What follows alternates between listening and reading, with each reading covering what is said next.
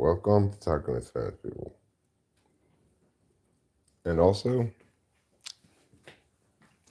what people really want is, yeah. What do people really want? I don't know. What do I look like? Some kind of expert on people?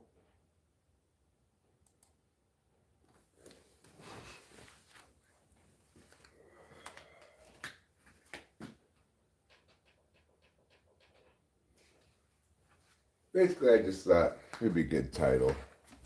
People might want to chime in on that subject. What do people really want? What they really want is peace and love. I think what they really want is to feel safe and accepted, really. People want. Hi, Winston's mom. I'm pulling up the chat on the big screen here. So I can see it with my eyes.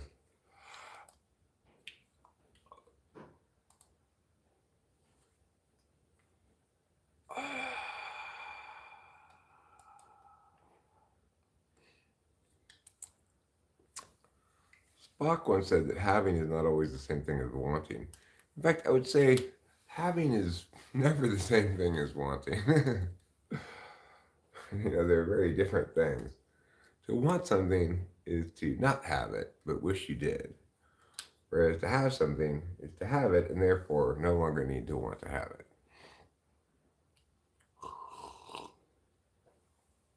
it. As usual, I start today's stream with a couple of important tasks to do this morning. And one of them is a very normal task that I do almost every day. And that's go poo. Dallas, hello. Do people want a live stream? Oh, well, that's good. That's exactly what I'm providing.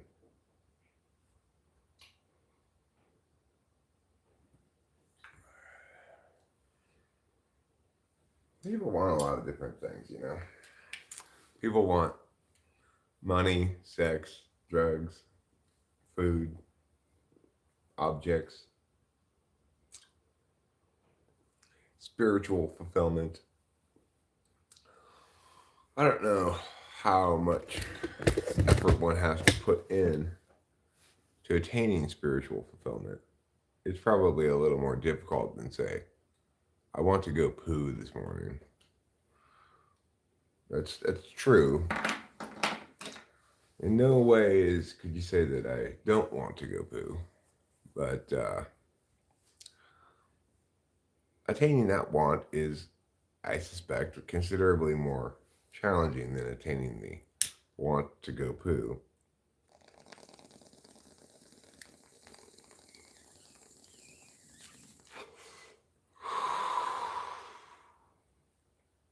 It is at least reasonable to suppose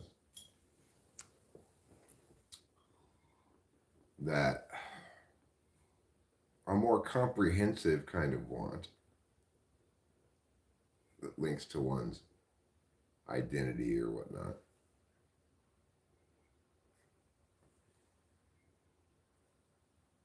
is naturally going to be more challenging to achieve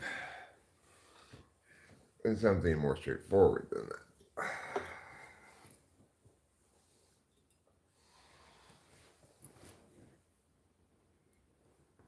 Oh God, why are you so cloggy? It's ridiculous. I've never encountered anything so cloggy as this. What do people want? Well, it depends on the person, I suspect. I want to poo this morning is one thing I want to do. I want to take the trash out.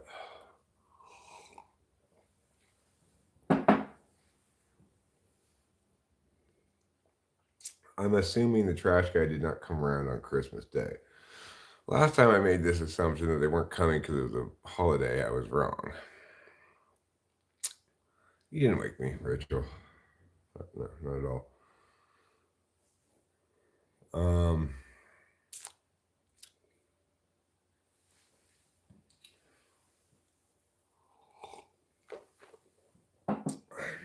So yeah, not a whole huge amount of a lot going on today, but I do have not just really those two things I'd like to get accomplished. I would like to poo and take the trash out, but I would also like to take down some Christmas decorations. Well, I mean, that's not all I want in life, Manny John, is to take the trash out and to go poo. I'd like to do more things than just that in life, but those are two things that I'd like to do this morning. And the third thing is take down the Christmas decorations, or at least some of them.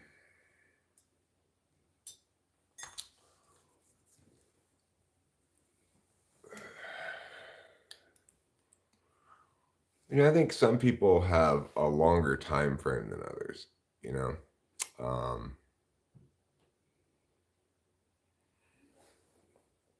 yeah, well, that may be true for Mariposa, but I seriously doubt that's true for Recology. Recology is the name of our trash company.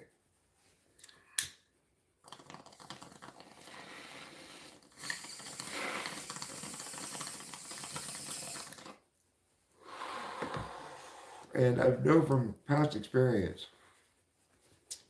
that they have come to pick up the trash on most major holidays, regardless if it lands on a Monday or not.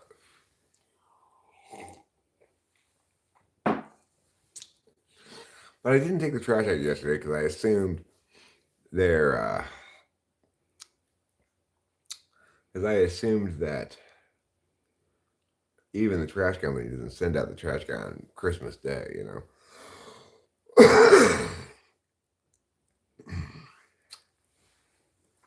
So even if they do celebrate it today, I'll take the trash out this morning, and then if it has to sit a day, that's fine.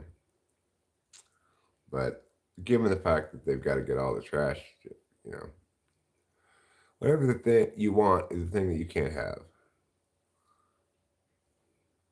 Yeah, recology.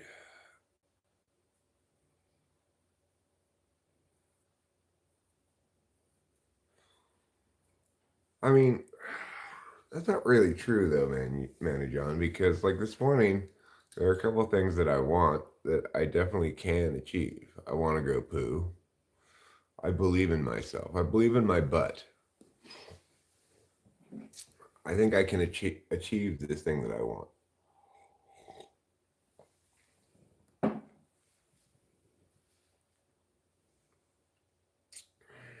Now, I agree with you, Manny John, from my perspective, that objects are not satisfying. Like buying stuff doesn't satisfy me or make me happy. Yeah, well, I made pizza yesterday and I made pizza the day before. I still do have some dough in the fridge. It's probably still fine. It's been there, 2 nights. And I'll probably finish it off today and make the last of my pizzas today. Uh, Before the dough gets too old and the tomato paste gets too old. So I probably will make more bread today.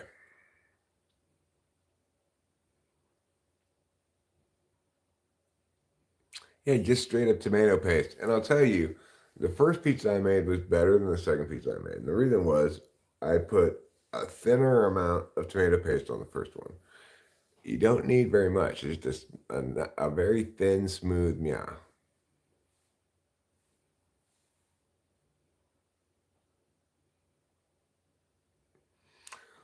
Well, you can't be whatever you want, Manny John, but you can attain some things that you want, be they statuses or objects or actions or whatever.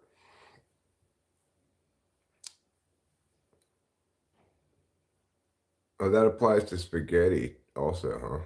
Skip the ragus and use canned paste and sauce. Yeah, well, when I first read that, I thought it said, I have learned that apples to spaghetti also. I wondered what that meant. Then I reread it and understood that I had read it incorrectly.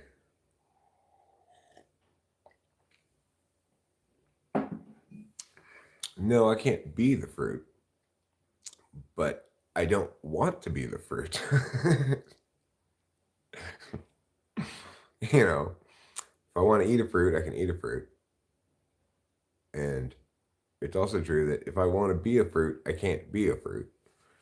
But it's further true that I might want to eat a fruit, but I'm not going to want to be a fruit.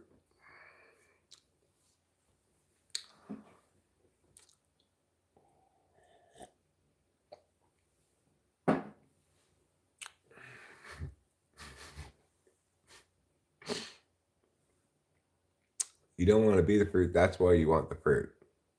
Because I don't want to be the fruit? Do I want everything I don't want to be? Or is it just fruit?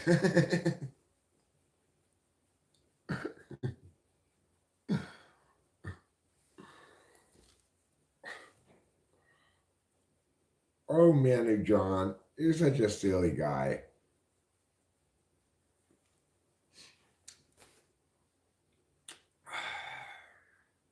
Please, won't somebody get me some fruit? I'm not that big of a fruit fan, really. I rarely eat fruit. If you want a car, then can you become a car? I mean, I could pretend to be a car. I could have somebody sit on me and pretend to drive, and I could walk around on all fours. People want typing sessions? Not really. If people wanted typing sessions, I'd get more business. I could make it such that people want typing sessions more. If I produced more MBTI content and said at the end of it, I do typing sessions and stuff. Produced MBTI content that's likely to get a fair amount of views, which I know how to do that if I wanted to. But apparently I don't want that at all. Nobody's even bothered about pretending to be a car. Well, good. Then I can pretend to be a car and not bother anybody.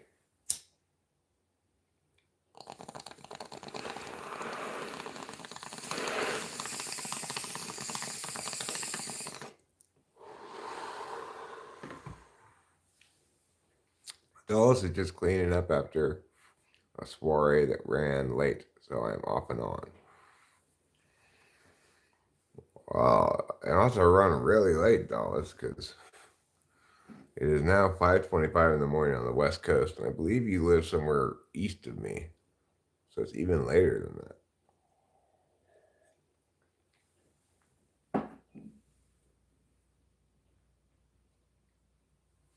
Is the reason it ran so late because your girl wants to party all the time, party all the time, party all the time.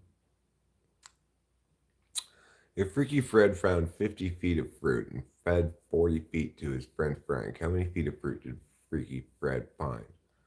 50 feet of fruit is the answer.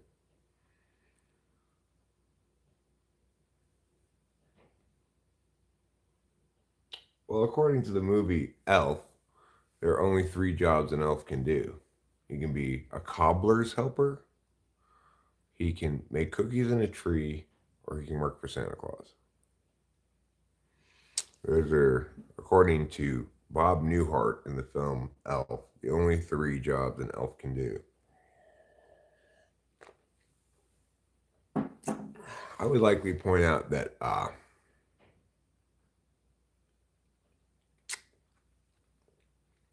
elves can also be, in things like Lord of the Rings or some sort of isekai.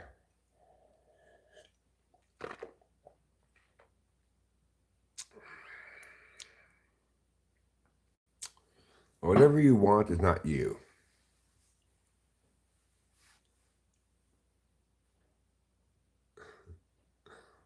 Well, I guess. What if I want to sleep? Isn't that wanting me to be in a different state of being?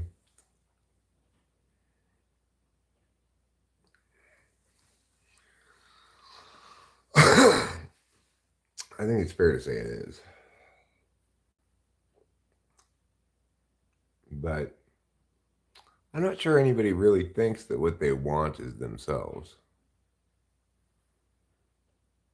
The gift packing detritus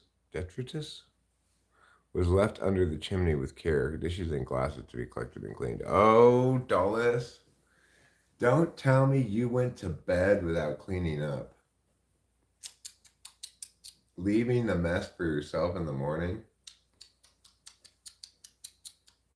You're getting stern from me for that. I probably would have done the same thing. Almost assuredly, I would have.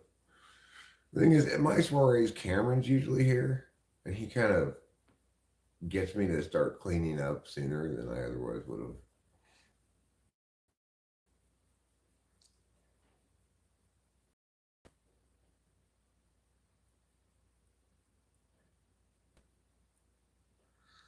Well, Mammy John says, if you want to sleep, then it's not in your hands. It's in the hands of the environment you are in. The environment will tell you whether to sleep or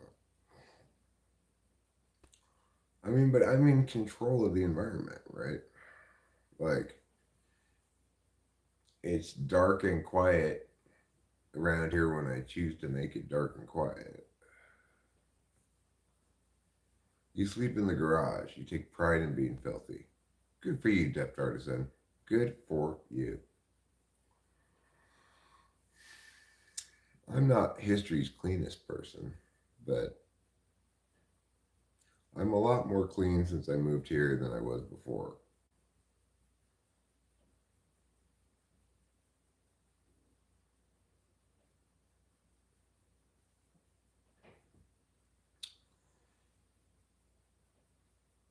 Well, yeah, I mean, sometimes I can't control the environment. If I'm not at home, obviously I can't control the environment.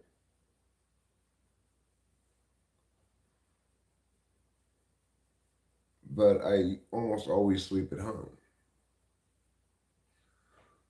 So,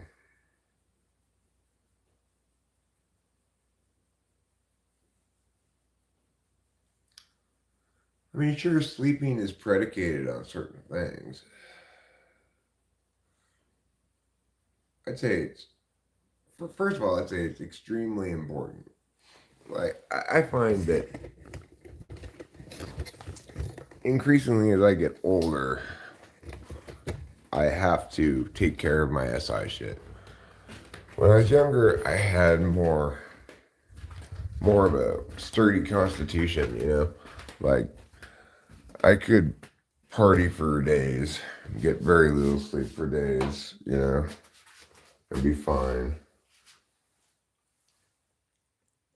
You know, it'd take me a while to get to the point where I was like, okay, I've got to sleep now. These days, I need to sleep every night, pretty much, as close to a full night as I can. If I skip a whole night's worth of sleep, then I don't, I don't have much reserves.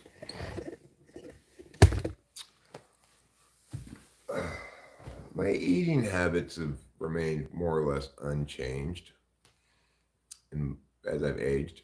In contrast, I have the same kind of sometimes eat a little, sometimes eat a lot kind of eating habits that I've always had. Just sort of irregular hunger.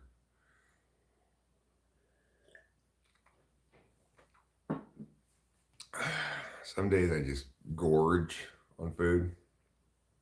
Some days I barely eat anything, but I eat multiple times, you know.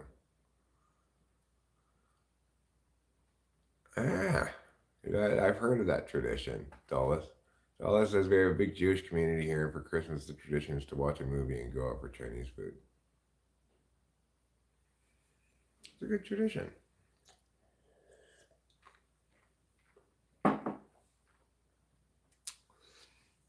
personally, I didn't do much of anything for Christmas recently. I didn't.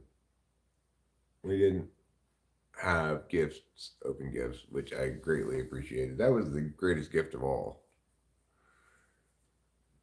Really. I hate gift giving and receiving, frankly.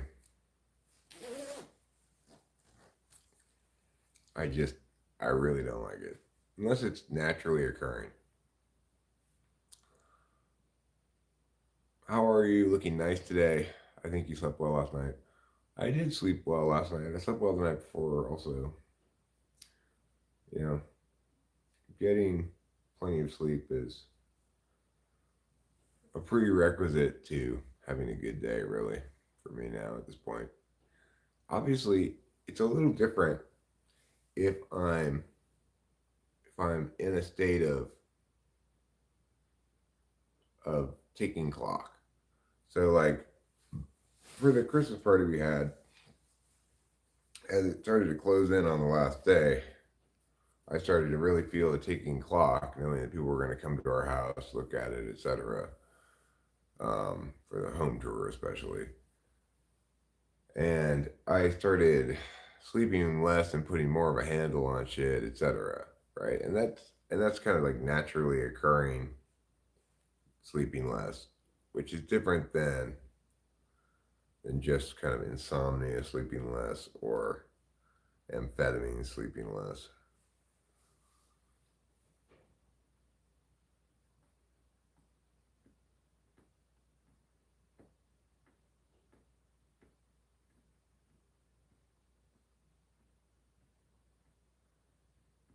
What you want is more money because you're running out. Oh my god, I got wild last night. Now I'm hungover. I think it's time to finally grow up some. Well, here I am.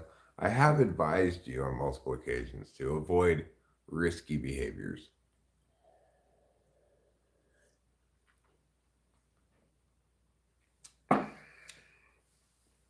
How can an INTJ develop his TI?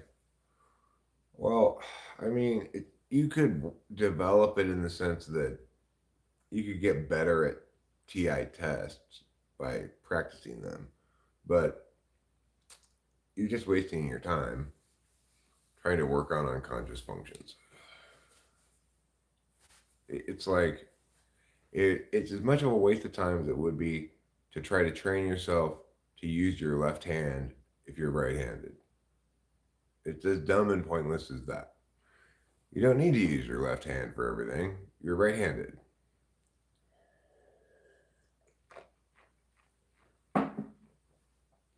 There's no advantage to using your left hand more.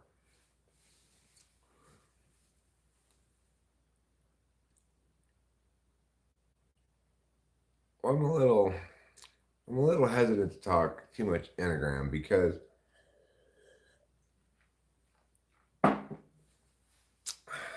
to the extent that I talk about Enneagram, well, yeah, studying syllogisms or practicing syllogism tests is a good way to get better at syllogism tests. What I'm saying is that I don't think it would generalize at all because TI will still be fundamentally not a conscious function. Now, sure, sixth slot is the most conscious of the unconscious functions, but still, you can't you can't train away your attentional configuration, and it's silly to want to.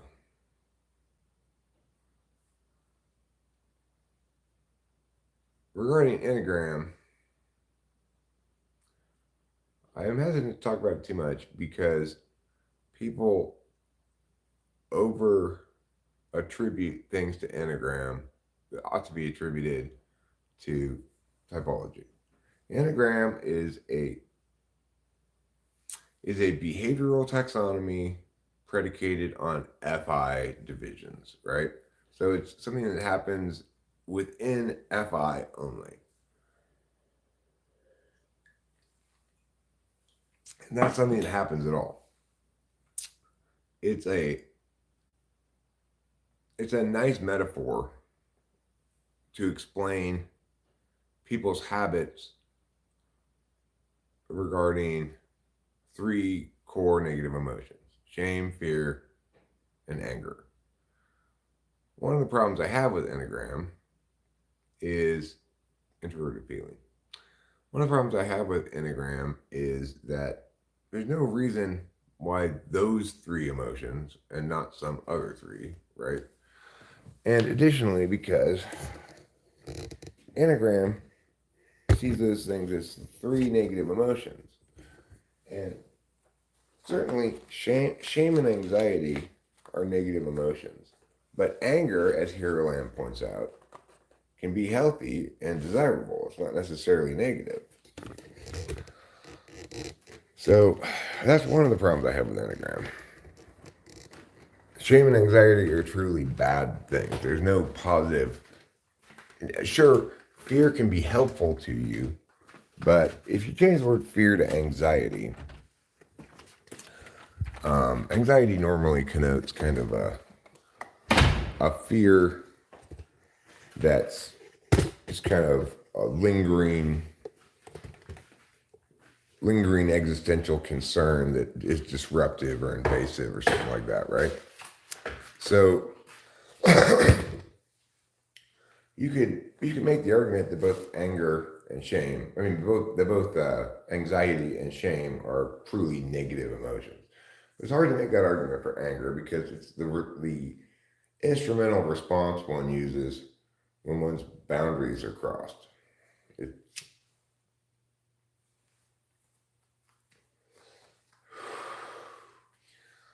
Fear may be informative that you should get away, withdraw, or whatever from something, but it's not a tool you use to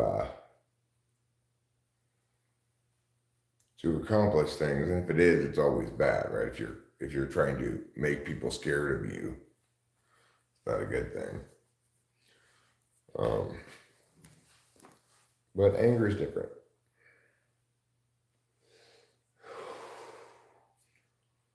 It's hard to come up with a third other negative emotion besides anger that one could put there.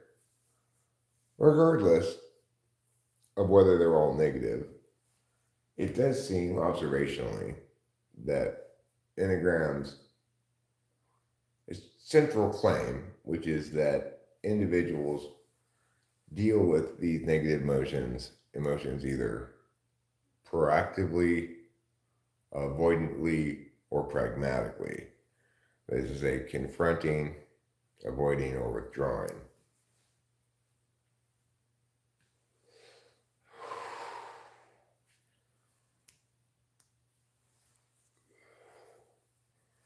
But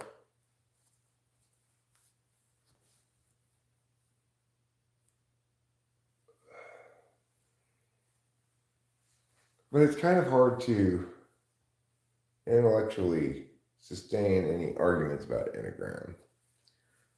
Like, I can't explain why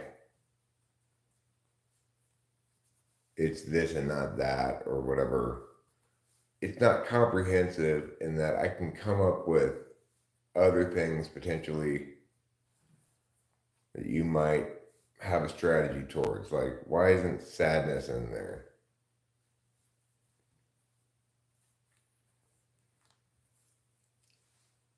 I mean, observationally, it might be because people don't inherently avoid, withdraw, or confront sadness. I don't know. But why would that be the case?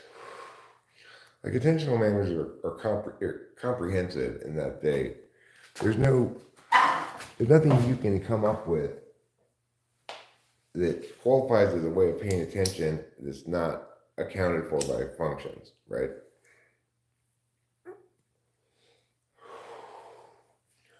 We can come up with other bad emotions like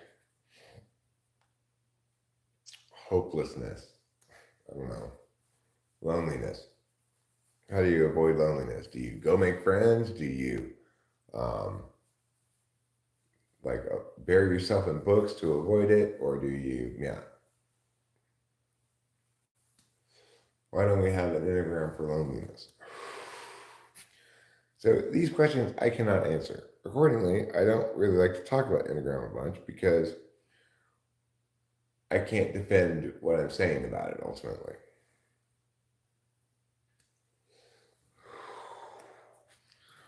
Regardless, I do talk about some. I especially talk about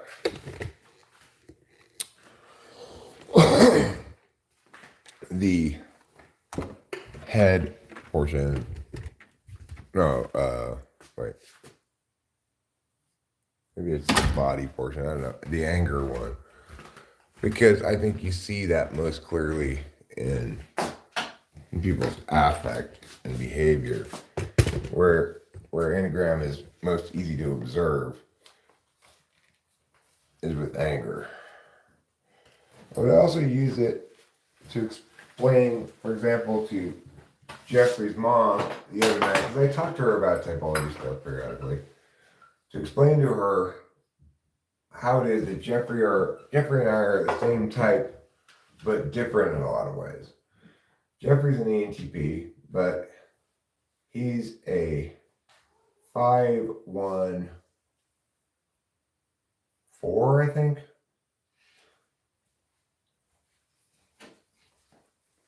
And I'm a 7-8-4. Jeffrey's a lot less procrastinating than I am.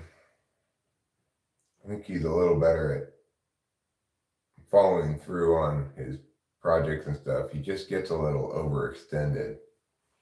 And he takes on projects that I think he doesn't understand how big the scope of them is going to be. Like currently he's trying to code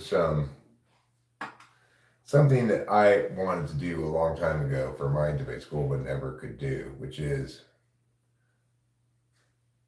he wants to code the architecture. He wants to code out a parabolic search basically for his debate cards and stuff, which I totally get. It's totally needed. It's so needed. And it doesn't really exist in the debate community. You need basically an app that's like a Magic the Gathering. There's this Magic the Gathering app that you can use to like keep a record of what cards you have and what cards you want, and then you can search those cards across various criteria, right? Like, show me all the green cards that are monsters. Show me all the lands. Show me all the whatever. So debate cards really need that. They need a system that is set up to organize all your cards into various sets according to various criteria and allow you to pull them up accordingly. You know? Something that is responsive to a contention level argument in which the impacts are bodies, measured in bodies.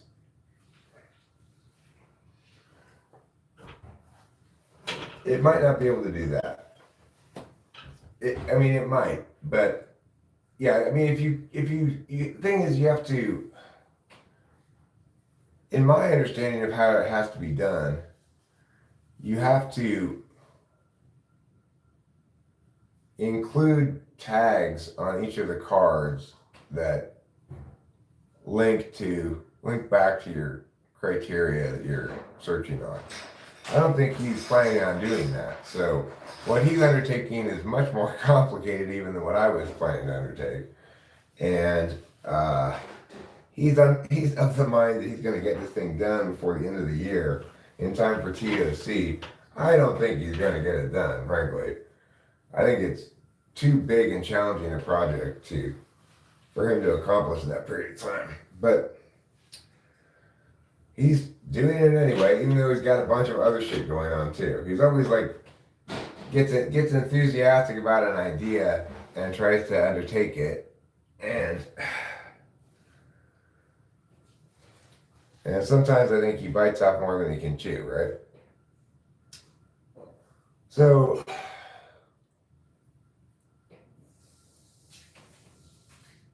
also because he's not 8, he's much less confrontationally iconoclastic than I am.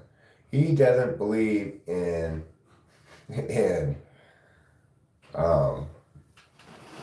coming in fist flying like I do. And it's a disagreement we have regarding his college essays. I think he should just blast everything in his college essays and not worried about whether it pisses off who's ever reading it. You know? Surely there are some essay readers who aren't complete idiots.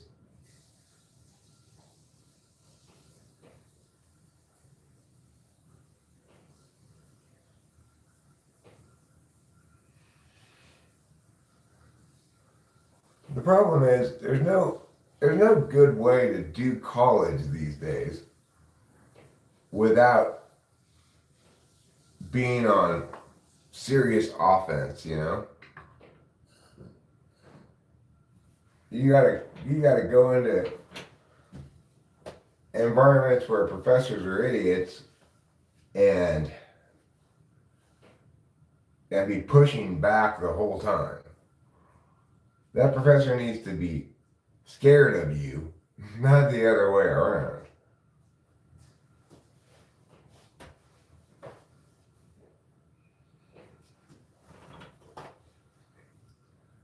You know, when you go into a university that's steeped in bullshit, you have an opportunity to change paradigms by speaking truth, by being a conscientious objector to the status quo.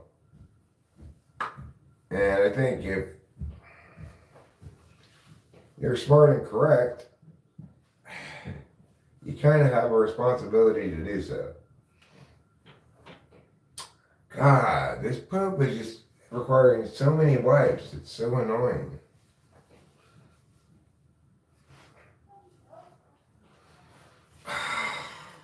I'm so tired of wiping my butt already.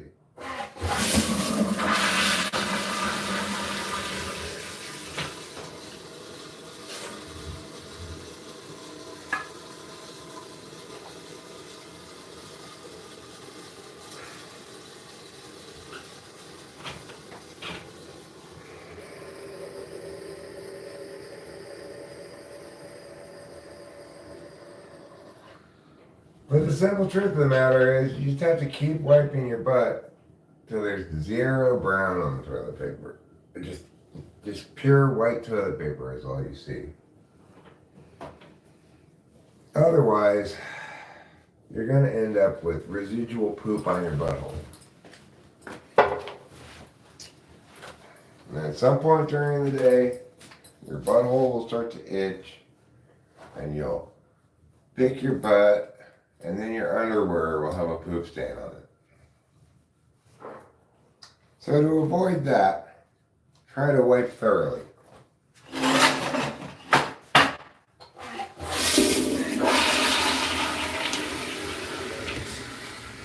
I agree, it's not anybody's favorite activity because it's not very exciting.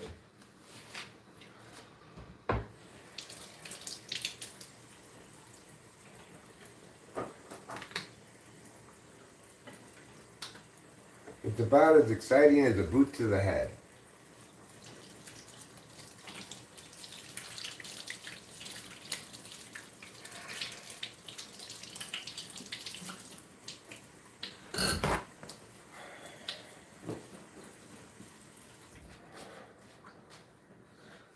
But in terms of like affect, it's definitely the case that Jeffrey has a different affect than I do. Much less confrontational, stuff like that. Pressure washing bidet.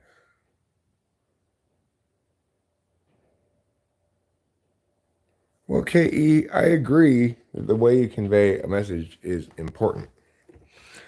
I disagree that the way you convey a message should necessarily be accommodating. So I'm a big believer in expressing the appropriate level of contempt. Things should be responded to on their merits, right? If something deserves your contempt, you should convey your contempt.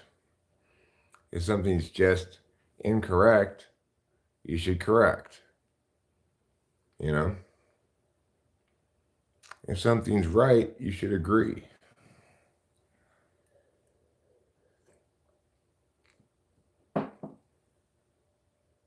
Because ultimately, what you're establishing for everybody is not just that you're a team player, it's who you are, right? So, the advantage to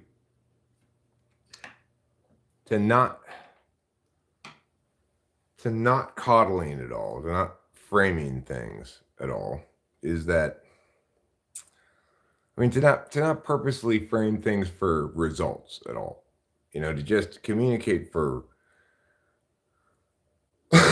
for truth, essentially, is that regardless of what else people think of you, they'll tend to agree that you're a straight shooter, that you're honest and a no bullshit kind of person. And I think that's generally rare.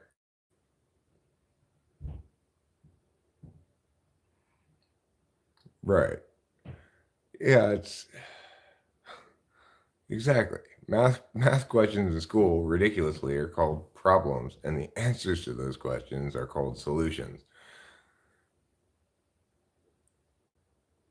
Well, yeah, what it highlights is how people haphazardly use interchangeably terms that are appropriate for TI or TE. So, I mean, it's true that TE co ops TI's terms much more frequently than the other way around. But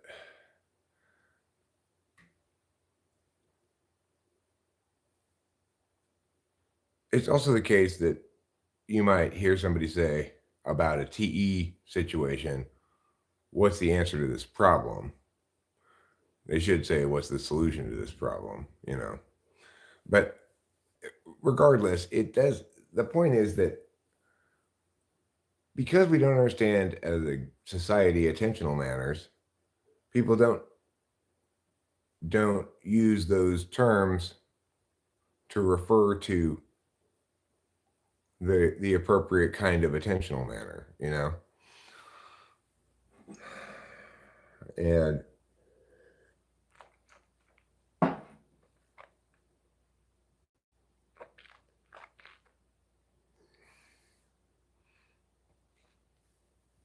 we see that in an IQ test as well, which attempts to test primarily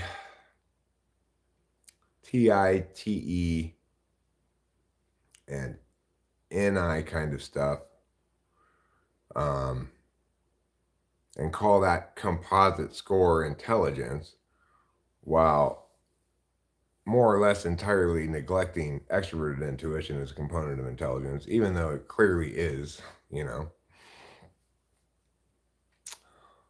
Um,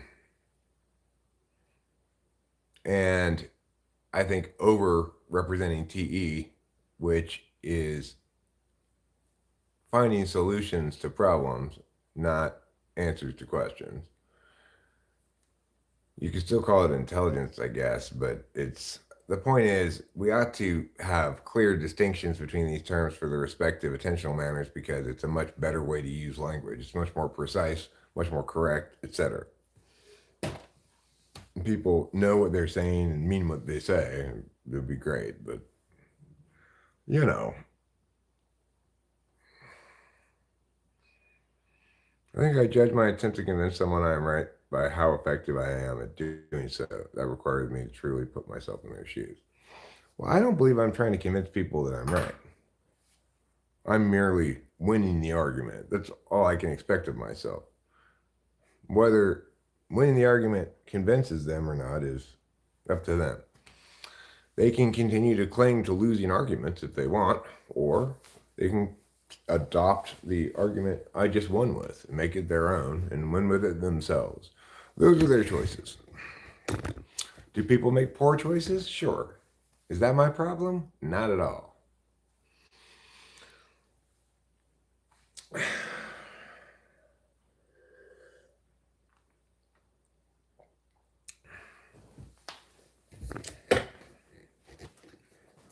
It's not a bad thing to be able to put yourself in another's shoes, but it's a better thing to be able to take yourself out of your own shoes.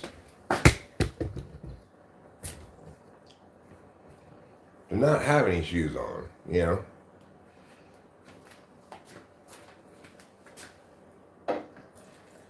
What I'm saying is true regardless of one's footwear. So, while I get that people are kind of obsessed with their footwear and it impacts a lot of things that it shouldn't because of its irrelevancy, I don't want to contribute to that foolishness by reinforcing the idea that their footwear matters. I don't give a fuck what your footwear is. This is true regardless. Oh, you don't like how I'm saying it to you, and therefore won't agree with me. Well, you're lost, motherfucker.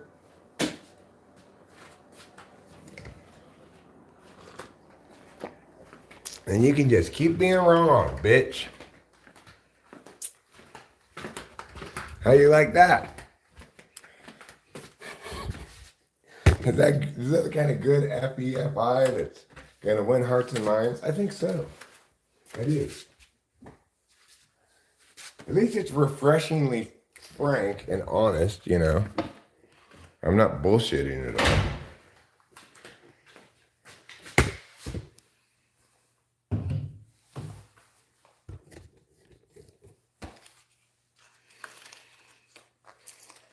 In a world full of bullshitters, I think there's room for a few, you know, people who speak frankly.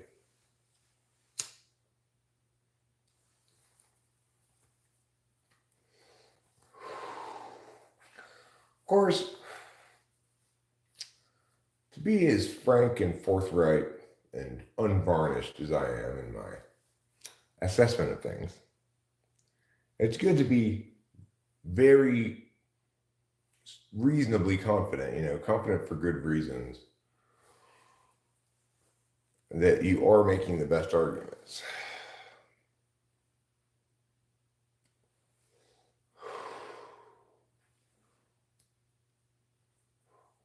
When stuff I don't know anything about comes up, I usually don't say anything about it. You won't find me arguing about astrology, like whose astrology is right or whatever. I don't know anything about it. Also, I don't care. You know, I fundamentally think astrology is complete nonsense, but I'm not objecting to people liking it or anything. I don't I don't feel any need whatsoever to shit on astrology. Because I think more or less astrology stays in its lane, you know? It does what it does. It doesn't pretend to be some kind of intellectually rigorous thing. There's not an intellectually rigorous version of it that ought to be preferred, you know.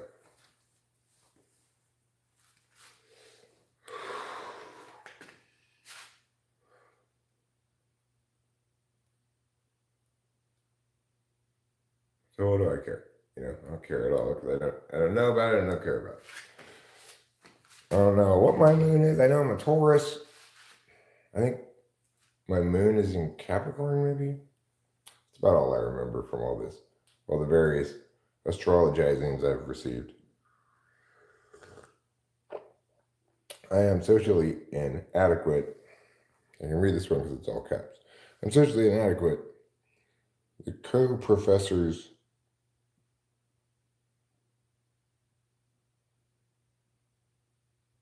did like my argumentative attitude.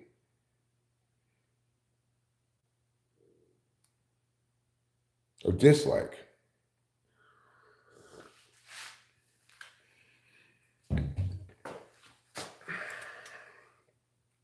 Well,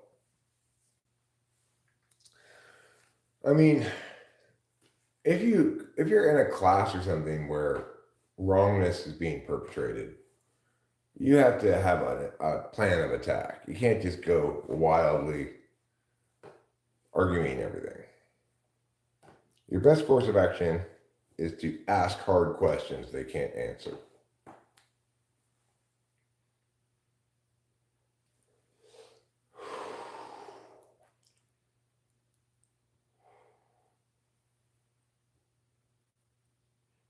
But it would drive me absolutely crazy to be like in an evolution class or something. I'd lose my mind. I would seriously lose my mind. I would be unable to sit through it without wanting to constantly challenge everything that's being said. Ask them to actually justify this shit before they start teaching it,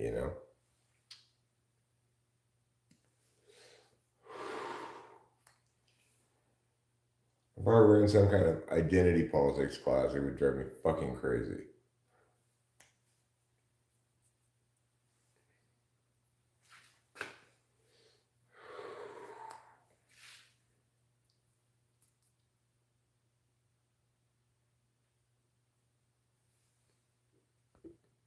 But the bottom line is somebody has to go after those motherfuckers who are wrong, Somebody has to.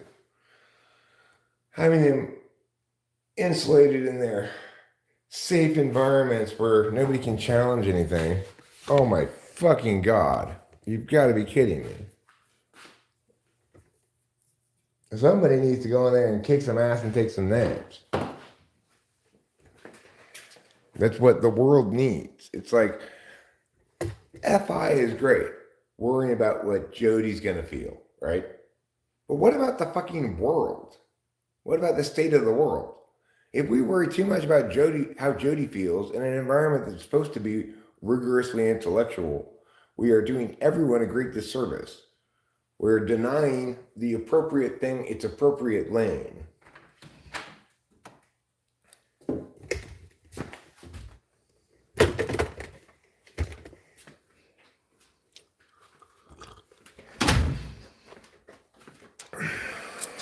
It's like we don't have a lot of spaces that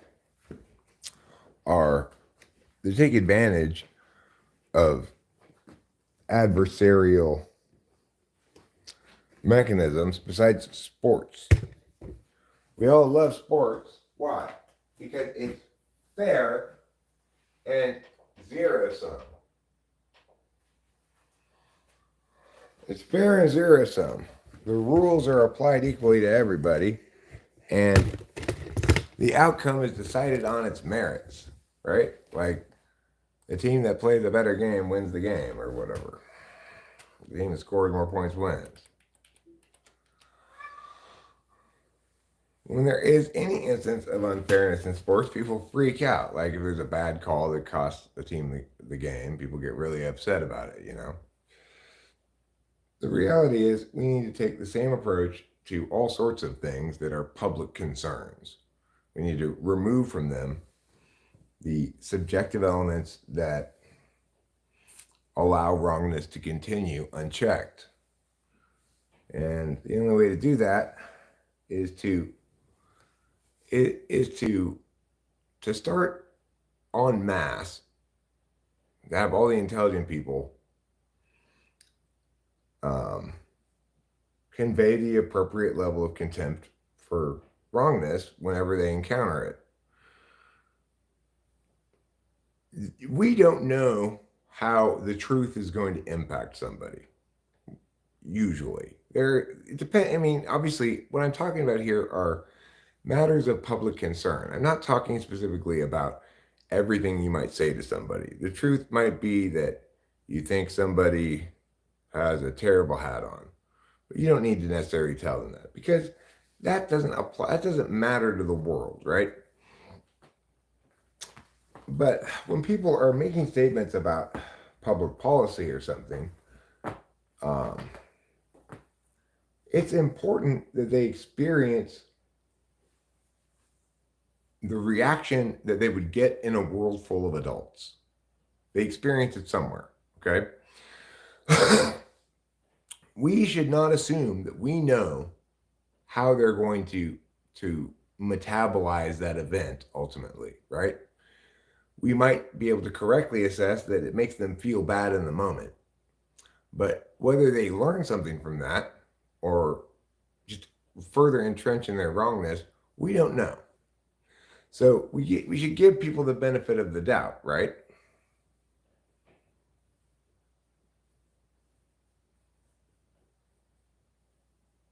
Well, truth isn't better because it's consolatory, Deft Artisan. The truth is better because about public concerns, about things that matter to the world, you can build off it correctly, successfully, without things falling apart. If you predicate a plan or something on a false assumption or a false frame, then it's never going to work well. So,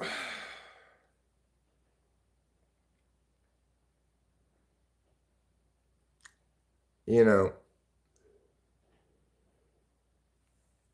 people tend to think, for example, that the solution to the homeless problem is for municipalities to build more housing for homeless people. But that's not a solution that'll ever work if you think about the mechanics of things, right? Um,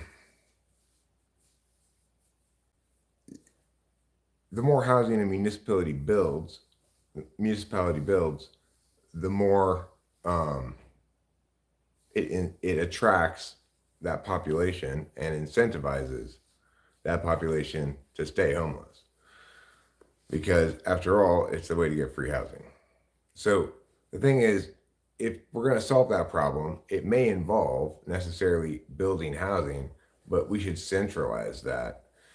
It's never going to work on a municipal level. It's just going to punish those municipalities that spend the most money on building housing. So, also, the idea of providing free housing for people, it doesn't ultimately work and never will, for a variety of reasons. So, it's like when we talk about the truth, then I'm talking about not individuals' relationships to it. They may find it a consolation or they may find it disturbing. But if you are making decisions, you need to be making decisions based on facts and things that withstand scrutiny and not based on what your feelings are. If we're talking about matters that matter to the world, right? It doesn't matter whether you're consoled by a truth. Ultimately, before you make decisions, you have to understand the reality of the status quo.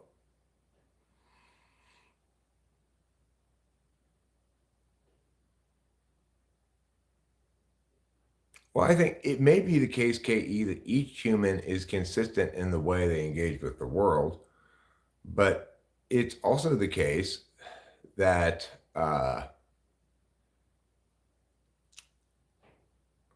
people can persist in various habits that are ill-advised habits, socially. Let's just use social stuff for a while. Somebody might engage in some sort of socially awkward habit, and because people don't want to hurt their feelings or something, nobody tells them about it. They might persist in it for a while until somebody calls them out on it. Like, for example, I've talked to people in the past. I probably wouldn't do this anymore, but who were in like a group conversation and who interjected their speech with way too many likes, like. And at some point, I've said, "Okay, you've got to stop doing that. That is driving me nuts." And they needed to hear that, right? They needed to hear that because nobody had said that to them. It was annoying, and I'm confident that in the aftermath of that conversation, they adjusted their speech patterns accordingly. it's easy to understand how somebody might be impacted by something like that, right? It's easy to see uh,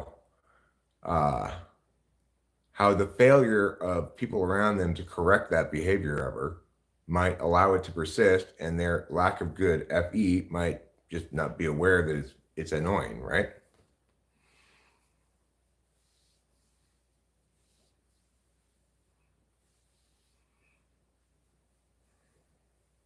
So when we think about an example like that, KE, then try to generalize a bit from that example, we understand what I'm saying is correct, right? That you don't want to be somebody who's hypercritical and looking for some little thing to nitpick about somebody and try to correct them on. That's absolutely not the case. But also, if somebody's engaging in what you might call a wantonly ill advised behavior of some sort, whether it be a socially awkward behavior or an intellectually awkward behavior, that it ought to be corrected and give them the chance to learn from being corrected. If you don't correct them, you don't give them any opportunity to learn, and you assume you know they can't. I don't think that's fair. I don't think you think that's fair either.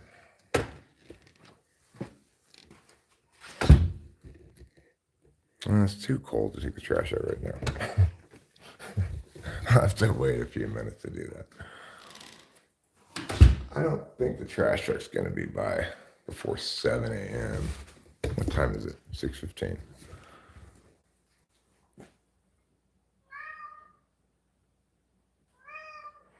Well, it depends on the situation too, Katie. I'm not saying you should always be confrontational, combative, or whatever. I'm not saying you should always express contempt for everything that you disagree with or anything. There are certainly plenty of situations where you want to be very gentle and indicating some sort of criticism. Criticism kills love, no doubt about that. But the thing is, we have to distinguish between kinds of things that the person is saying, right? Um,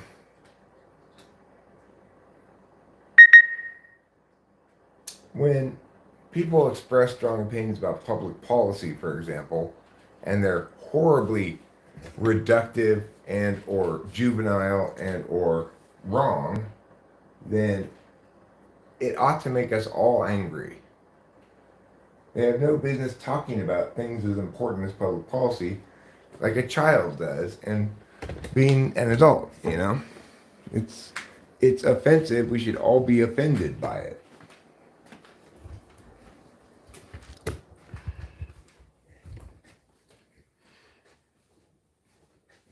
You know, partisan talking heads and shit.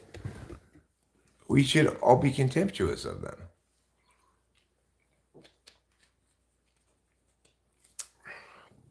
We do the world a great disservice when we pull our punches on such um, undeniably evil kind of wrongness. It's not purposefully evil necessarily, but it's the kind of wrongness that destroys civilization, right? So I I think our larger responsibility is to the world, not to individuals who are wrong.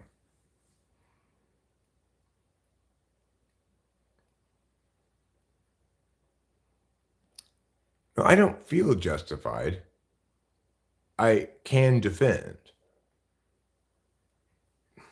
Big difference, right? It doesn't matter if I feel justified. It matters whether I can defend my claims.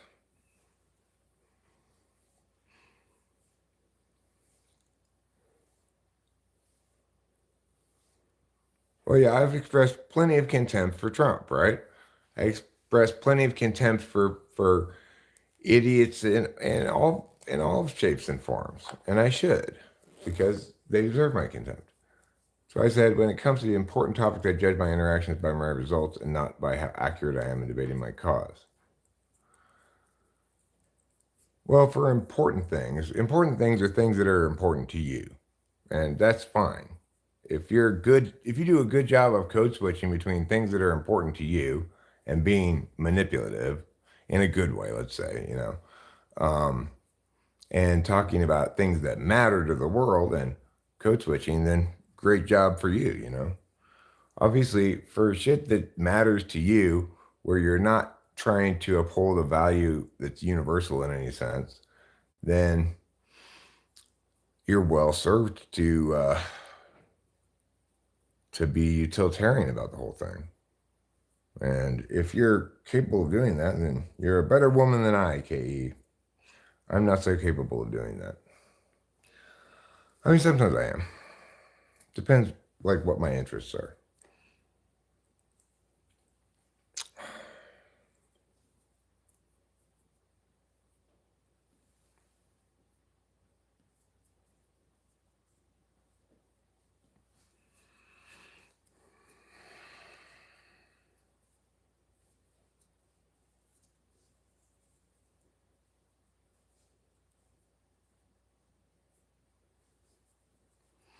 I get it that the world doesn't like being scolded. People don't like being scolded.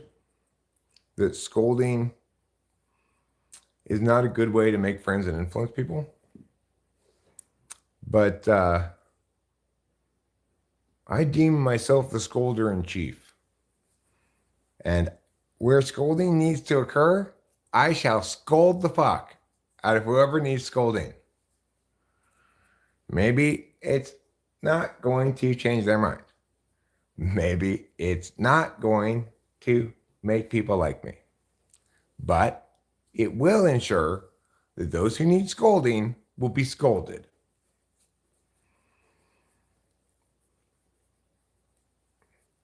Well, I don't doubt, KE, that your manipulative ways are much more effective than my scolding ways. I have complete faith that what you are saying is true. I don't even need any evidence for it. Sure. You attract more flies with honey than shit. But you still attract plenty of flies with shit. I mean, I'm not even sure that's true. I think maybe you attract more flies with shit than honey. Well, scolded. If they're being, it's like I start by correcting. If I get a lot of pushback, then they start getting scolded. It depends what the nature of their wrongness is. If they're so wrong that they're like pro Putin or something, like Boba Fett sometimes comes in here and starts getting all pro Putin. They deserve a thorough scolding, right? Not just correcting. They're on the wrong side of history. They're favoring authoritarianism over civil society. And they're using all the wonderful things of civil society to support that evil. They deserve a thorough scolding, right? Not just correcting. On the other hand, if somebody comes in and is wrong about cognitive functions, I just correct them. I'm not going to scold them. Yeah, being scolded is better than being scalded. That's true. Oh Lord. Please won't, oh Lord, please won't you let KE be understood? The Lord won't let you be understood. KE. Well, you know, what the road to hell is paved with, KE. Good intentions. I'm well intentioned in this, you know, elitist relationship I have with information. The bottom line is, I think everybody deserves to be presented with the unvarnished information. And because I absolutely fucking hate it when anybody thinks they know better than I do what information I need and try to redact pieces of information that they know that is relevant that they decide I don't need to know or something like that. That drives me fucking crazy. I'm not guilty of that. I'm not redacting anything. I'm giving them all the information they need. What they did with it is their business.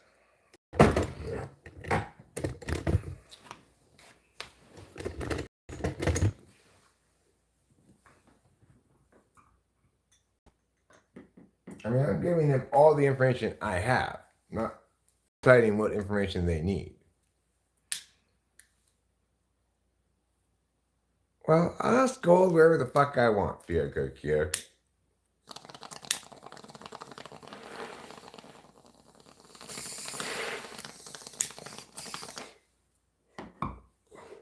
I spent 50 years or so developing, honing, refining my various scolding jutsus.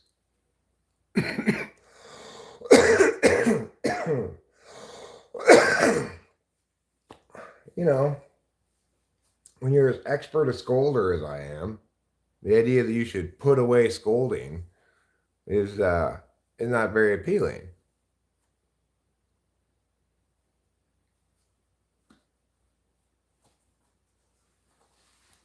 Well, I'm sure it's nonsense, but it still needs a pronunciation if I'm going to refer to them. I generally like to just agree with people even if I disagree. The last time when I was at a party, an old woman spoke to me. She was like, "Religion is the way to salvation. Don't let go of values." Well, don't let go of values. What a silly thing to say.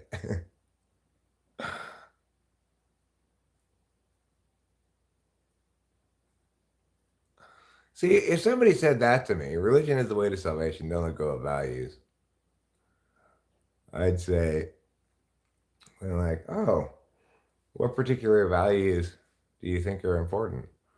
To me, something like that is just an interesting thing that somebody says. I don't need to scold them about that. That's like a carved out exception. If people want to be on their spiritual journey and advocate that you should take an equivalent one, it's silly, but not worth scolding. I'd be curious to know what they have to say, like how much they parse this out. So, which values do you think are how to prioritize exactly? You know, that would be the question I'd ask for that one. And is it any religion or a specific religion? I'm assuming Christianity, probably, right? Okay. And what exactly do you consider a value? Can you tell me some examples of values?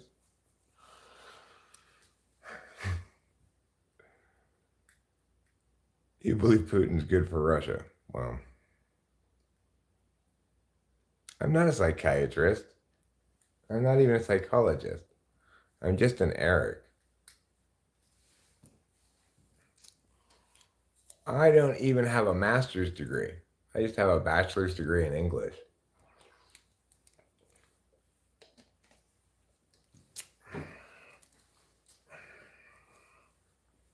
With the focus on American literature. So, if you want to talk to me about American literature, college says I'm qualified.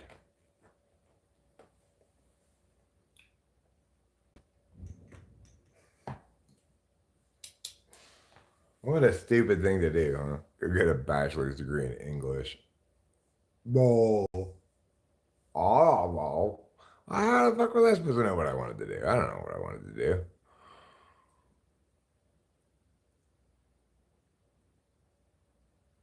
She was mainly talking about looking modest and stuff. Or she was saying, "Sweetie, you need to cover up those titties more. Okay? I can see them. That means men are going to be looking at you. It means they're going to want to touch your body."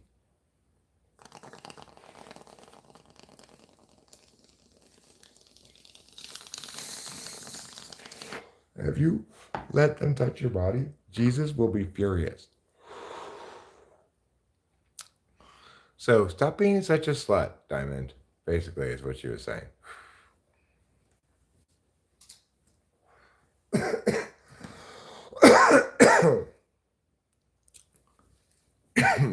Stop wearing makeup. You look like a painted whore.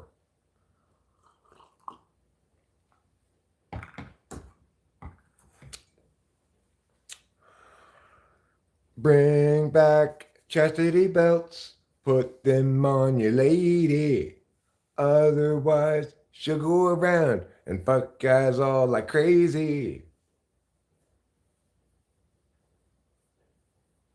Touch my body.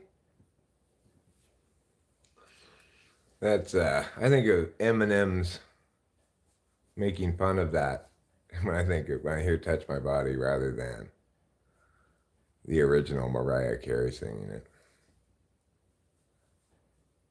Touch my body. I agree that time will tell. I will point out that UKR flag wavers are the least informed people on the planet.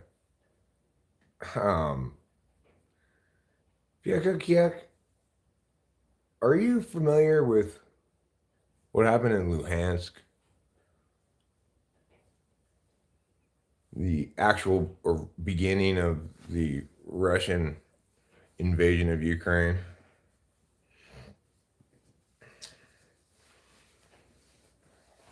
Is Russian aggression against Ukraine totally unjustified? Bald ass aggression that we should all oppose? Absolutely. There's no disputing that. You cannot successfully argue in favor of Putin without incurring a well justified scolding. That is in opposition to a free and civil society. Additionally, if you're talking about America's responsibility, we have a responsibility to protect Ukraine, which we agreed to take on that responsibility when we took their nuclear weapons. So, don't start coming around here trying to muddy the waters regarding the Russian invasion of Ukraine. Those waters are as clear as fuck. Russia's bad to do that. There's no successfully defending that action in any way, shape, or form. We should all condemn it, and if you don't, fuck off.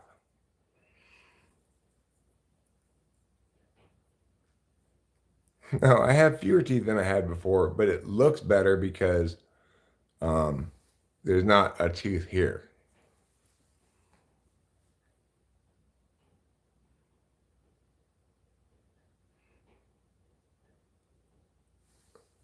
And I would hope most of the people here would wholeheartedly agree with my position on Russia and Ukraine because there's no other correct position on the matter. Because I say so? Because they violated their national sovereignty. The Ukrainians did not attack the Russian diaspora. That's ridiculous. That's just Russian propaganda. Because there were Russians, supposedly, Russians living in Ukraine, people of Russian descent, Russia used that as an excuse to foment rebellion in Luhansk and the other city over there, which I can't remember the name of. And there was nothing authentic about that uprising. Okay, it's completely bullshit. Russia sent in all kinds of fucking undercover people and all kinds of shady ass shit to make that happen. And then the reason they invaded Crimea had nothing to do with the population, which was entirely Ukrainian almost. They just wanted that region. So they annexed it, Just to pretend it's anything else is completely fucking bullshit. You're just buying into and perpetrating Russian propaganda. And I won't have it.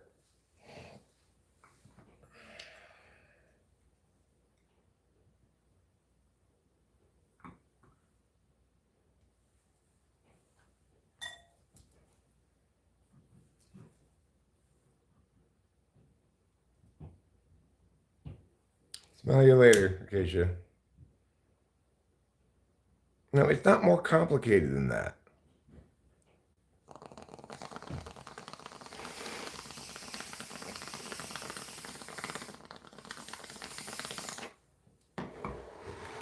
CNN viewer. You fucking POS, Boba Fett. I was on this subject debating the topic back when Luhansk was happening, okay? Before it was on any network at all, before you had ever fucking heard of it.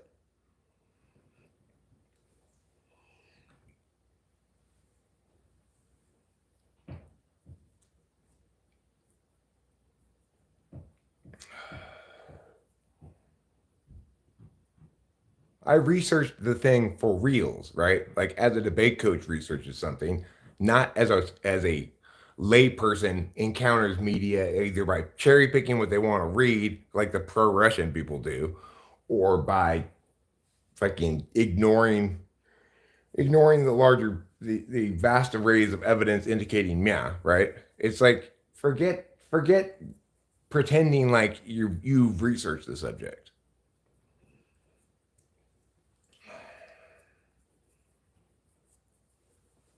I researched it to argue both sides, okay? In other words, I built very successful cases on both sides of the subject. Have any of the people here who favor Russia done anything remotely equivalent? No. So shut the fuck up.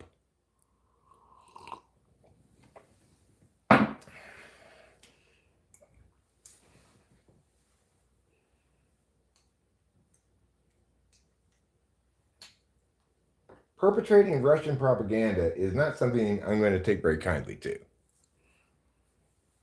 Given that Putin is a fucking authoritarian kleptocrat who's essentially dictator for life of Russia, why should we favor anything the Russians are doing at all? They're actively undermining the mechanisms of a free and civil society by trying to influence elections and shit. They're basically cyber criminals en masse, it seems like. Why should we support anything Russia's doing? We should not. I mean, we should evaluate what they're doing on its merits, sure. And invading Ukraine is not something anybody on its merits can support and be on the side of a free and civil society. Nations need to respect each other's national sovereignty and not go fucking invading them whenever the fuck they feel like, on flimsy justifications that then get repeated by idiots.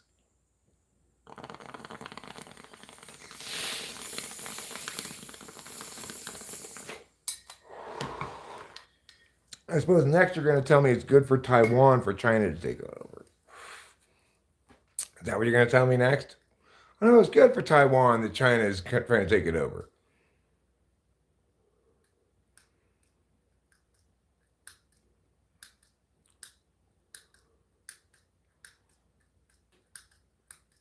Well, I'll admit, I didn't really expect you to obey me when I told you to shut the fuck up. America did. I'm not saying America's perfect. Look, if America is doing an action like waging war on some other country with lack of justification, I'm freaking out about it, as I was with George W. Bush, right? America had zero business invading fucking Iraq. And I was livid about it, right? Because I'm evaluating things on their merits. It's not based on which country I'm from.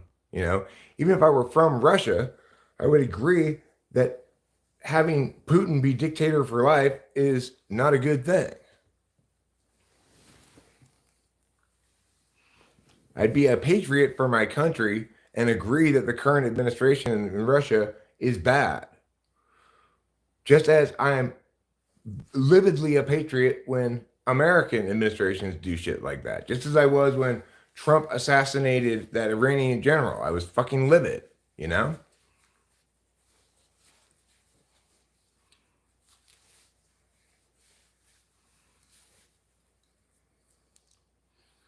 Again, I'm not defending America's bad actions at the moment, right? I'm critiquing Russia's bad actions. If you are defending Russia's bad actions by pointing to America's bad actions, you are not being responsive to my critique. You're saying it doesn't matter that Russia's doing something bad because America does bad things too. When America does bad things, I'm just as thorough in my critique of America. I'm a equal opportunity scolder.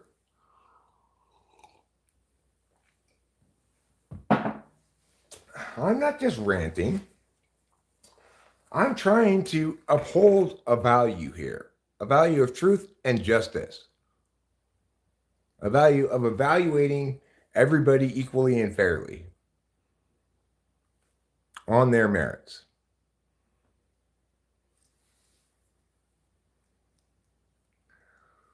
Oh my God, Boba Fett.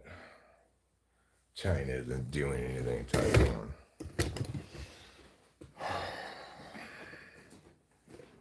You should go look at the comment section on my video regarding China's one China policy. If China's not doing anything in Taiwan, why do you suppose Taiwanese Olympic athletes wear uniforms that say Chinese Taipei? Why do you think that is? I think it's because the Taiwanese wanted to be called Chinese Taipei?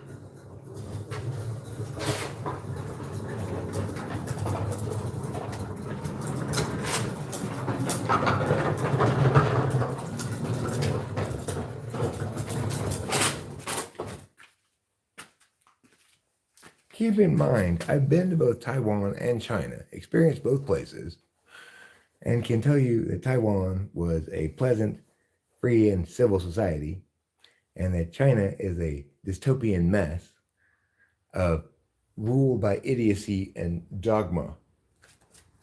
Big difference. In China, for example, even in Shanghai, the most advanced city in the country probably, children shit on the sidewalk.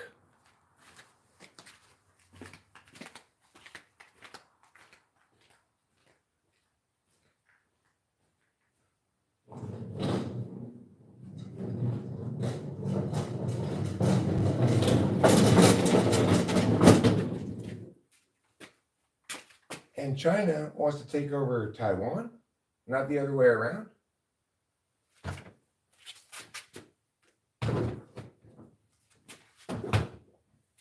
In China, to fix the power lines, I saw two Chinese men holding a ladder. I have a picture of it. Holding a ladder up. While their compatriot precariously works on the power lines.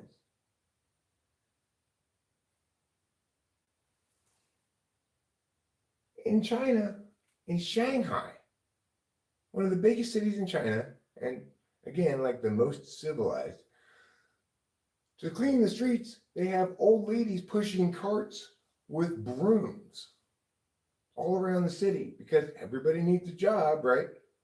Give them all spoons. In China, in my very fancy apartment, there is a gap between the door and the top of the door frame, like this big. Freezing air would come in. My mattress was so lumpy, I couldn't sleep until I replaced it with something from the supermarket that still wasn't very good.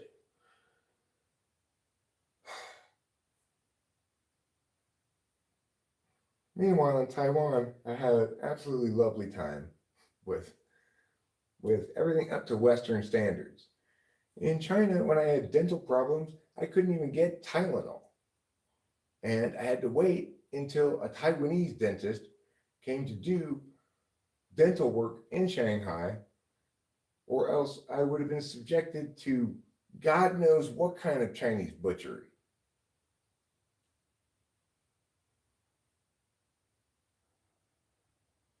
Compare the realities of authoritarianism against a free and civil society and stop fantasizing your bullshit about supporting the bad guy. The bad guy's the bad guy for a good reason, because they do bad things.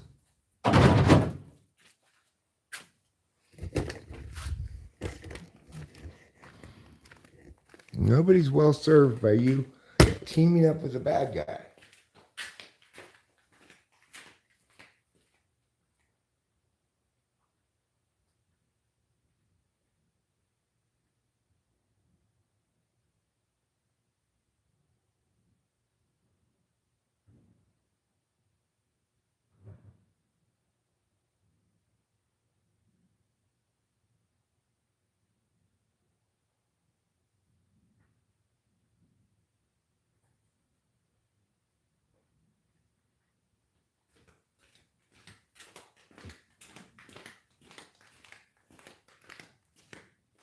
Turning this horrible, horrible place.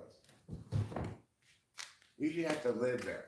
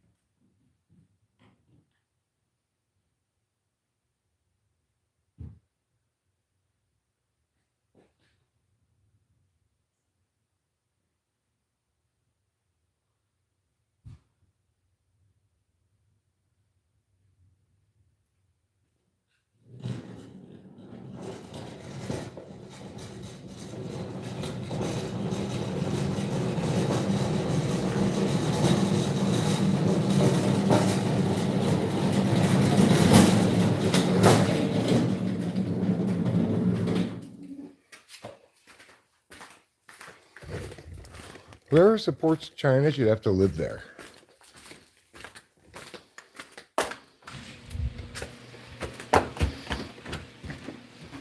Remember, don't drink the water or you'll get heavy metal poisoning.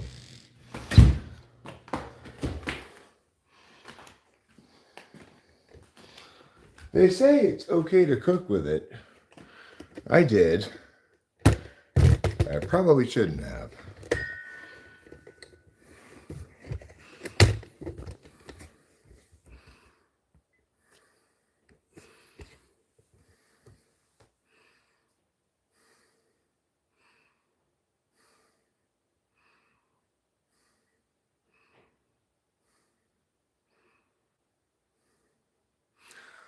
I wonder what Eric Hero thinks of gender studies.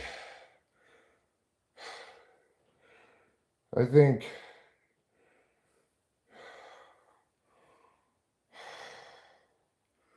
it's incredibly dumb. Shockingly dumb. No, once. Vote with that. I voted for him once. I did not vote for him twice.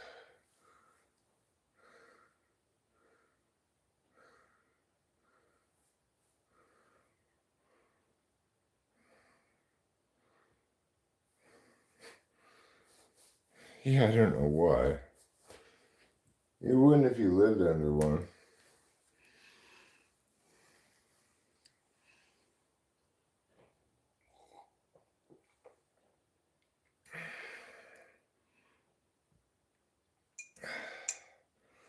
Well,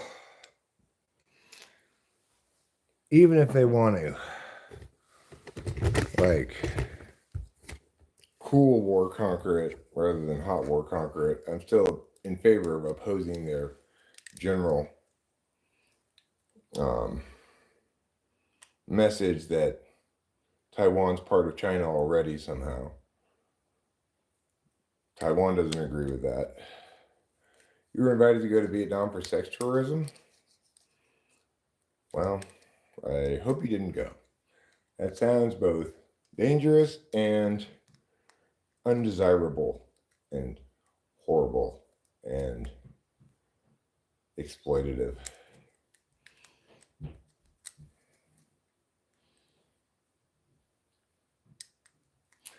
Well, I mean, at least they have a good legal reason with Hong Kong, right? Like, that was the deal that Britain made. They fulfilled their end of the bargain. It's hard to argue with China about Hong Kong.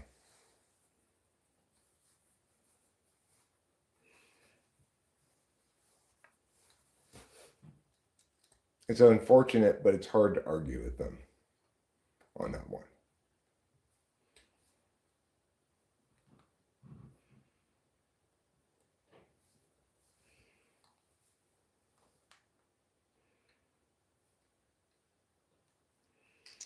I hadn't thought about it, Carlos Paiva, but if I had thought about it, I probably would have thought the same thing. I think at this point, probably China's feeling they can do this without military force. I don't care how they want to do it. I think it's horrible. I think if they want one China, they should let Taiwan take over China. Having been to both places, Taiwan is much more capable of governing than China is.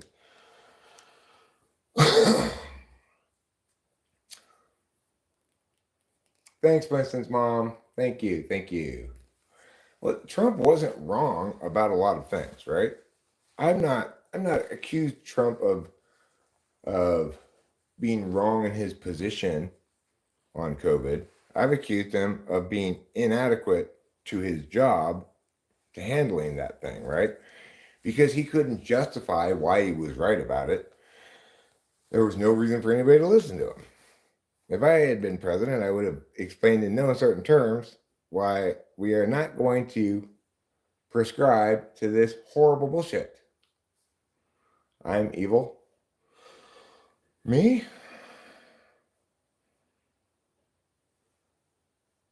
I don't think so. I'd like to think I'm the opposite of evil. Good. I'd like to believe that I'm a force of moral good in the world. That I express appropriate moral outrage when something's appropriately morally outrageous, and that I don't when not. Sometimes I may overly express outrage over some little bullshit, but hopefully I do so to be humorous rather than actually. Like, I really think that the Barbie movie was horrible, but my initial reaction to it was probably a little overwrought. You know, it wasn't, probably wasn't the death knell of civilization or whatever. I've noted headlines. It sounds like he's done for, more or less. Yeah, I know. Oh, meow. Meow. Sounds like we have to watch Trouble eat. KE, it was not fine. Her horrible.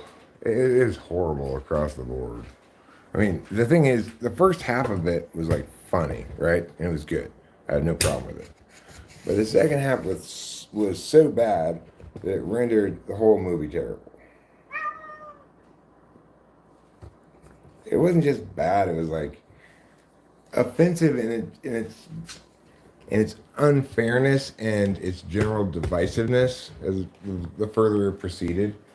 It ceased to be an amusing take on some elements of the world that are sometimes unfair and became just kind of like an attack on men.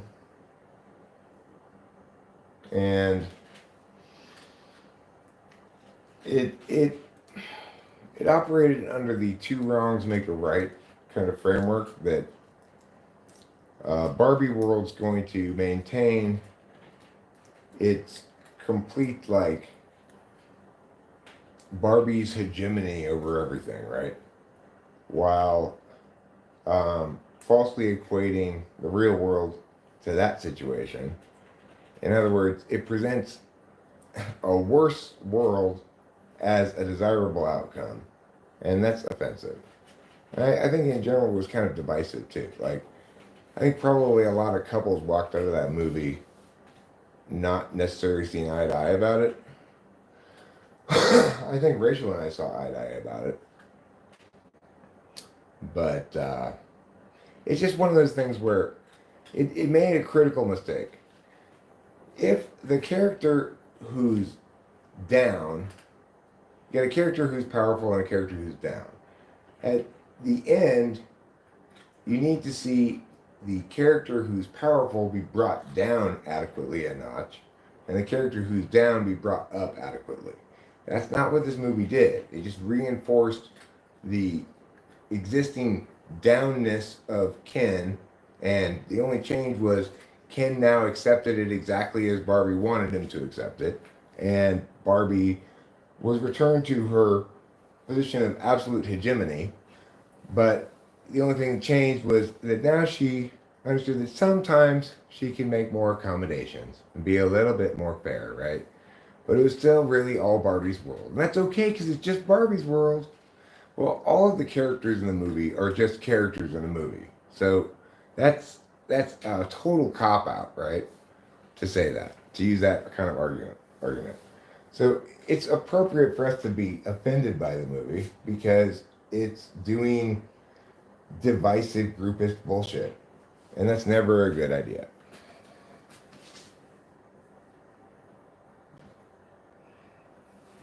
And it's failing to meet our criteria for basic, like, successful narrative writing, in that it's not returning the world to a state of justice more than it was originally, as it really ought to in a movie like that. It's pretending its unjust outcome is just and accepted by everybody. That's not acceptable to me.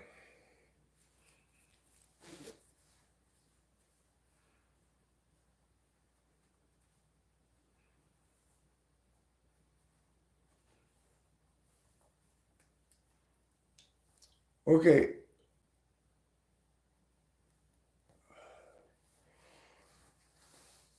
Yeah, it's unfair, but it's also reductive of men. Like, the only good men in the movie are weak. And all expressions of male strength are bad, be they expressions of male competency, anything like that, right? Like, the dad is shown as this, super weak, soft, distracted guy who's adorable but totally non-threatening in every way, right? No, I mean, sure, it had plenty of preachy speeches about that, KE, and that was kind of offensive too. Like using a false understanding of what the Supreme Court ruling was at the beginning on corporations and free speech to predicate, like, showing that Barbie's correct about things and the Barbie rule's correct upon making a verdict regarding that Supreme Court ruling, but misrepresenting what the Supreme Court ruling said completely. That's offensive, right? That's just like, okay, if you don't know anything about the Supreme Court ruling, why the fuck are you commenting on it? Where did that cigarette go? Oh, there it is.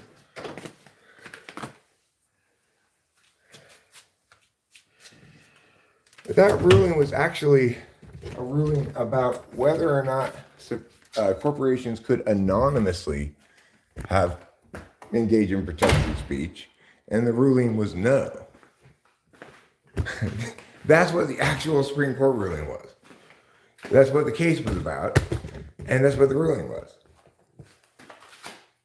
That's totally not what the movie said it was, right? So shit like that, we should all be offended by that. That's just complete fucking bullshit. That ruling did not say corporations are people and therefore have the right to free speech. That ruling said corporations cannot engage in protected speech anonymously. They don't have a right to do so.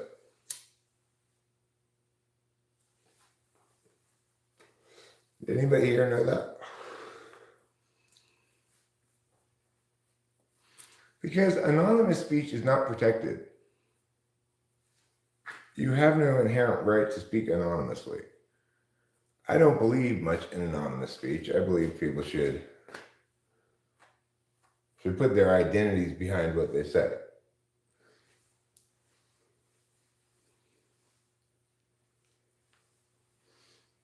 But I get it that some kinds of speech are are only safely engaged in anonymously. In those instances, it's wise for us to uphold a standard of respecting anonymity. But those kinds of instances are the exception.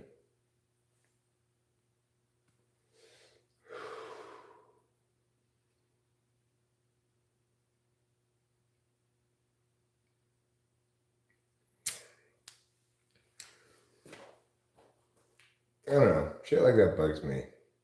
Like, how dare you write a character who's showing wisdom politically by correcting a verdict that never happened, by correcting a ruling that never happened, and pretending as though, but referring to one that was an actual ruling. It's deeply offensive. That the person who wrote this movie clearly thinks she understands how things should be politically and included that as an example. Well, she therefore should get a thorough fucking scolding, right? Because she's completely wrong about what that ruling said.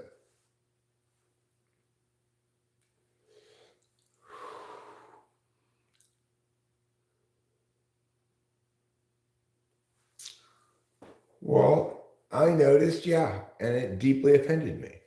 And it should have.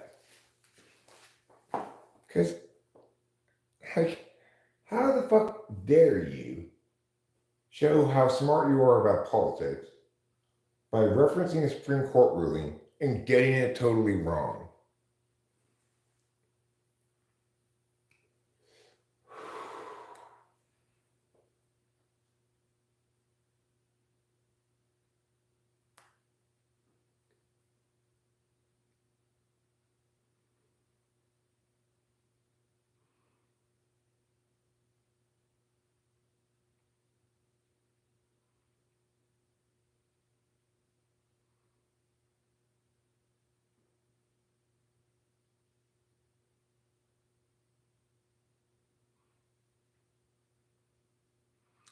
It's about avoiding control of power struggle via the passive subduing of our ever-existing undercurrents of self-respecting leftover opposition. Oh God, that sentence. I feel like I need a hurl. Hold on. It reminds me of some college bullshit. Oh my God. No, I do not want to watch that. That sounds fucking horrible.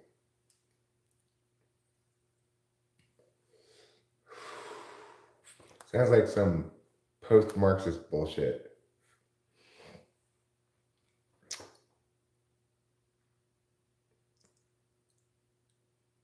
It's like we've already lost control of our own destinies as a group, as a community, as whatever. We're now slaves to corporations, and oh, shut the fuck up as you chat this shit on your iPhone or whatever. It's like no.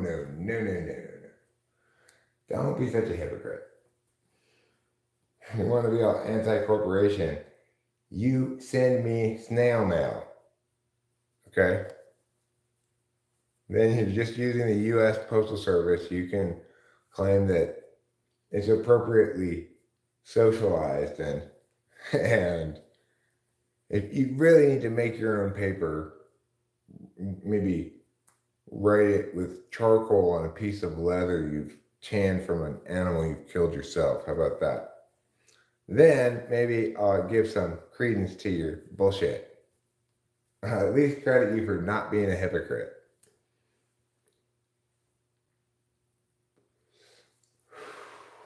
It's like, how does somebody typing on their Apple laptop about critiques of corporations, how do they live with themselves, you know? How do they look at themselves in the mirror?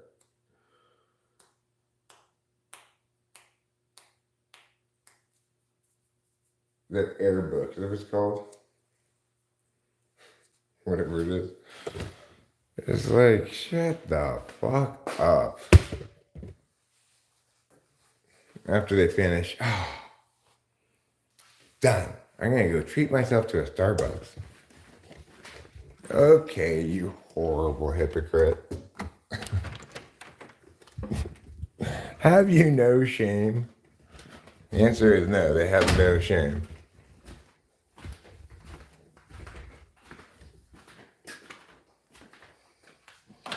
What they're really thinking is, it's not me I'm worried about. It's the poor people. They're easily exploited by corporations. I hope that cat did not pee in here again.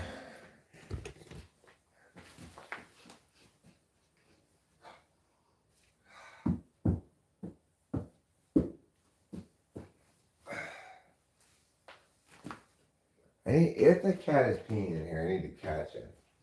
I think it might just be more residual pee smell. I'm not sure.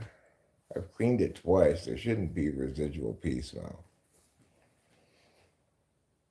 If it's way to do it in a roundabout or smart way. If it's way to do it in a roundabout or smart way, with great admiration, literal marks. I need to become a lean beef patty. I need to become a lean beef patty. Meow. My kitty is a meowing. What does it mean? What are you saying, Trouble? Are you saying you'd like me to watch you eat some more? You're going to finish your evolution from ENFJ to ESTP. Fantastic, KE. I'm really looking forward to you successfully doing so. I've already sprinkled baking soda around here before, but I will do it again. I mean, baking soda.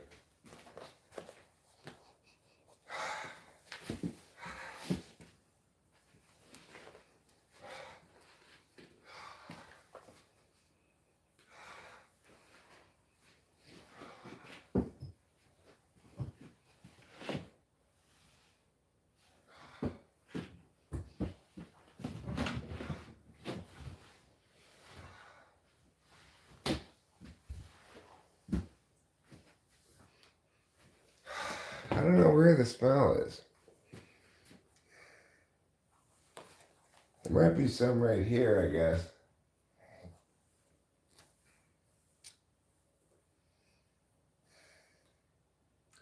What's a BAMF? What does a BAMF mean? Boat attacking Marine Federation?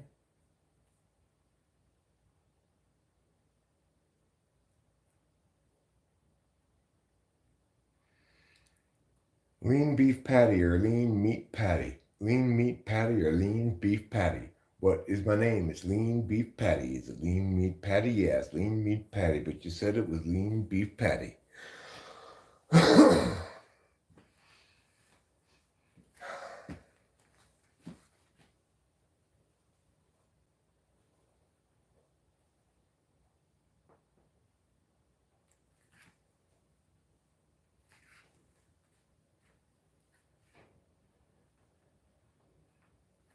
If this cat is going to the bathroom in here, I need to catch him so I can punish his ass and make sure he understands that it's not permitted. I mean, he did before, I know, but that's when Capito's bed was over here. I need to make sure he's not continuing to do so. If I'm going to completely stop it, if he is continuing to do so, I need to catch him in the act.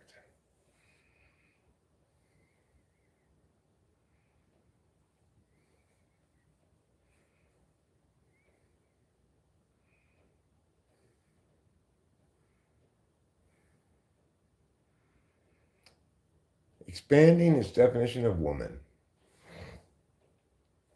What is a woman?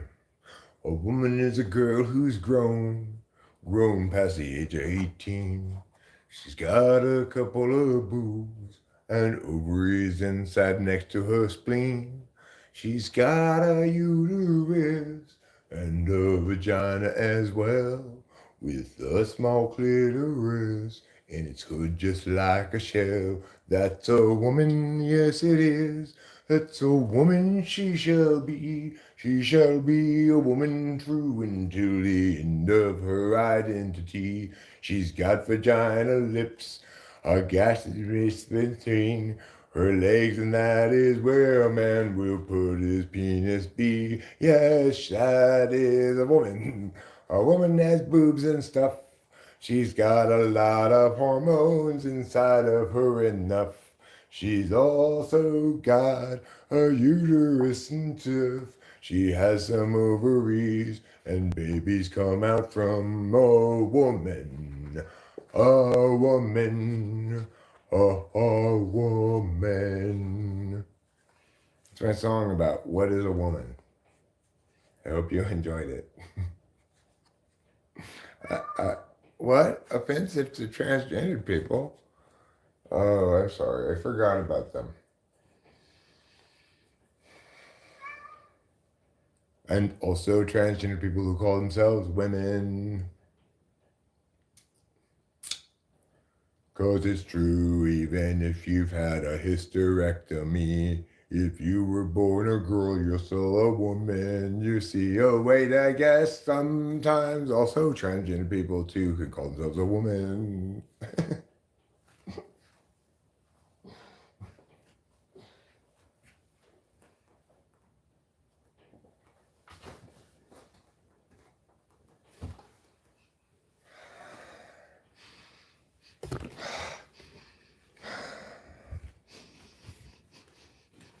I hope you be someplace else, you know. I don't know. Not even sure I'm smelling it. It might just be my imagination. But I'm gonna have to vacuum up that baking soda now. I should probably kind of sweep it around the carpet a bit.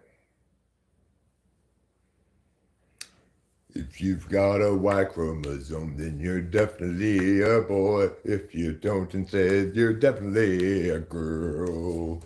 And there aren't no exceptions except for a few, like the one KE mentions. Hey, if that's you, you get to choose, I guess. But I don't really know.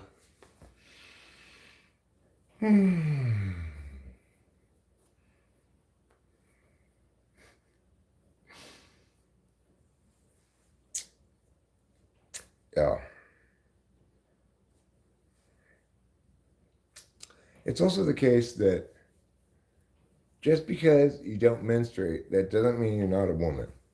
Because you run out of ovaries at some point. You're born with a certain amount of them, and then you run out of them. And when you run out of them, your body goes, well, no reason to menstruate anymore. Time for some hot flashes. You know what I love is that the hot flash medication that they're advertising on TV, one of the side effects of it is hot flashes.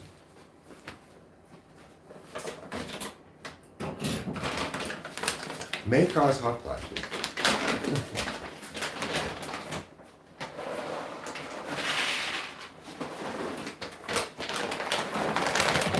I heard that at the end of the commercial. I was like, wait a second. It's like saying Tylenol may cause headaches.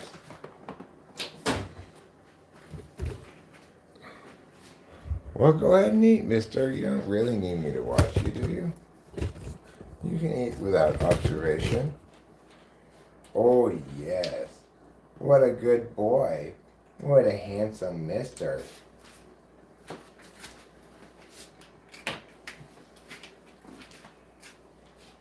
Oh, yes.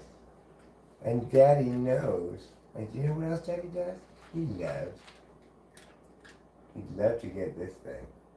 Whatever it is. Okay. I won't bother you anymore right there. So what else do I have to do this morning? I'm supposed to take down some Xmas decorations. And that means we have to get out on the roof. Would you guys like to get out on the roof with me? Would that be fun? I think you might enjoy it. We've been out on the roof before. It does require that I change my shoes. I learned my lesson last time. These tatami slippers are not good for walking on the roof, especially if you have socks on. So I'm going to put on socks and my boots. And I'm going to pretend that I'm the character Puss in Boots. Okay?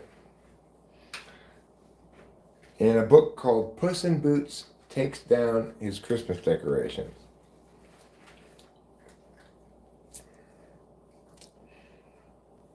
You might say, if your woman song is true, Eric, why is Puss in Boots a boy? Well, because in that instance, that character, Puss, does not refer to vagina. It refers to cat. So you've made an equivocation fallacy, I'm afraid. So we're going to go onto the roof. We're going to take down some Christmas decorations. And if we need to have more anatomy lessons, well, that'll have to wait until later. I will tell you something that's the same about both men and women. And that is, they both have feet. They both have feet. And even though only women have boobs, both men and women have nipples. And the reason for this is because God didn't want to deny man the pleasure of having nipples.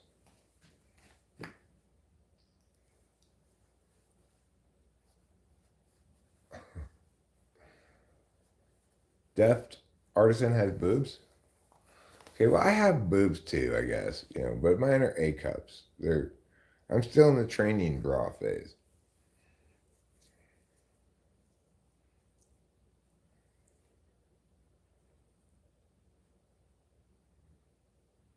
I wonder if they've done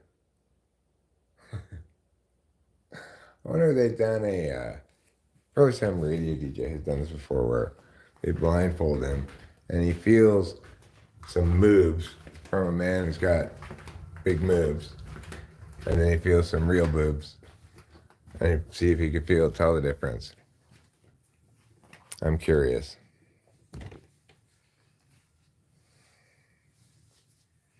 What do you guys think? Would you be able to tell the difference if you were blindfolded and you were presented with the same size man boobs and woman boobs, and you could just feel them both? Like the man and the woman both put them over this board. So like the board that goes right here. And then you could just feel just the boobs of each, the man and the woman. Would you be able to tell which was the real boobs and which were the man boobs?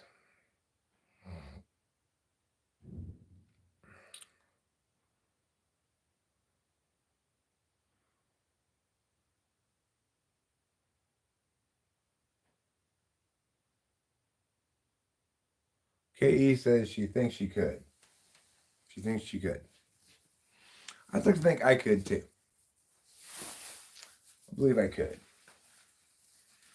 I think my penis would tell me by getting a boner on only one occasion.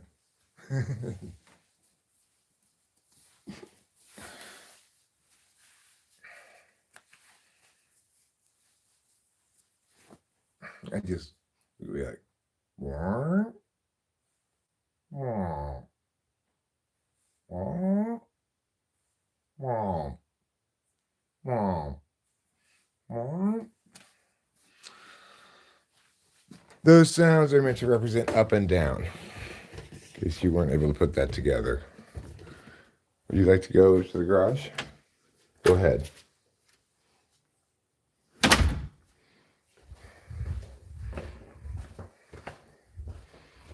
Okay. Here are my boots. The heartwarming tale of a man who finds his boots.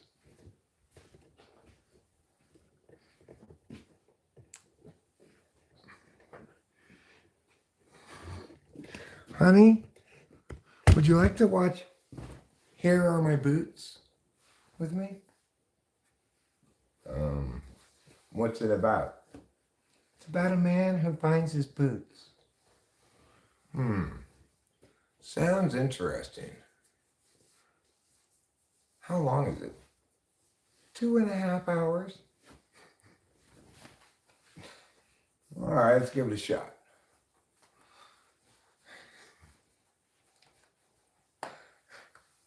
An hour in. Well, he still hasn't found his boots. I'm sure he will, based on the title. He hasn't looked in the attic yet. It's a good point.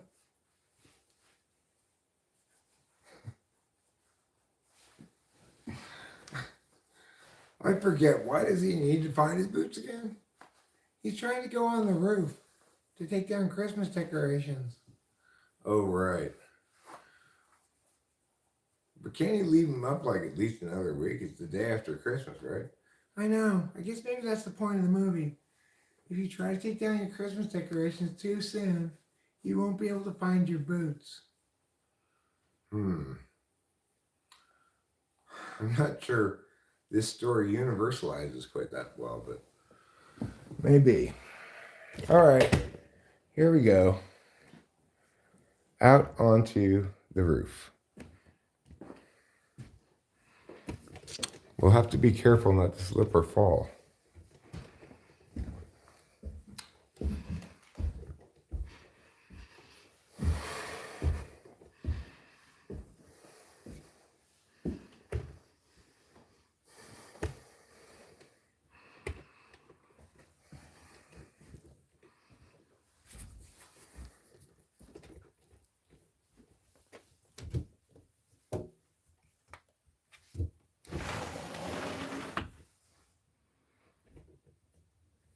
Okay.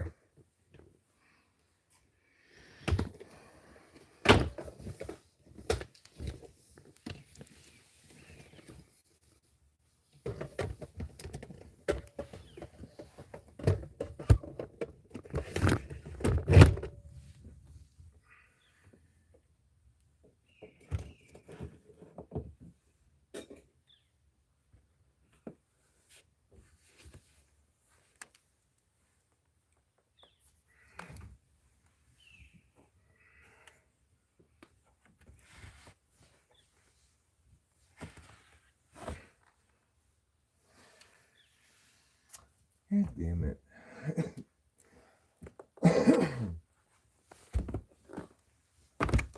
It's not good to try to get out of there backwards like that.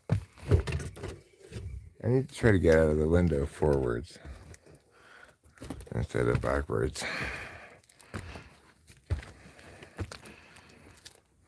Okay. We're now on the roof. Yes, I need to take down the Xmas lights here. But I'll start on the other end. So this is the kind of sketchy part of the roof to walk on because it's all slanty.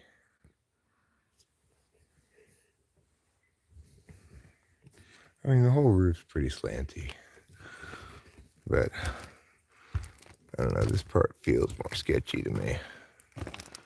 Oops, Rachel's asleep. I should be quiet. I just passed by her room. So the first thing I need to get is this thing, which fell down in the storm onto the roof. Okay.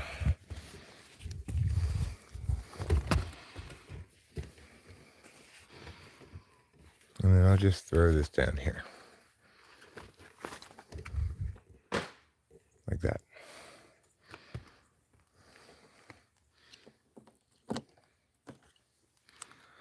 Next I'll get these. And I guess I'll save these. I plan on just sort of throwing away all the Christmas decorations and just getting new ones next year. Because I hate the idea of having a box of ever-growing box of Christmas decorations. It just feels to me like death. Like the sort of thing. It's being sold at a yard sale after Grandma dies. With limited interest, of course.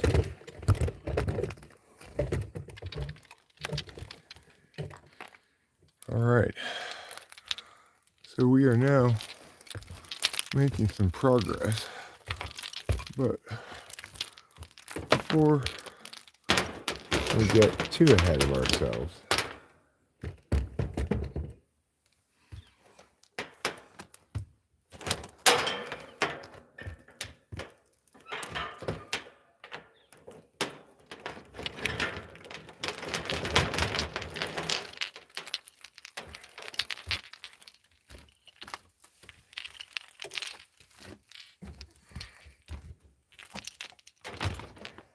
yeah.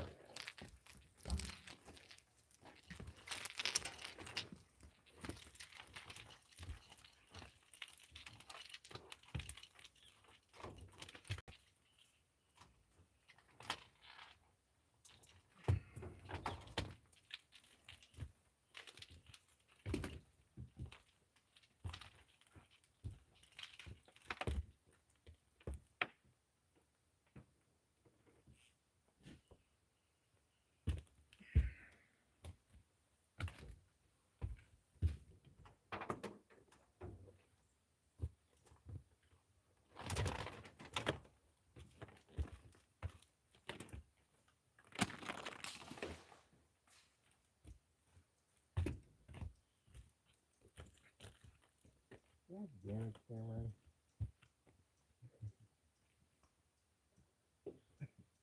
You keep giving it that.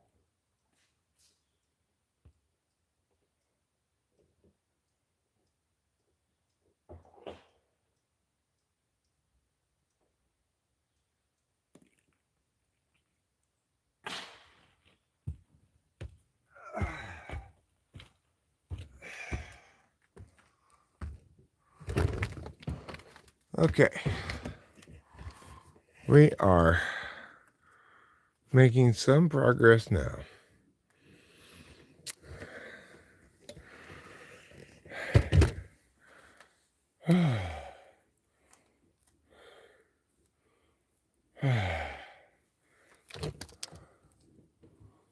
Let's kind of look at things from up here.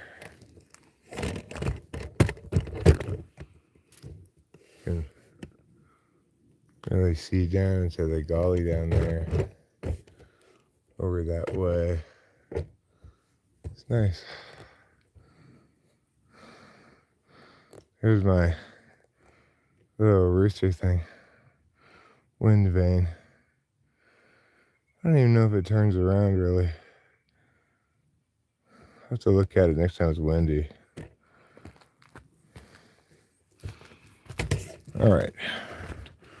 Now it's time to get the bow.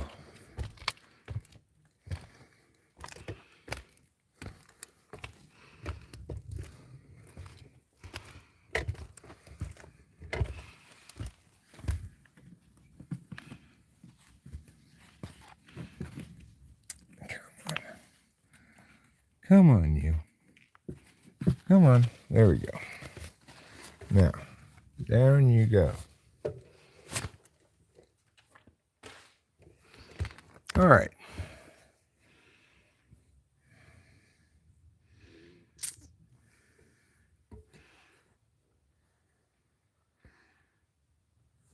If I were some kind of bionic man, I could jump all the way from the rooftop to the wall.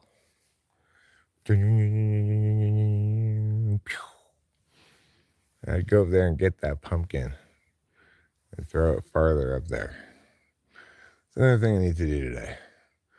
I also need to deal with the carpet today. There's something inside that doesn't smell good.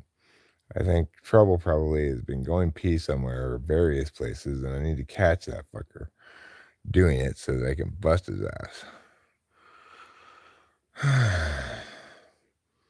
It's incredibly annoying.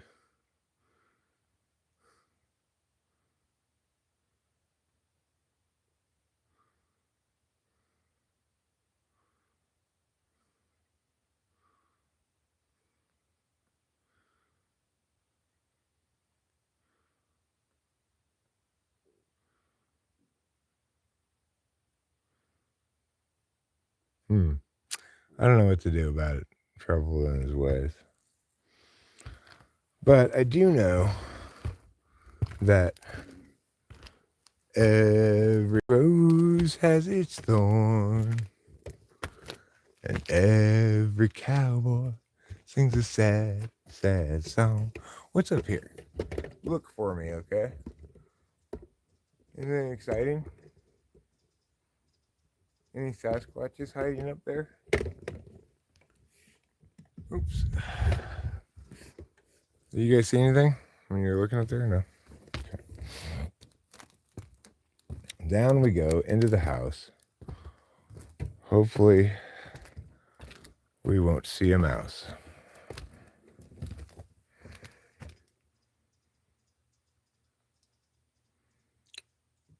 Pisces moon with a guitar solo. That's basically Jeff Tall, I guess.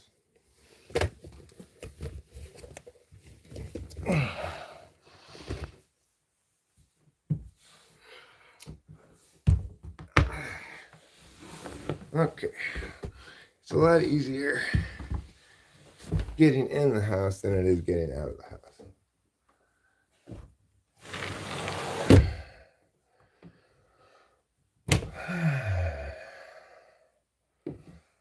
So now I've got all these Christmas lights here. Should I just throw them away or should I put them away for next year? That is the question.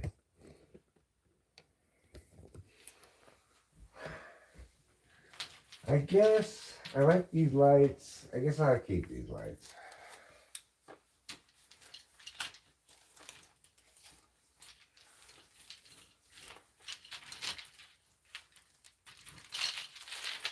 You know, I could even put these lights out on the patio. We don't even have any lights out there right now. Maybe I will do that. This is an extension cord, not lights. Rachel's probably annoyed with how loud I'm being. Well, you know, she already got a good night's sleep. I slept with her all night. She slept the whole night, just like I did. So she's probably not that tired. She sleeps good nowadays.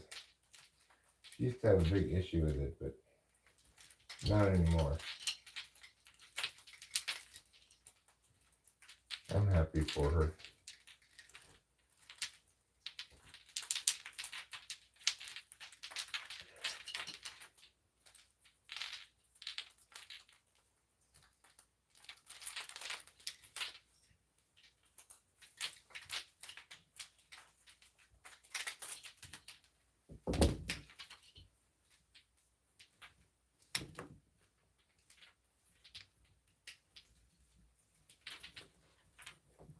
Okay. Now we're making some progress.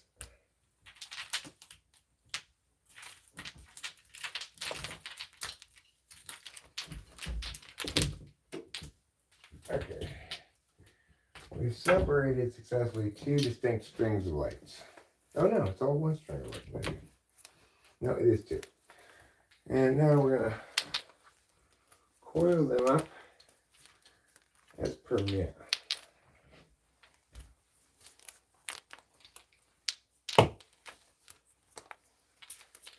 You might be thinking, Eric, given the fact that you know Rachel's sleeping, you've already said that maybe you should be more quiet. And maybe you should be more quiet. Well, I am being a little more quiet.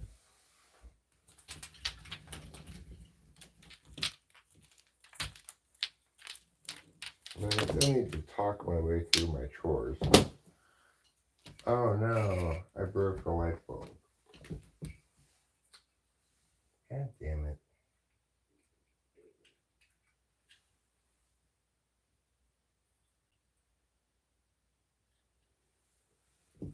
Alright, let me find a trash can here if I'm good.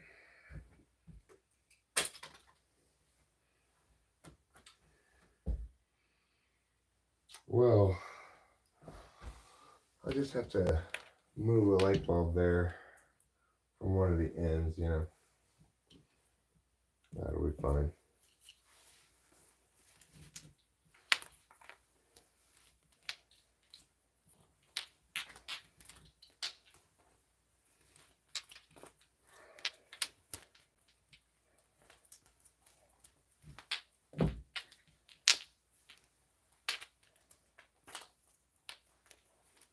Not a bad idea to put these lights out on the patio until I get the light fixture that's out there fixed. It's broken right now. Alright, now I've got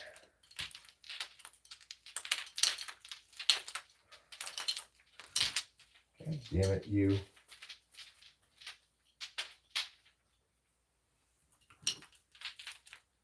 And I've got 2 strings of lights and an extension cord here. Let's take these to the garage.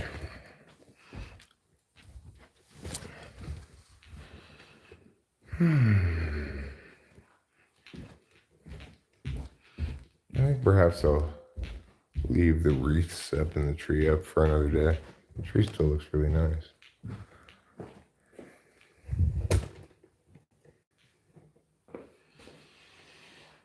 Okay, off to the garage I go.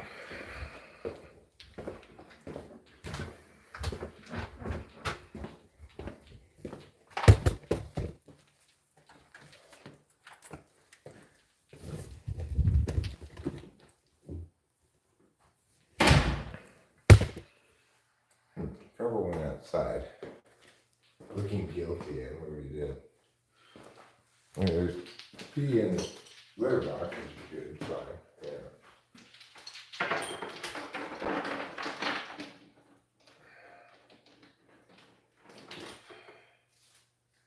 Pee in the litter box means there's not pee inside.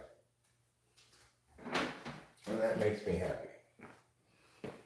So, good job, Trouble, that's you. This is where you're supposed to be. Yeah, that's gotta be short. That's such a big urine. I'm glad you went in the litter box. Good for you. It's also likely to be trouble because he scooped a bunch of litter out of the box. He seems to like to do that.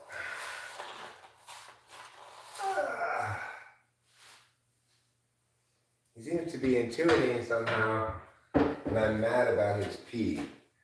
And now he's concerned that I'm going to be mad that he would pee in the litter box. But that doesn't make me mad, obviously. It's where I want him to go pee. It only makes me mad when he pees in the house. I do think that's indicative of what a smart cat he is. He seems to be... I would take that as evidence of him intuiting that I'm mad about his urine from the carpet cleaning stuff.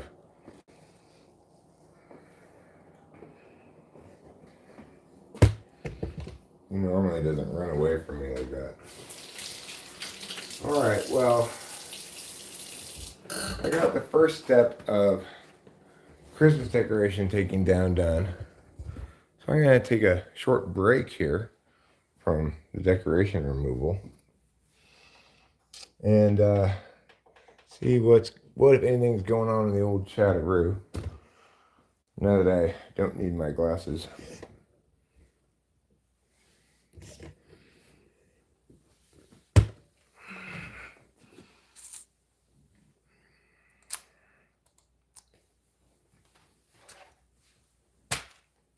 One, two, three, four, five.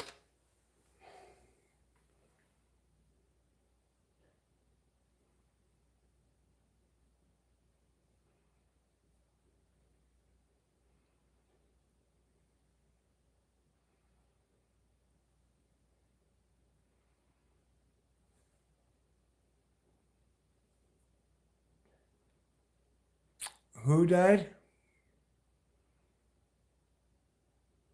Too bad I can't send links. Do you want to send a link, K.E.?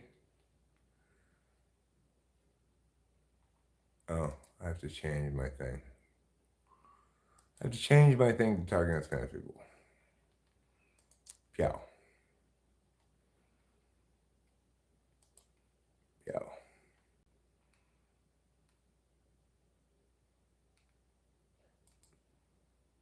Yeah, you can send you can send a link now, K.E.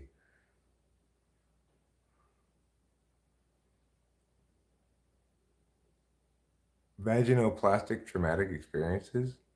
No, and I'm pretty sure I don't want to. I'm not sure what vaginoplastic is, but I don't want to know about it. I'm assuming it's some kind of plastic surgery regarding genitals, and therefore it sounds horrible, and I don't want to hear about it. And that is the story of the truth. But then in the end, they mentioned tons of different pills. She's all like, what? Well,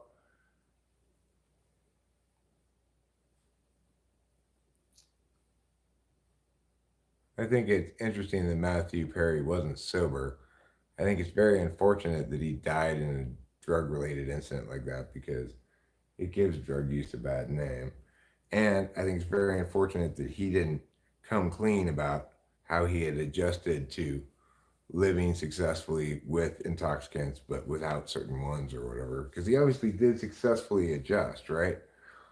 So I find that unfortunate, all of that unfortunate. It tells a bad story that needn't necessarily be told. Like, it's misleading in some regard. No, I don't believe in astrology. But I believe in Rachel. So we picked where to live based on mostly Rachel's astrology app that she used to tell us what place would be good for us to live at, you know? So just because I don't believe in astrology doesn't mean I'm not willing to make decisions predicated on it because I assume that Rachel's intuition is validating something beyond just the things validating this place, right? Like,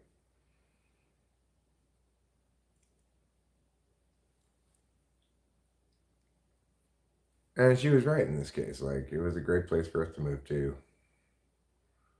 We love it here. And, you know, while we're here, we're growing up. So, another thing I need to do, and it might be good to do this next thing before the garbage man comes, is to take down the kitchen mantle and oil lamp circle things, decoration things, and throw those away. I kind of need to make sure though that I'm not throwing away anything that I'm supposed to give back to the lady. There's certain things we're supposed to give back to the lady. So I kind of need to know exactly what I have to give back to the lady before I start throwing stuff away. Are you going to post a link or what, KE? Or is that just, you were just manipulating me to get you to make you a moderator and hope I'm going to forget to take it away?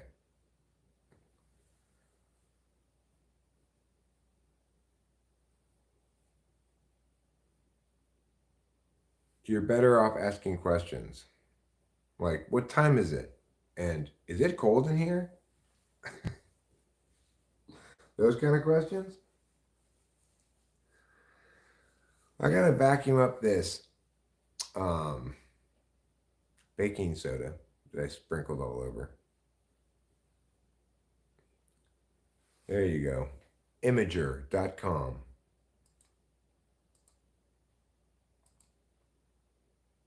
Should work.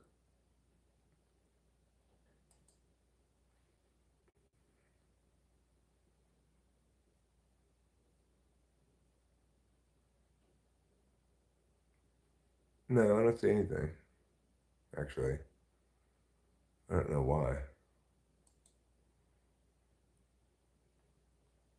I see nothing.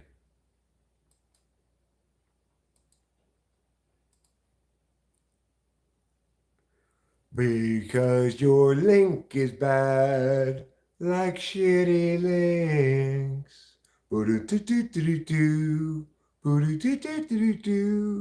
Ooh. I see an empty page. Katie put a shitty link because she had the wrong link and she needs another minute. So post the link like shitty links. Well, Katie, I hope you're feeling appropriately mocked for your shitty link. It works now? The same link works now? No, it doesn't. You're wrong. I tried it again already. It does not work. I promise you.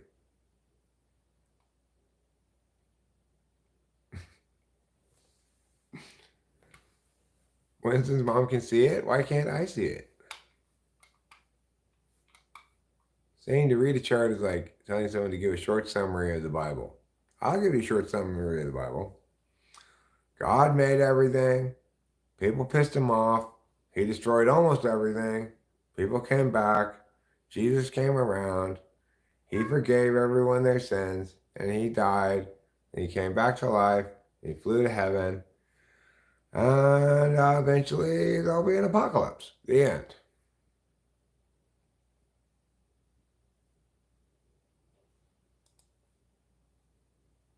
Oh, there it is. I see it. This is KE's astrology chart. I can't read that at all. All of this means absolutely nothing to me. Just looks like a bunch of symbols and squares and circles and stuff. Does it say astro dentist?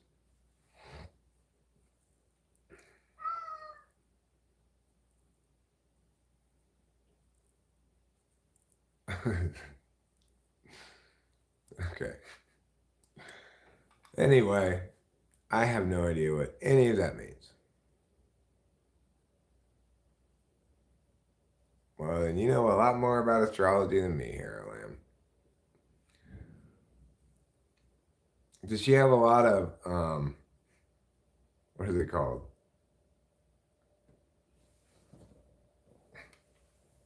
Yods and squares? Does she have a lot of yods and squares? How many yods does she have?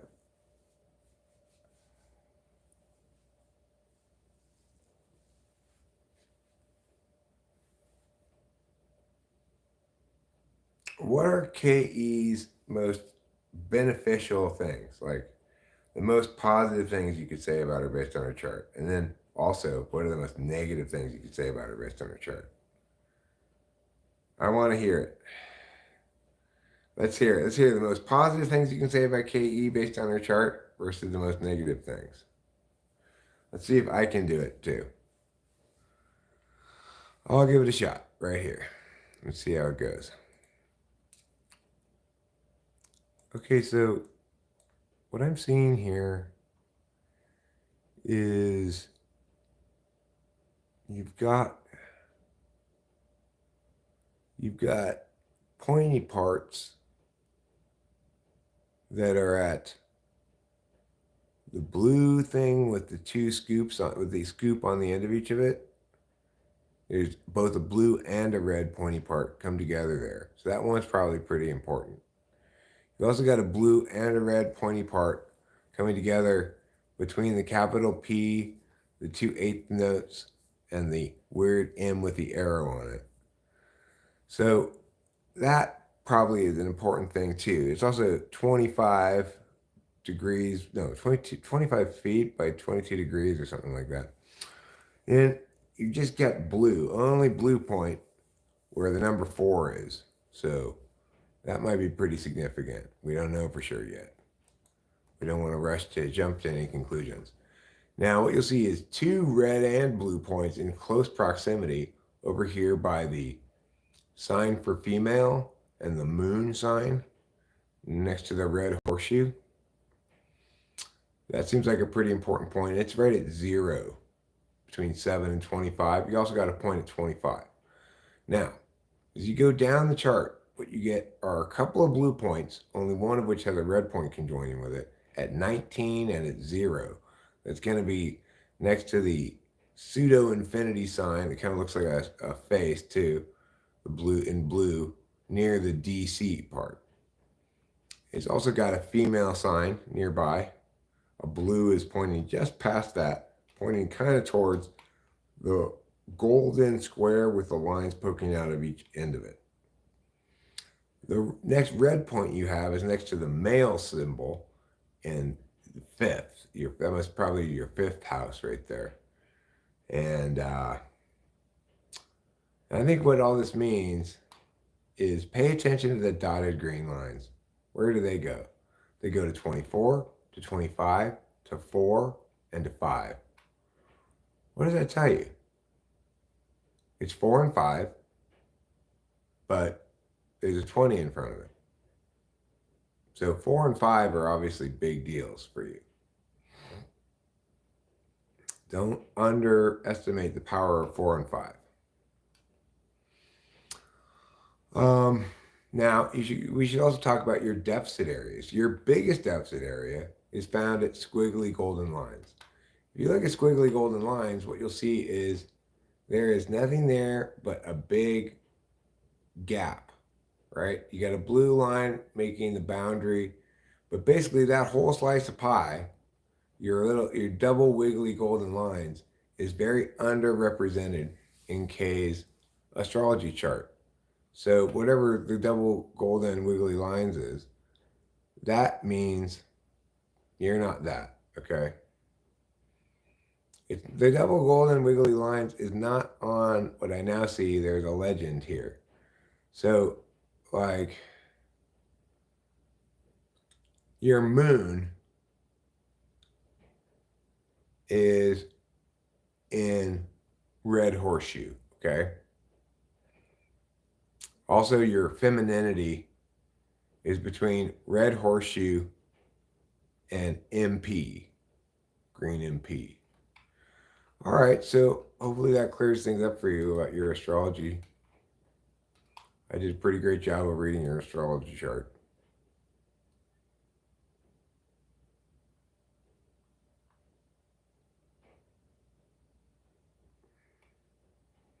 Look to the second house for money. Which is the second house? Which is her second house? I want to look at it and know what her second house is. Is it, where do you start counting from? Is it the number 2 in the middle there? The second house is blue line with C on either end of it, pointing in opposite directions. Tell me what I'm talking about. So in her second house, does she have, look at this symbol.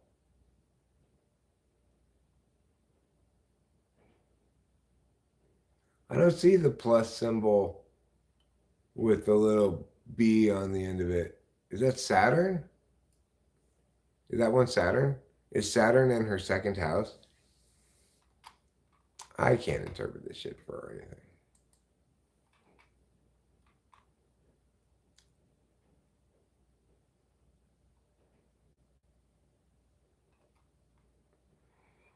What about me? What's in my second house?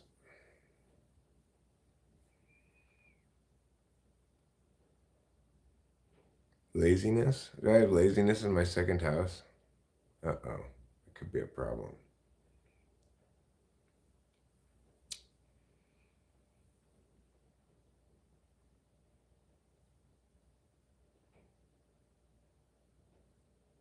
I may need to do something that I'd rather not do. I may need to rent a carpet cleaner to clean these carpets properly. It'll be faster. Like renting a rug doctor will be faster than anything else I can do.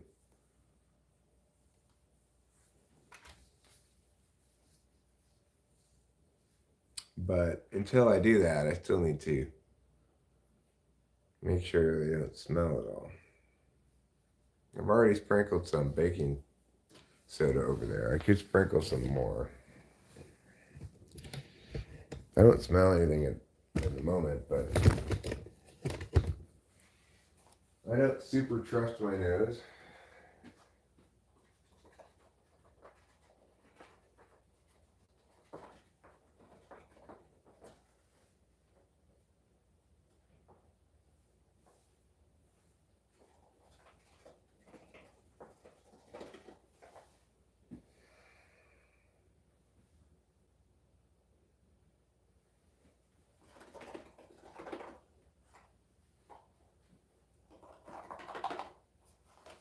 Well, this box of baking soda is almost empty now.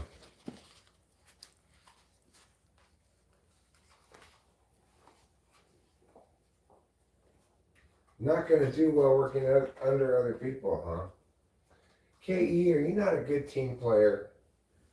Are you being difficult? Hey, just go along with whatever, okay? You need to be more of a team player. Tom from accounting was complaining about you the other day. He said you're difficult to work with. He said you called his ideas stupid.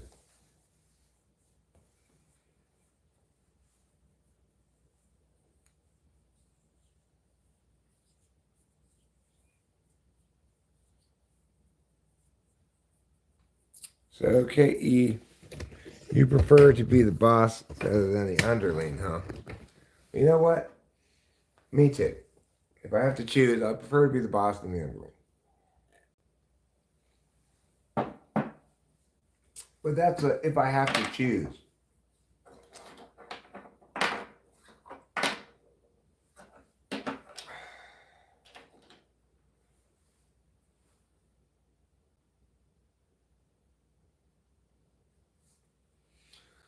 If I don't have to choose, I'd probably most rather be neither. But, you know, sometimes in life you gotta do some work. I'd rather, I guess, have a client than anything else.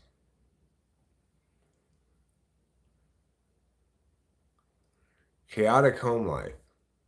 Arguments at home. Real ENTPs would feel nothing. Oh.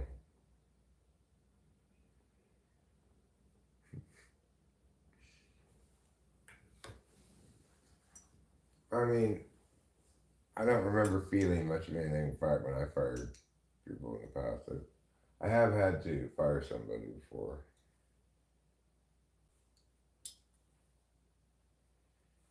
But it was like, okay, you keep being like super late and some weeks calling in and, you know, I gotta fire you.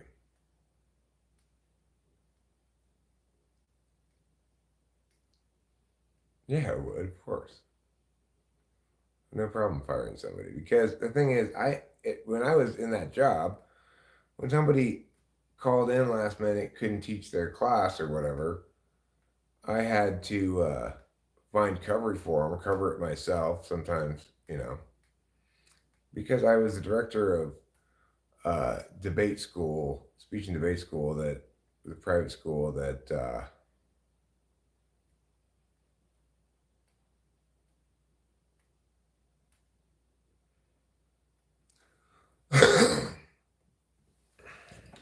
we had classes that were sort of introductory classes, and then we had your competition squad, right?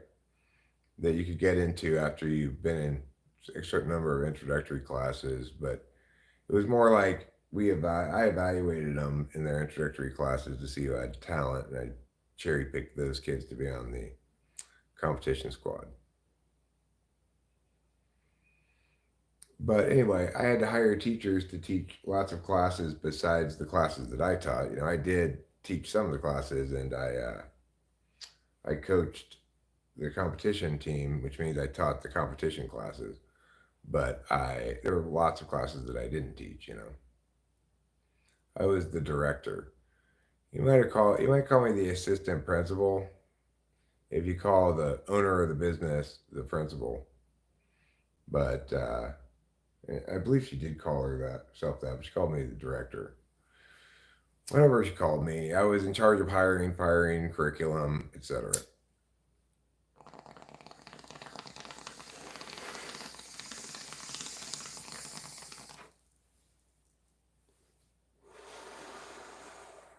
I was given ever more tasks to be responsible for, frankly, and it made it not as fun as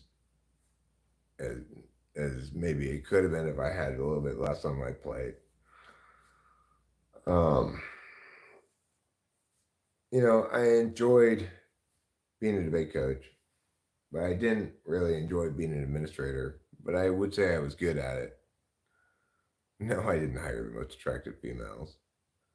I hired somebody I thought could do the job well.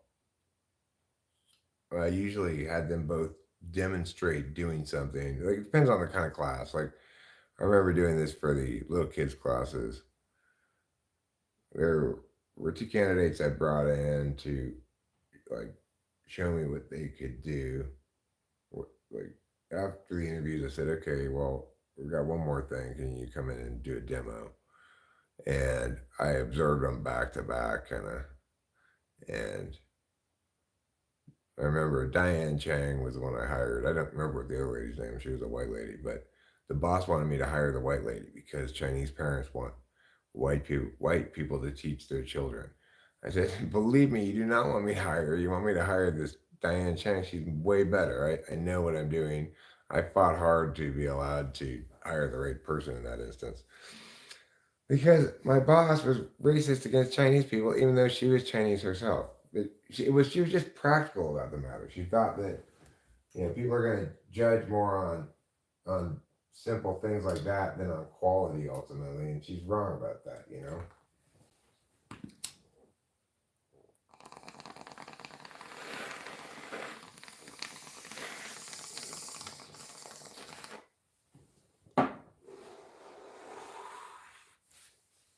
She also didn't like it when I hired two black people in a row. She said, "You already hired one of them." Isn't that funny? Like, because these people are competent. I don't care what color they are. Nobody nobody successfully accomplishes educating things by being a different or a certain color. It's ridiculous.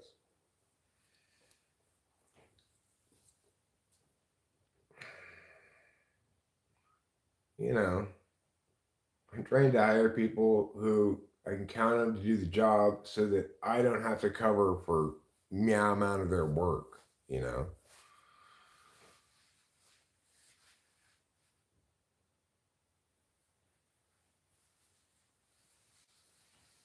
My calling in life aligned with my career. I don't know how that ended up happening. I mean, I do know how the specifics of it, but it seems awfully happy coincidence, that I went to Rebay Academy and was almost immediately handed control of the middle school debate program because I had mentioned in my thing I was trying to do what everybody does, like mention everything that could be good on my resume. So I said, well, I could also coach debate if need be because I did debate in high school, and I was like immediately given the middle school team, and then I started coaching it without really knowing what I was doing, but I actually started winning right away, and continually won all the way to the end of my career, basically. And even debaters I'm not coaching anymore, like Jeffrey, he got a TOC bid last tournament they went to.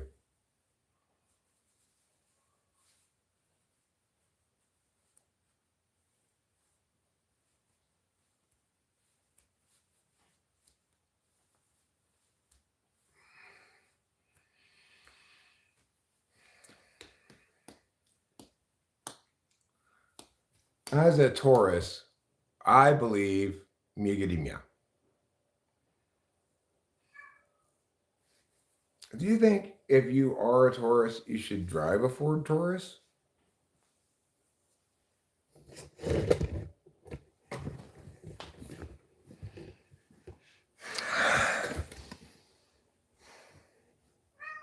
K is too OP. K is too OP. Don't give away her secret powers, G. That's how she manages to control the population with her very powerful ways. Go ahead, Trouble. Eat your food. I hear you meowing. I do.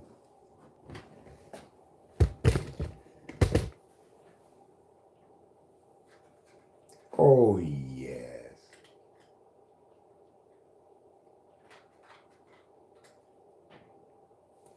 Sorry. That's a stubborn one, man. I tell you. He's got something in his fur there I keep trying to pick out. And it's stubborn. I can't pull it out. I don't know what it is. He's a good kitty, though. When he's eating, you can do things that you could never get away with when he's not eating. Okay. All right. I'm petting you. Yes. I'm petting you with love and affections. Yes, I am. With the love and affection that my heart provides, everybody knows that you're alive.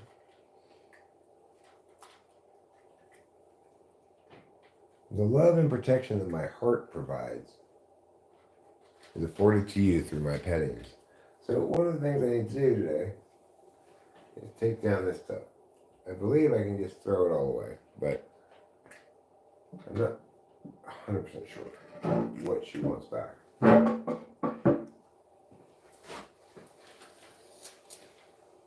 I don't think she wants any of this stuff back. She does want these back, I think. So these I'll put over here. Hopefully not break any of them.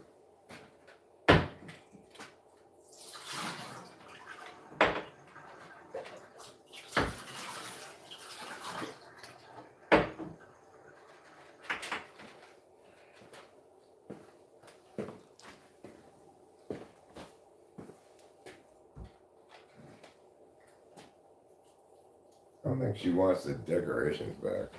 So I guess I just throw that stuff in the trash.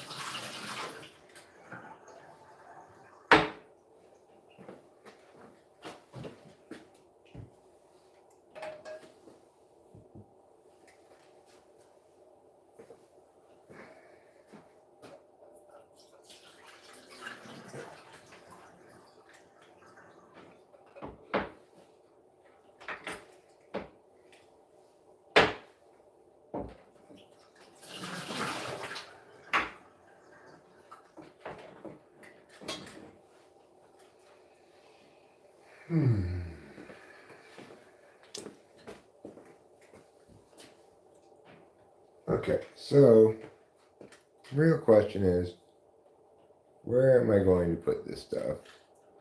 Probably the best answer is, like, to bring a trash can over here, right? It's probably a better idea than to try to put this stuff in a bag.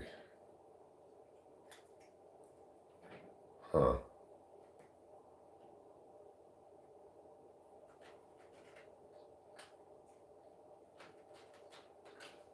Well, trash can, huh? Okay, let's go get a trash can. Fine. Be that way, world. Fine. Be that way.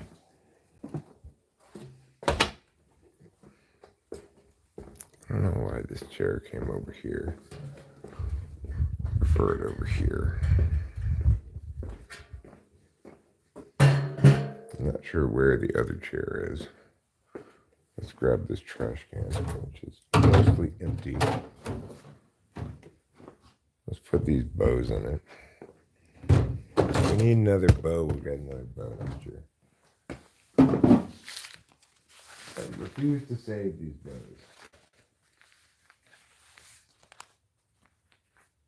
I mean, yeah, we'll end up getting more bows next year. Seems kind of wasteful. I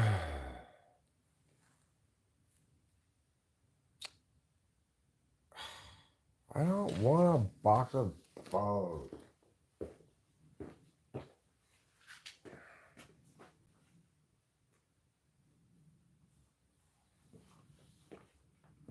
Well, this one's all dirty, so I don't have one away. I guess with all these little bows here, I should save these bows probably. Look at all these little bows too, right? I don't know if she wants the bows back or not.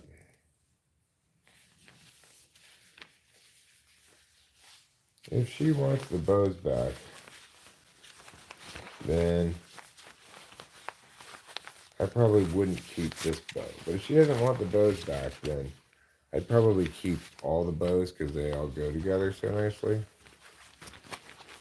And we could use them all next year the same.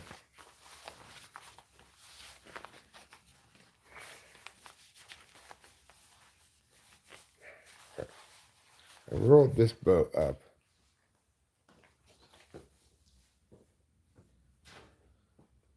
Now I need to ask Rachel a question. And unfortunately, she doesn't want me to wake her up right now, but I need to know before I can proceed. God damn it. Actually, I can proceed with what I had planned originally, which is just to take down the kitchen stuff. I got a little sidetracked. Ooh, look at this bug.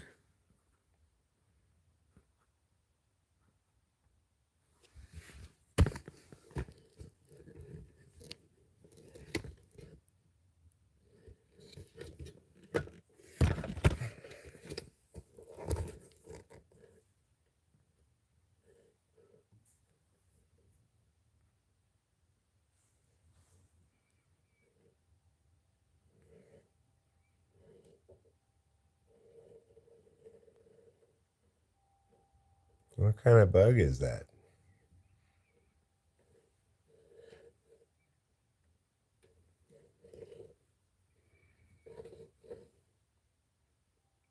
Look at that guy. What do you think it is? A centipede? A millipede? A gagillipede? Do they even have gagillipedes?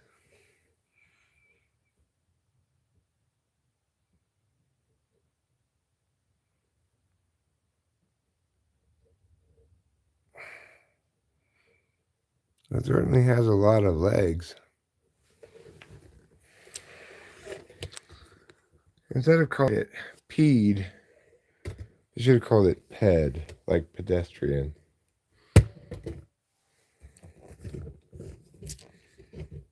I guess peed's okay, like stampede as well.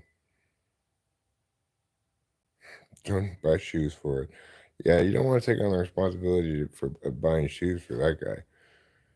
You'll have to buy a lot of shoes. I wonder how many legs it has.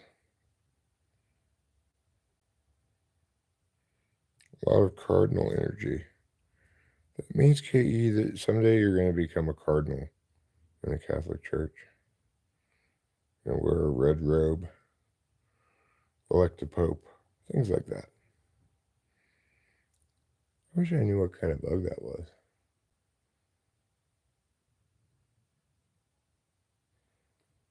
It's cool bug.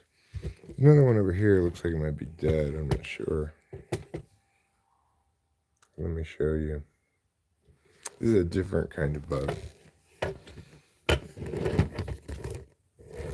No, you're fine.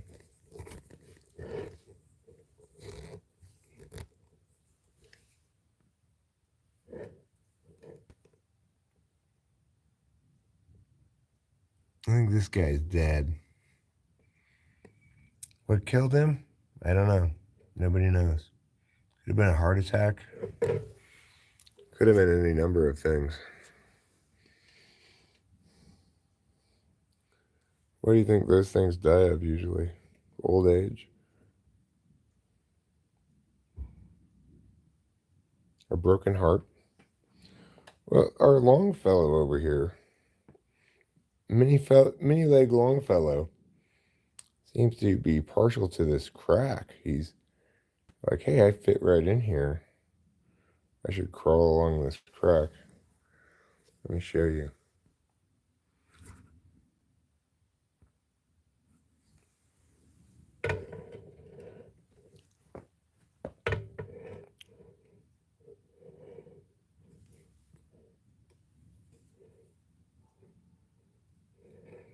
Hey, he says, this crack fits me perfectly.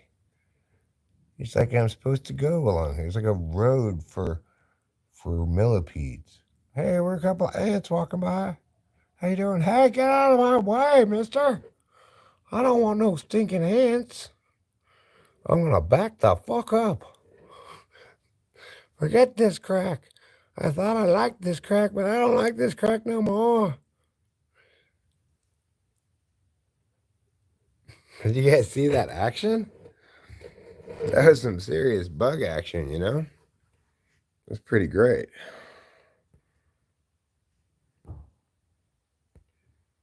I feel pretty happy about it. He turned around and went the other direction. Now he's up on the cement part to avoid the ants. He's just cruising along. I don't know where he's going or why he's going there. Probably the driveway here is not his native environment. Unless it's one of those millipedes that's evolved to be adaptive to driveways.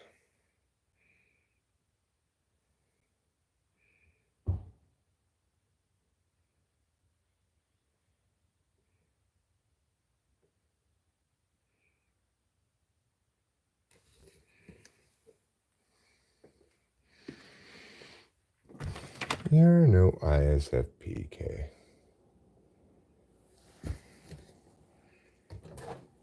You're as ISFP as I am. Which is to say, not very ISFP. In fact, you could say, not at all ISFP.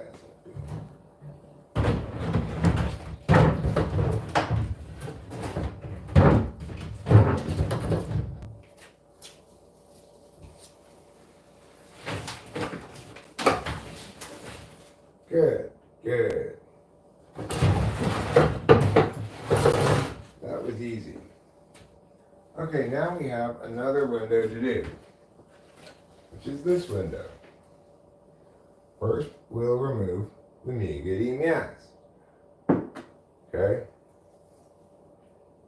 I don't know if that's her rock or not. We'll put this in here. And we're done. Now, sure, I need to sweep up the pine needles and stuff from in here. So, we're not really done. But we're done with the main part. That sweep up can be included in a general sweep up. Alright. Next, I should probably go get the ones from the lamps. So, here's this thing. I should probably get this too, I guess. This kind of looks nice. Oh. I'm not sure what we have to keep from here. We may need to give her back this little stand or something. Seems unlikely, but it's possible. I guess I'll leave that till Rachel gets up. Find out if we have to give that back or not.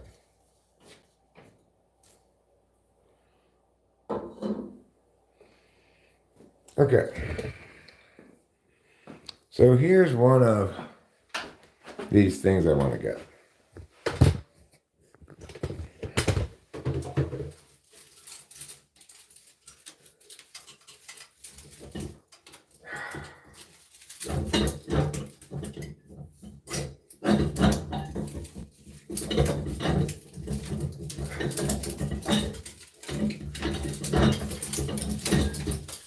There. Well, that made a big mess.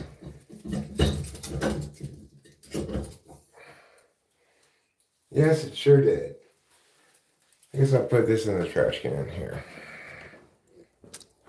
All right.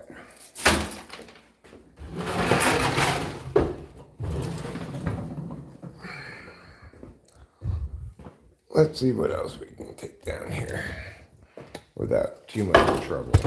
I don't want to take down the mantle and the wreaths yet in the tree because, well, the tree ain't good, but I'm not sure about what to do with the wreaths and stuff. And the outside bunting still looks kind of nice, you know. I might as well leave it there for a bit. Okay.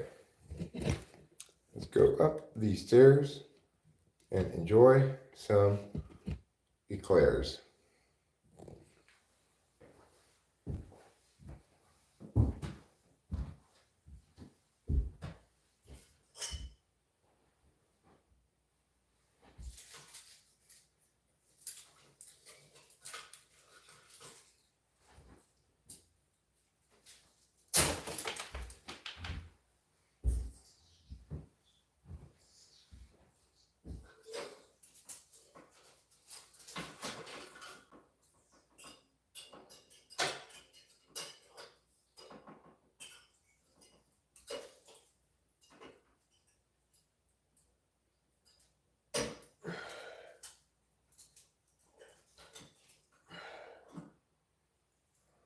Okay.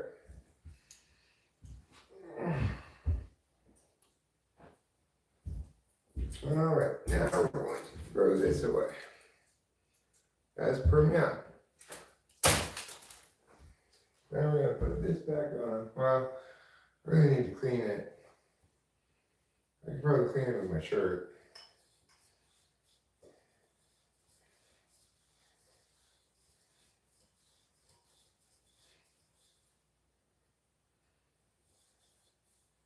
Good enough for now. I'll have to clean it more later.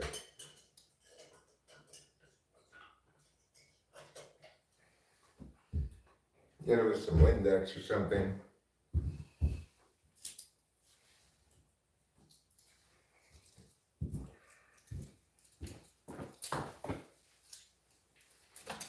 Okay, there's room in this trash can for some more stuff. So I'm gonna find some filled trash cans around the house and put the bags in. I know there's one that I need to throw out from the blue room.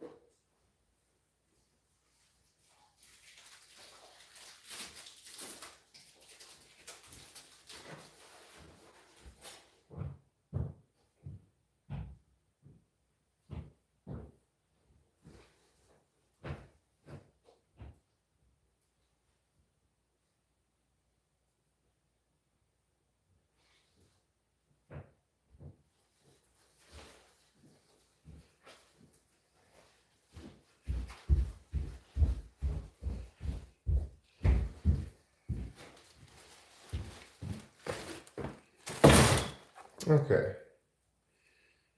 What else can I get? I could get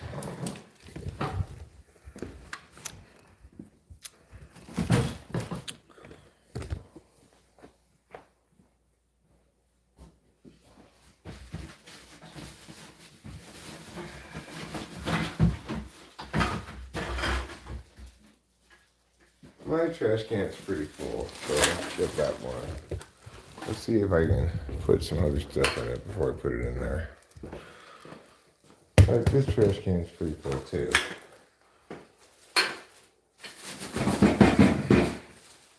But I bet I could fit it on this side. So, good.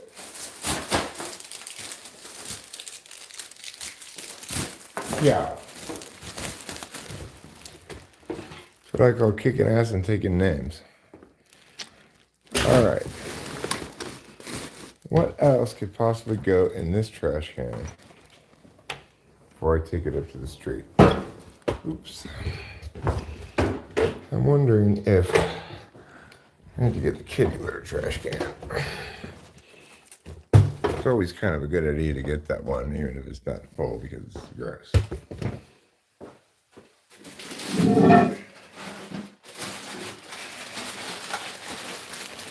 Trash.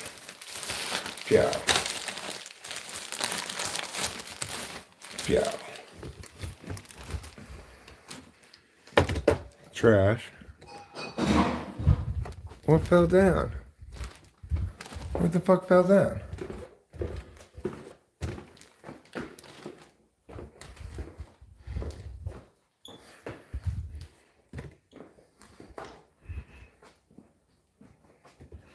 What fell down?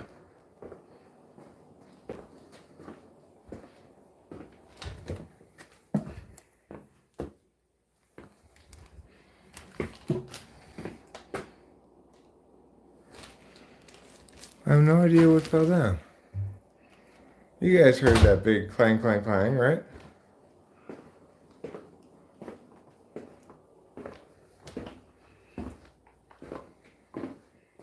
Oh, shit. Oh, wow. This fell down.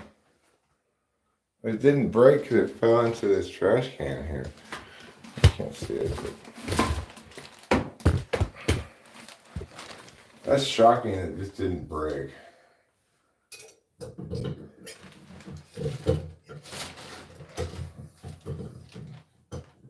There. I got it in right this time. Must have had it in wrong last time. Okay. That's crazy that thing didn't break.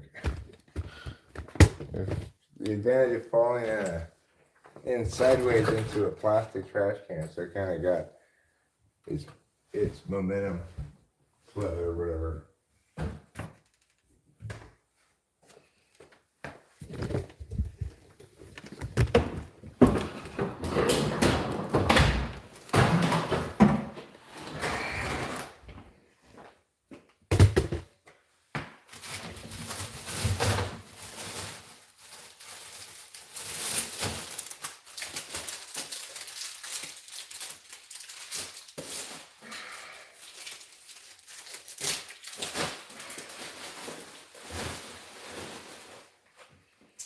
Okay.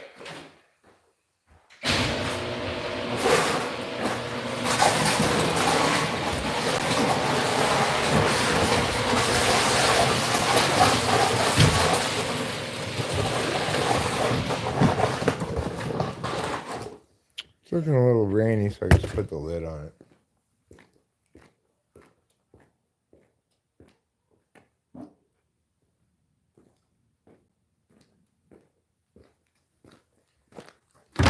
I'll get one more thing.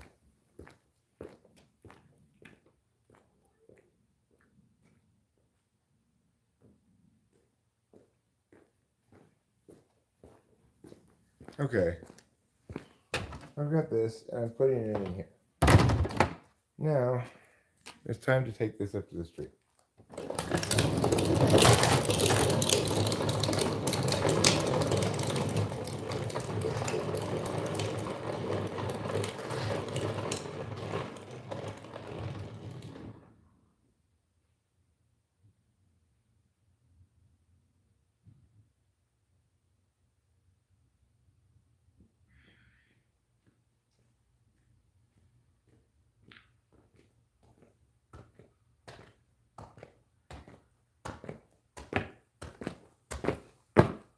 I'm back. And better than ever. So, now we need to replace some trash bags.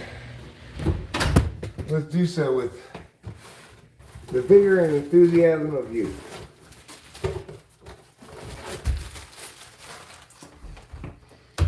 Let's start by going backwards to the garage, where I'll replace the pigment bag.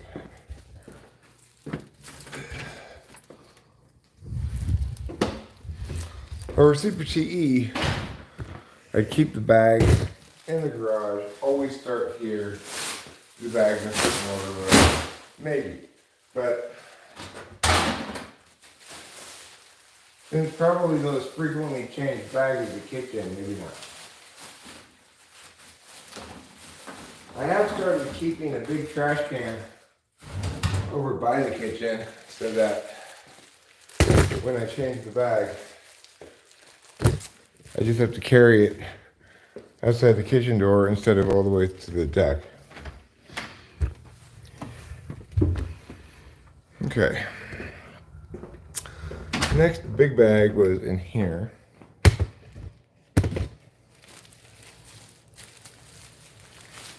I need to replace the big bag in the blue room.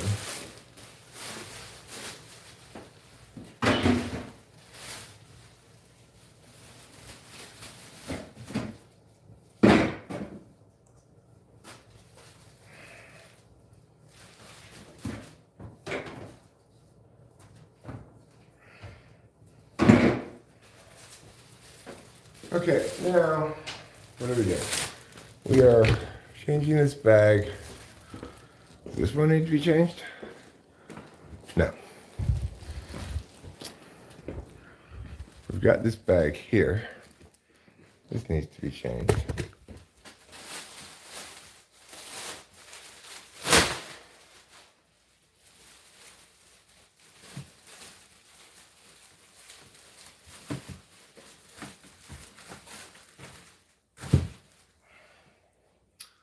And we can't forget about the blue room.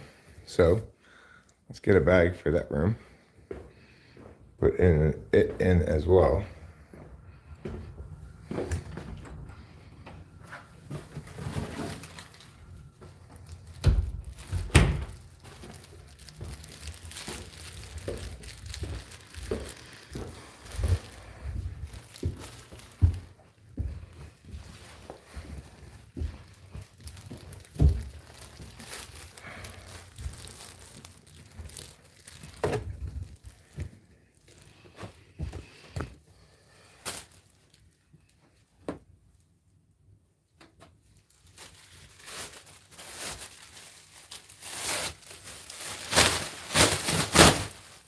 Ta-da!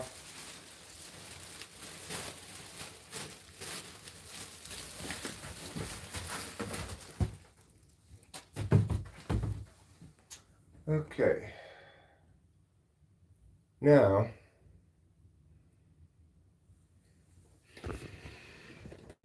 let me see if I can figure out this. Does the lights work in here?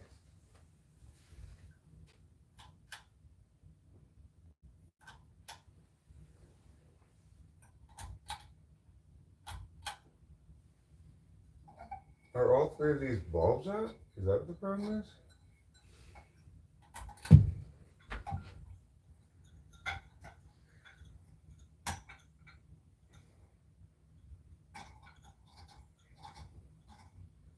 Yeah, X-ray test. Maybe just slipped out. Yeah. Oh, this one. Same deal? Yep. The light bulbs just needed to be tightened. The lights work fine in here.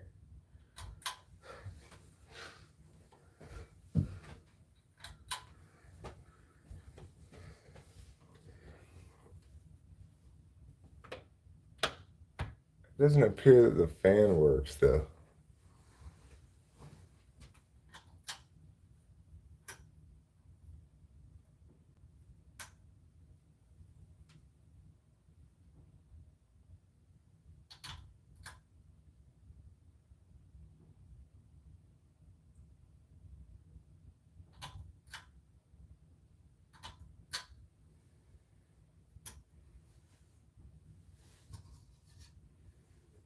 Yeah, the fan doesn't seem to work.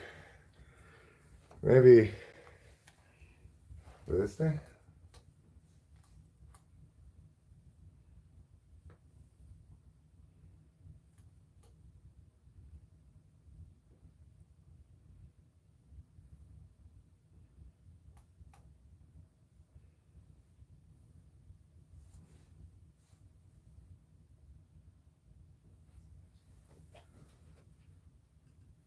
would say it appears the fan doesn't work, but I could have this one pulled the wrong direction.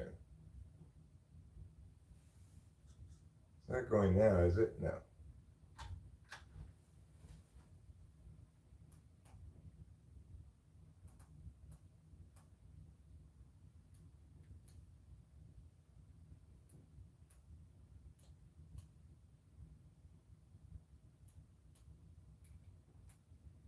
It doesn't seem to work in either pole.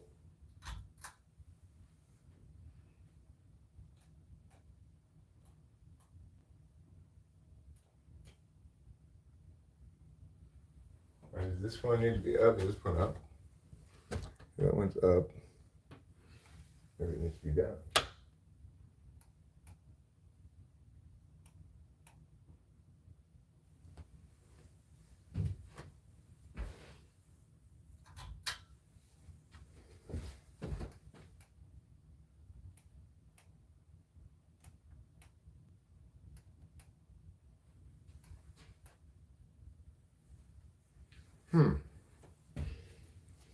Guess the fan doesn't work.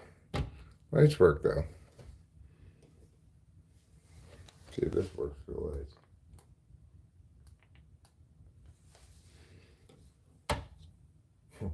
Oh, that messed it up.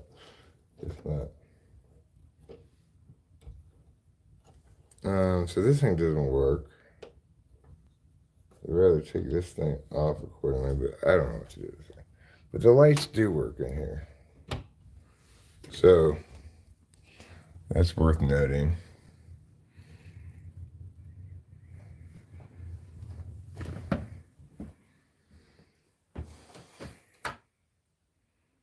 The fan works in here.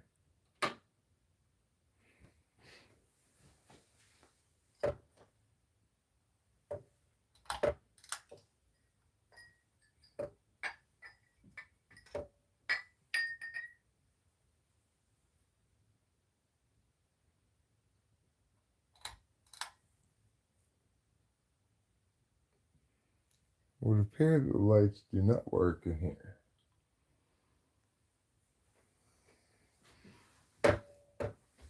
Maybe pulling the wrong string though. It still appears the lights do not work in here. Okay. Is there a remote? Yes. Does it do anything?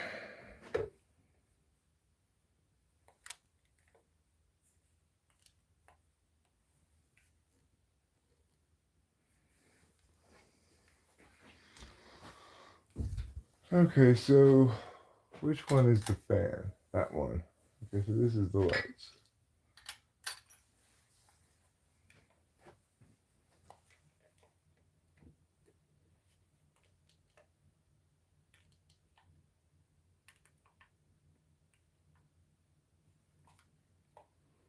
This thing doesn't seem to do anything.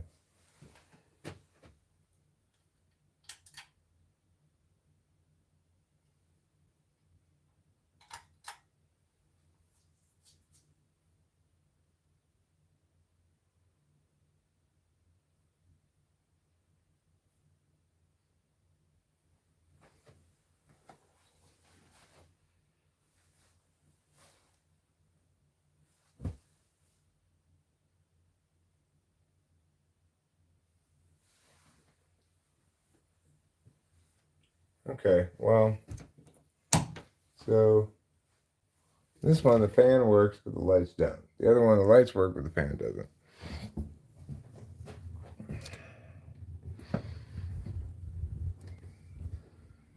So it goes. I need to get that fixed. Okay.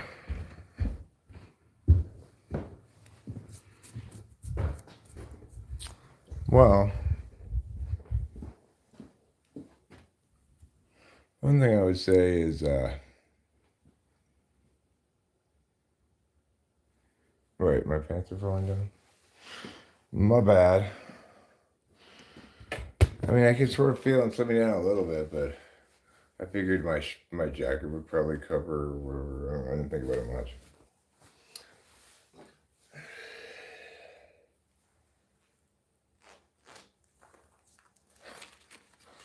Definitely not why. That's our lesson. What kind of insane shit are we watching here? I'm trying to figure out. Like I've discovered right now that the lights in the blue room work just fine. Just I had to screw in the light bulbs more. They'd all come loose, I guess. But actually, all four of the lights work just fine, and they go on and off with the light switch, which we believe to not be the case, or I believe not be the case, based on reporting from Rachel, Ruben, and Acacia. I thought, okay, the lights are broken in there, but in fact, I just needed to screw in the light bulbs.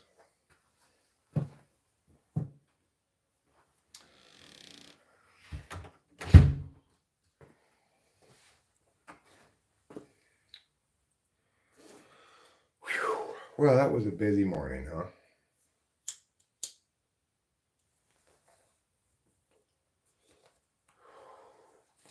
What else do we have to do today? Well, we do need to go into town because Rachel needs to get her medication from the pharmacy, as it's sometimes called. And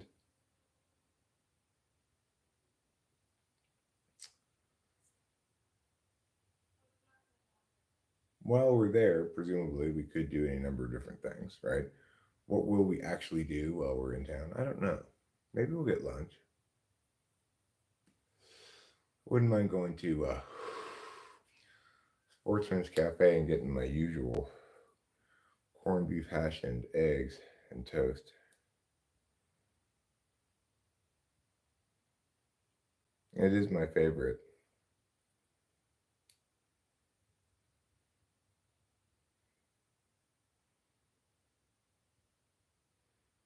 It's all nice and soft, so it's easy for me to eat with my limited teeth.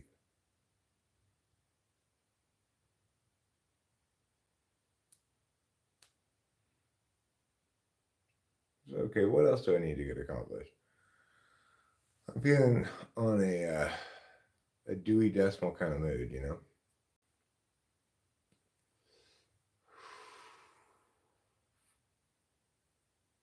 Dewey Decimal. Meow meow meow. What rhymes with Dewey Decimal? Is there anything? Zoe Deschanel, I guess. Zoe Deschanel sounds pretty much like Dewey Decimal. Do you think her parents wanted that to be the case when they named her Zooey or whatever? Is her name spelled Zooey? Zooey? Or is it spelled Zoey? I think it's spelled Zooey. Zooey Deschanel. Her parents clearly wanted people, when they heard her name, to think of Dewey Decimal.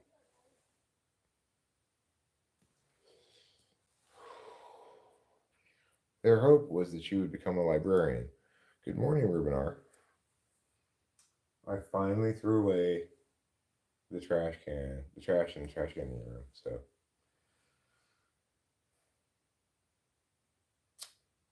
good for me. I'm gonna win some kind of chores award. I noticed that Rachel took the clean sheets up to the black room, but she didn't put them on the bed. I think I might go put them on the bed right now. And the pillowcases on the pillows, even the clean pillowcases. Put the bed back together. Emerge victorious, having accomplished another chore. And then I need to vacuum up the baking soda I sprinkled around earlier. I want to just leave that there. But I'm really feeling motivated. And when I go to the store, I will rent a rug doctor, come back here, and do some serious rug cleaning. Who here enjoys cleaning rugs? I kind of do. I'm upset that I have to because I don't want the cats to pee on the rug.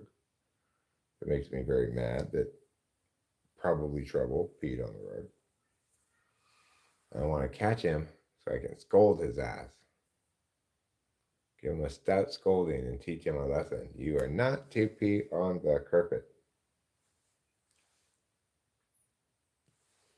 I think I might even get a squirt bottle from the store, fill it with water, right on it. Squirt bottle, water to squirt trouble with if he starts doing something bad. Because, I don't like how he stalks Capillo. I'd like to put a stop to that too. But I don't really have any way to discipline him except to say, trouble.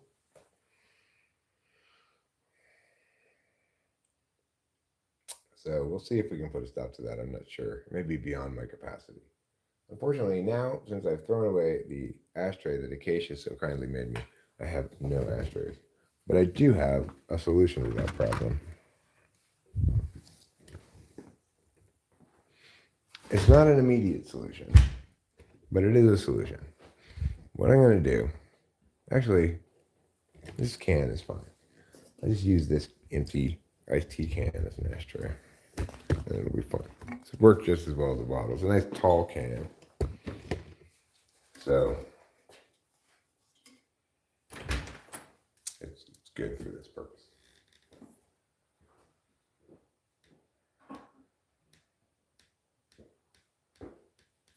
Okay. Now, because I've done so many chores, I'm going to take a gander what's on TV today.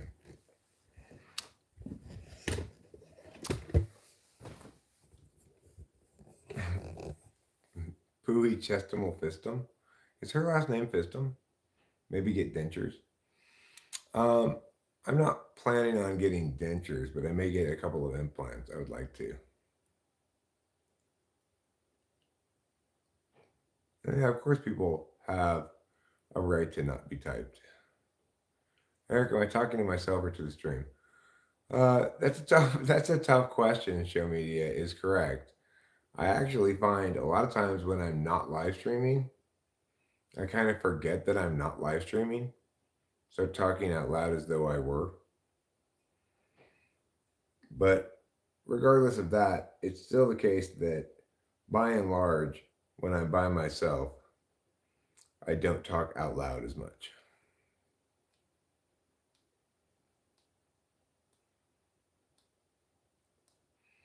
I mean, I don't think they have a right for me not to express my opinion about their type, but certainly they have a right to not endure actual typing, and they should dismiss the typing of anybody who types them without actually typing them as unfounded by adequate work on the part of the person with the opinion. That includes me. If I'm typing some celebrity, it's just speculative. I have not actually typed them, right?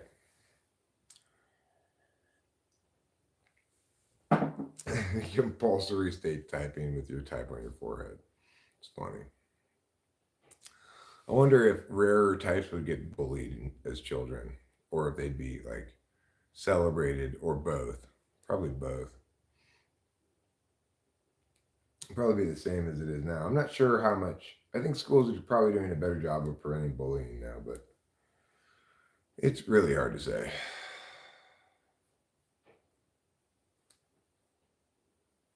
I think schools probably understand that they incur some liability when they allow it to go on. More than they used to, anyway.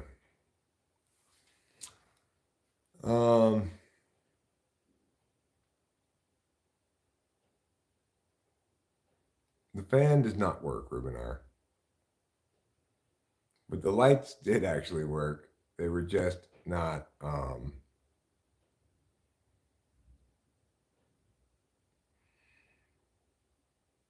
the light bulbs weren't screwed in adequately.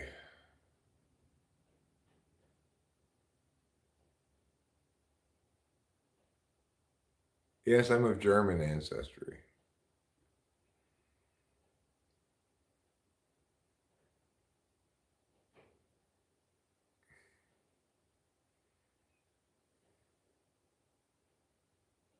MBTI is not real psychology, it's just pseudoscience.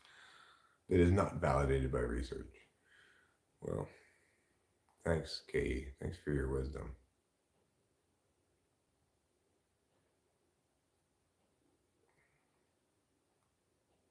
Eric, I got Dave Matthews tickets for Christmas. Where can I send them? Uh, to somebody you hate? No.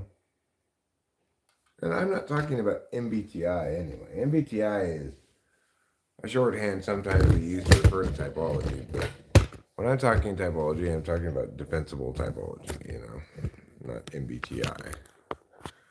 There's lots of reasons to have a problem with MBTI.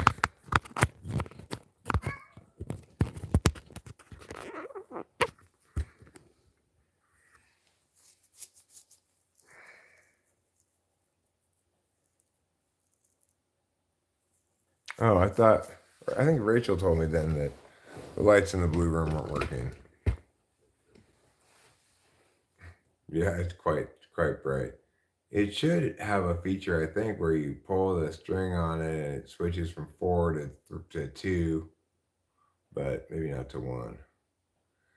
C.S. Joseph doesn't call it MBTI. Well, good for him. The point is that the concept of Jungian cognitive functions. I mean, I'm not even sure it's your trash, maybe. Could be trash that Rachel put in there. She was cleaning up upstairs or something. Who knows? But I just assumed maybe it was for when you guys were here, but it could very easily be Rachel put trash in there.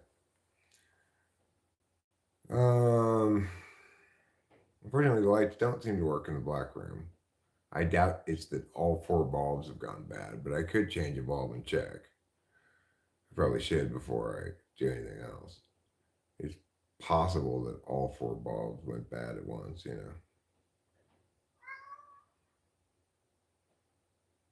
The thing is, when you're asking about typology or Jungian cognitive functions, I didn't look that closely at the trash, Ruben.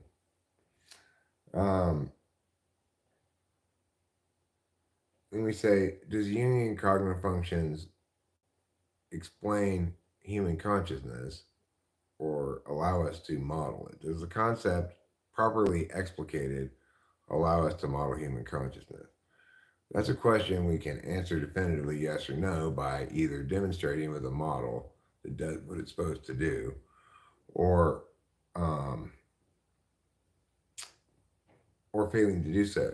I think that the way I explain things, it allows you to actually model the thing if you were to sort of script it out into a program. It allows you to model it in a couple of different ways, You could try to make a card game that sort of represents different types and stuff. I went to get a drink and a book, then I smelled people talking behind my back.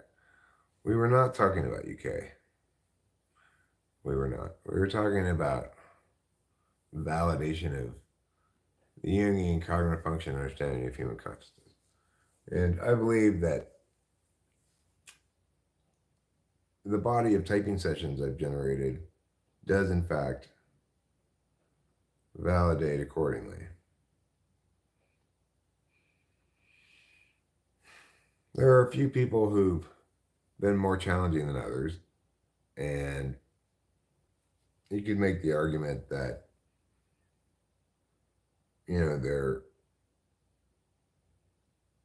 there's some evidence that runs contrary to what I'm saying in the compiled evidence, but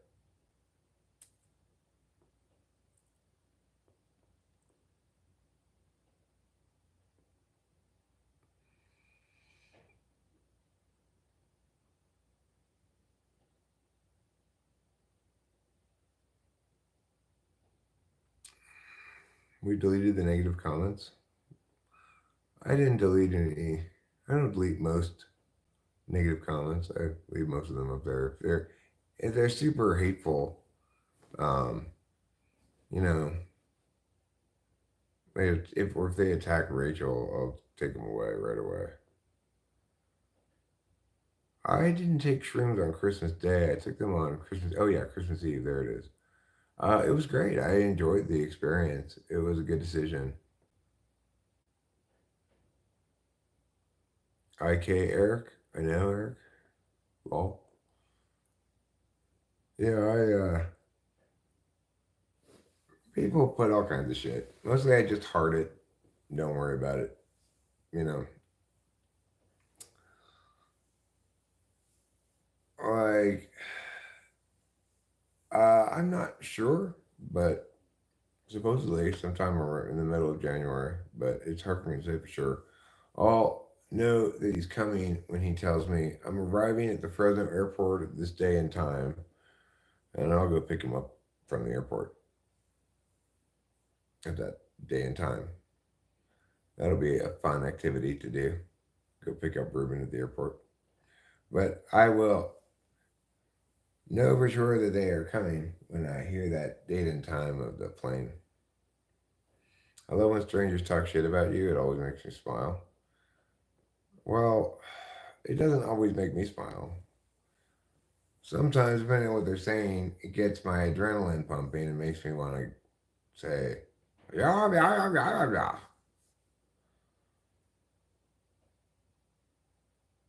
It's usually people that are close to you that fire, light things on fire. Do you know a lot of pyromaniacs?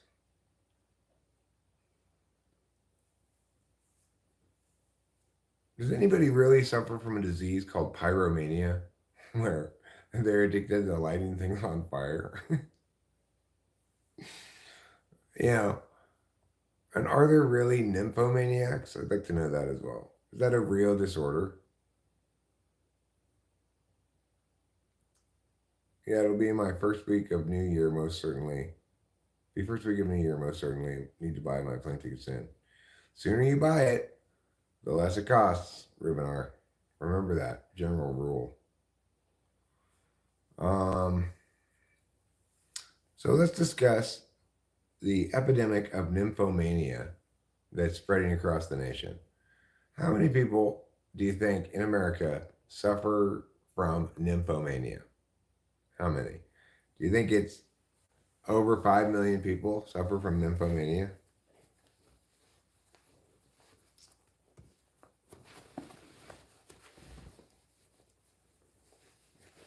You may successfully bond with him.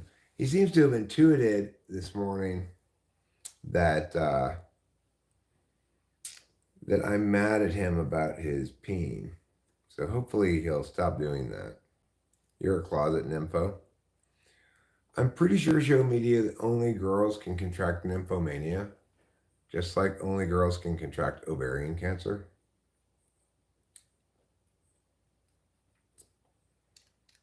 My mom says I have a stick up my ass and should loosen up a little.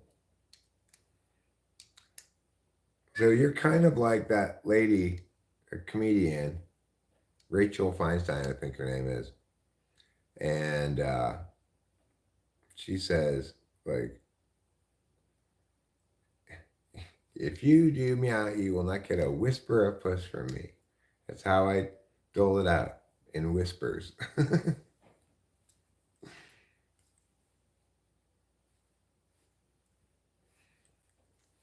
What makes one a nympho? Well, it's a girl who has a lot of sex. It's a girl who wants to have a lot of sex with different people and um, you know, can't help herself but ends up, blowing a coworker in the bathroom on her lunch break. That kind of girl is a nymphomaniac. Cone Man would like to meet a nymphomaniac. He's going to attend a nymphomaniac conference as a doorman. That's a good idea. It's a really good idea.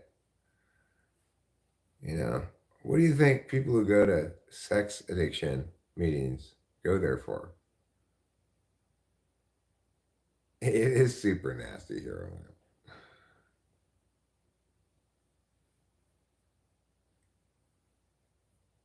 We call those kind of girls party starters. What is a word for a man who sleeps around? Gash hound.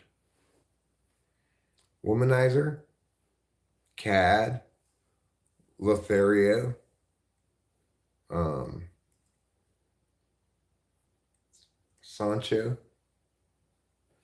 because that's a little more specific.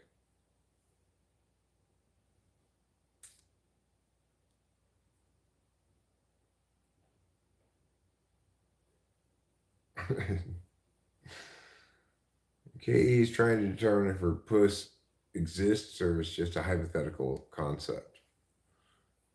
It's an abstract concept. There are 72,000. I have to see once it moves. 72.8 thousand American nymphos. Wow. Compulsive sexual behavior is sometimes called hypersexuality or sexual addiction. It's an intense focus on sexual fantasies, urges, or behaviors that can't be controlled. This causes distress and problems for your health, job, relationships, or other parts of your life. Yeah, these guys are like, hey, let me help you with your problem. I'm here to prove your puss exists. Yes, Hero we get it. Okay. We're talking about it, not advocating in favor of it. So just relax a second. You're very savage in how you turn down people. Like, not if you were the last man alive on Earth. Ew. And you walk away. It's pretty harsh. Or just, ew. No.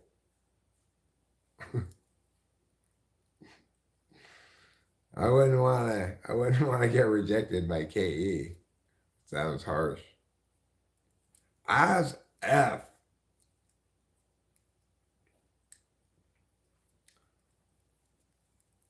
Mary, get within 3 leagues of me, please.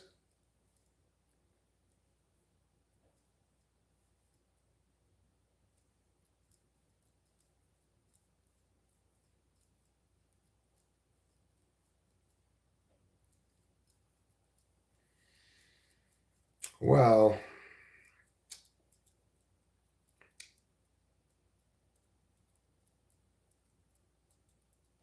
there's good reason to say ew.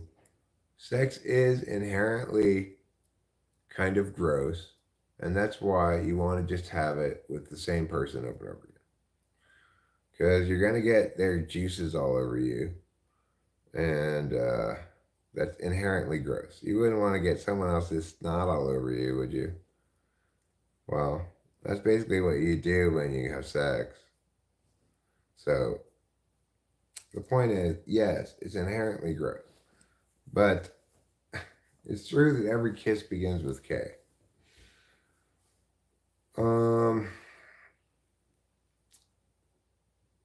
Is that what you call sex? Social media filling the void? You're not having sex with her, you're just filling her void. Sex is gross and messy, inherently. And that's why you want to be very comfortable and familiar with the person you're having sex with, and not be having sex with multiple people. That's my opinion, but that's just my opinion. I'm not a censor. Censors may feel differently because they're sensing things all the time. It's possible. Maybe they enjoy the sensation of having sex with multiple people. Well, you're wrong about it then, Kay. You're wrong. Often it starts with exchanging saliva. That's inherently gross. And then, people get their juices all over each other. Think it's sexist that men can't be nymphos? Okay, well, let's call men nymphas then.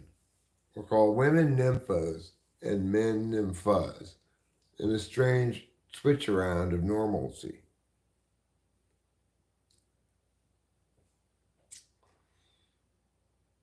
It's supposed to be messy, but we would not call it gross. Well, it's not gross when you're having it, right? Once you're done having it, you're like, oh, so I clean up all this gross stuff. That's the weird thing about sex is there's some grossness turn off switch that people have during sex.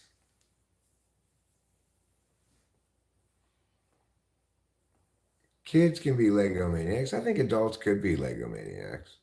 In truth, there probably aren't very many of them, but one could be an adult Lego maniac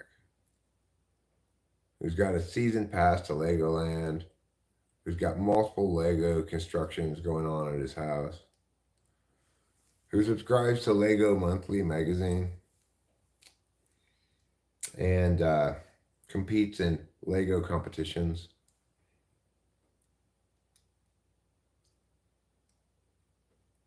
Farting reminds us that we are animals. Well,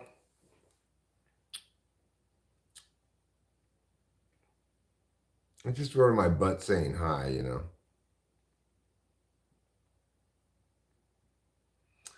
KE says, if I had to explain my taste in astro terms, I like a man whose moon is rising in Capricorn. I like a lady whose Venus is falling in Miagity. Maybe you have sex in mud.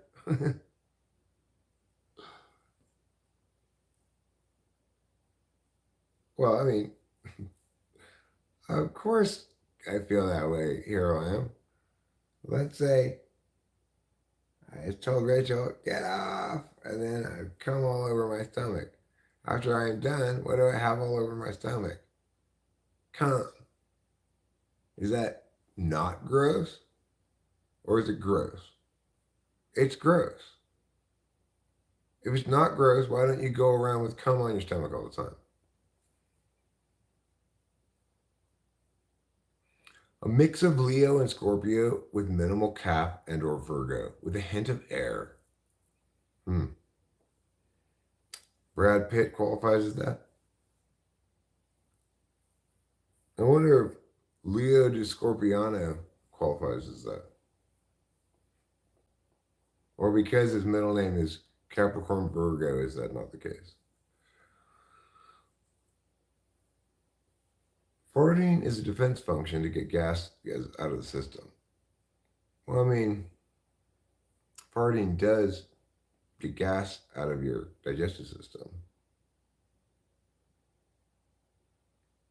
And probably you need to get it out. But it's hard to say whether farting occurs because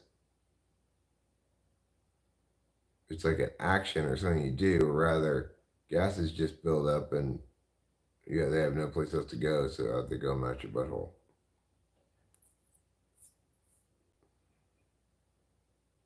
How do you know we're not walking around with comox? I don't know what comox are.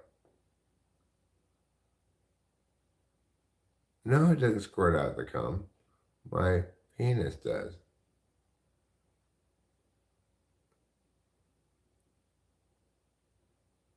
But if she's on top of me, then, because we don't use contraception, but we don't want to have any babies, I say, get off. And then she does. And where am I going to squirt my cum? Oh, cumux. That's a stomach covered with cum. I see. So then what do I have in my stomach? Man seed. What do I want on my stomach? Not man seed. It's like, oh. I'm like, oh, yeah, oh, yeah, fuck yeah. Oh, God. Oh, yeah. Oh, that's fun. Oh, oh, God. How you got a towel? That's how it's like. Yeah, sure, I got a woman seat on me too. But that's less gross.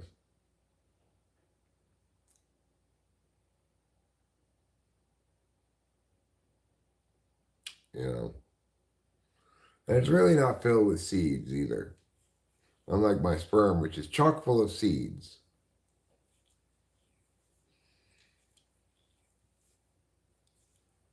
I'm sure if the birds and squirrels could get at it, they'd really enjoy my man seed.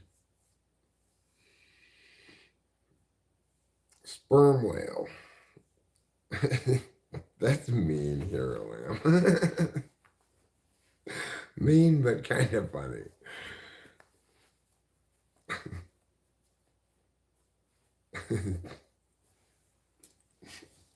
I think that's what it means now that you said that. Thanks a lot for inventing such a mean term.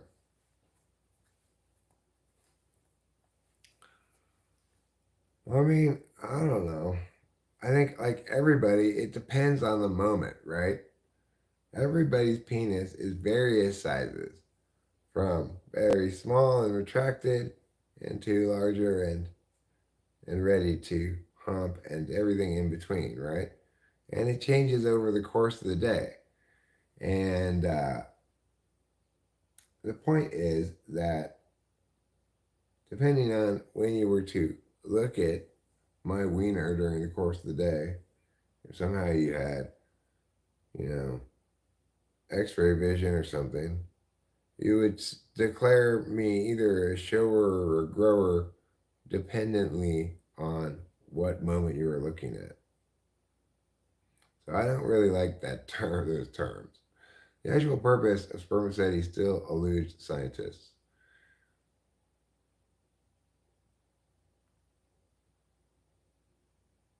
When semen first opened a sperm whale's noggin, they thought the oily substance was, well, semen.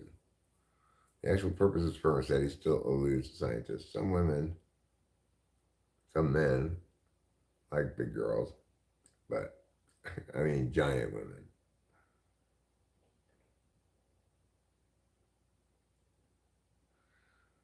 Like I said, I'm pretty sure it's true of everybody's penis that um, you'll run the gamut throughout the day.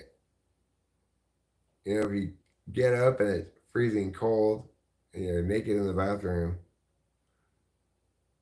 you're going to retract as much as you can. Cum whales. Sperm whales, also called cum whales,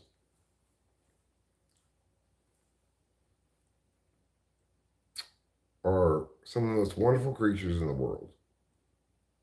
Despite being burdened with a head full of cum, they make their way through our world's oceans majestically. This combo is too hetero male for me.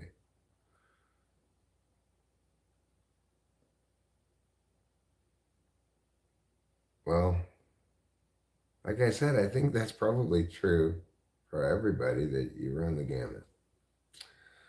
Anyway, I was going to see KE, you be nice, okay? I don't want you scolding Cone Man for talking about his penis.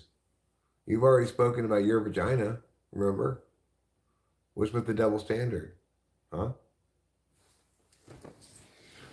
I think we've all learned an important lesson here today. It's not just your vagina that matters, okay? Cone Man's penis matters too. Now let's check the ESPN to see if there are any good games on today. Let's see about perhaps,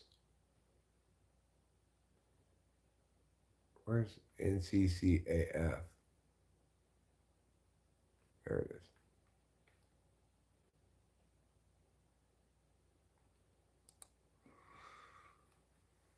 So the next game is not until tomorrow, Wednesday at 5 p.m. Ooh, tomorrow. That's Louisville versus USC. So despite the horrible season that SC has had, I'm excited to see how they perform against Louisville. This one on today at 11? Bowling Green versus Minnesota. Let's see.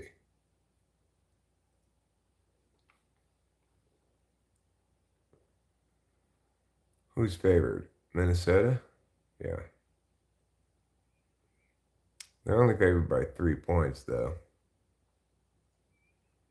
The over-under is 42.5.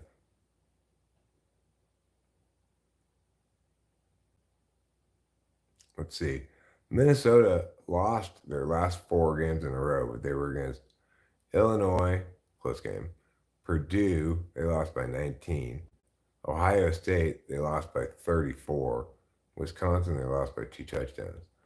Bowling Green's last 5, they didn't play anybody really, but they won 4 of the last 5. So I wonder who I picked in the pick'em.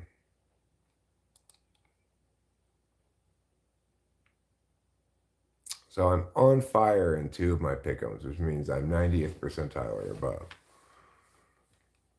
But those ranks are quite different. My best one, I'm ranked 17,372, which is pretty good. My second best one, I'm ranked 70,000, but they're both about 90th percentile for their respective things. I guess there's probably fewer entries in confidence, that's why. All right, so let's look at pick 1. I mean, pick 1 also has 11 and 7, pick 2 has 12 and 6. Let's see what I did with Bowling Green and Mew. Here it is. I picked Bowling Green. I could change my pick. But, Minnesota's 5 and 7. How did they even make a bowl? I thought you had 6 wins to make a bowl. I'm going with Bowling Green. I'm sorry. Call me crazy. I'm going with Bowling Green. Minnesota's only favored by a point anyway. Let's see what I picked in picks 2.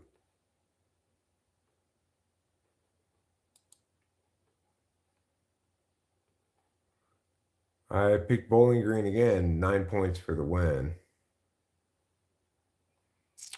I'm not sure why I picked Bowling Green in each of those. Let's see what Rachel picked.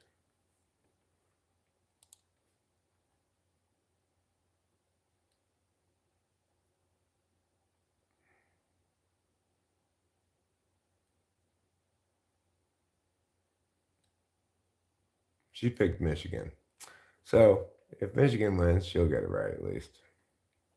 Good for her. It's on at 11.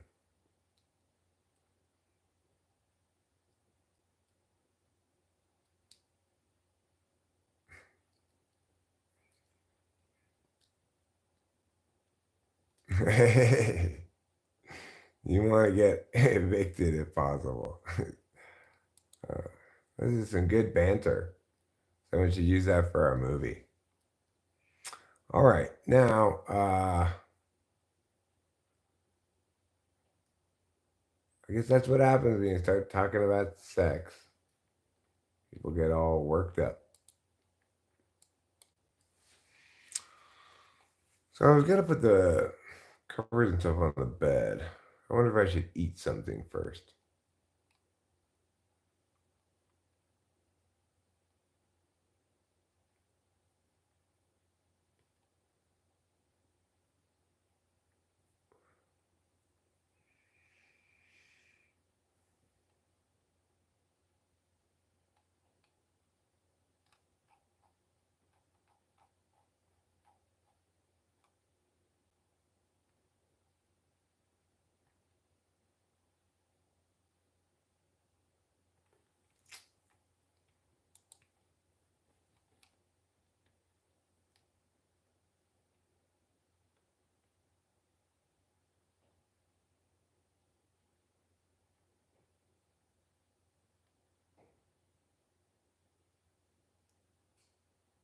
Well, I would be a grower, I guess.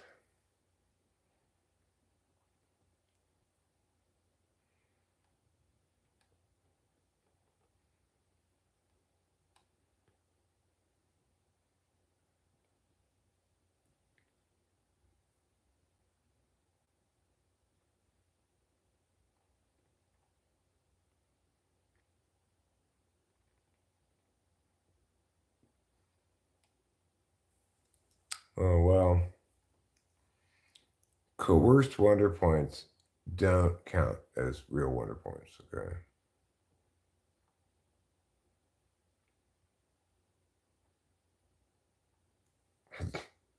Maybe he had very short legs. Or he had very short thighs. You consider that counting? His thighs were only like this long.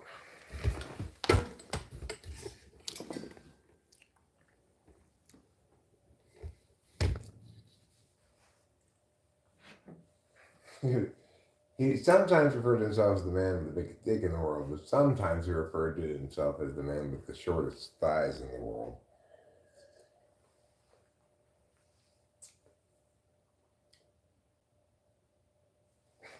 I mean, I'm quite sure that the distance to my knee is way more than 13 inches.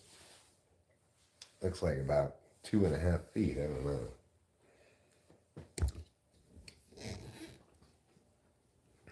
The problem with the word shower is that I keep reading shower.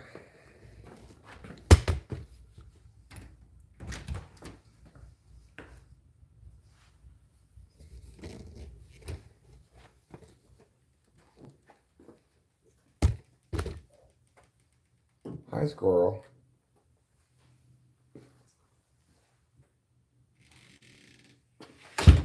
I bet I know what that squirrel wants. Can you guess? If you're a regular around here, you may be able to guess what that squirrel wants. If you're not a regular around here, I'm shocked that you're here at all. That's right. He wants cutlets. The woodland kind. What I want to do is get in and move that pumpkin from up there.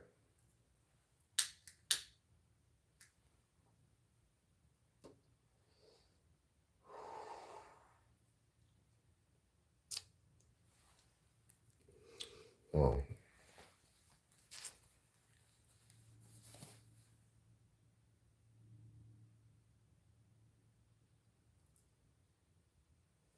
Why are there so many songs about rainbows? And what's on the other side? Rainbows are visions, but only illusions, and rainbows have nothing to hide. I am it, to believe it.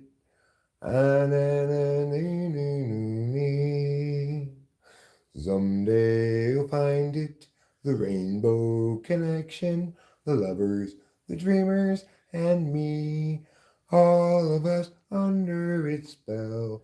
You know that it's probably magic. Have I been half asleep, or have I heard I heard them calling my name? Is it the sweet song that calls the young sailors? I think it's one and the same. I'm meow meow meow meow meow meow to believe it. Meow meow meow meow meow meow meow. Someday you'll find it, the rainbow connection, the lovers, the dreamers, and me, all of us under its spell. You know that it's probably me. That was Rainbow Connection by the guy who wrote Rainbow Connection, as sung by Eric, who knows most of, but not all of, the words.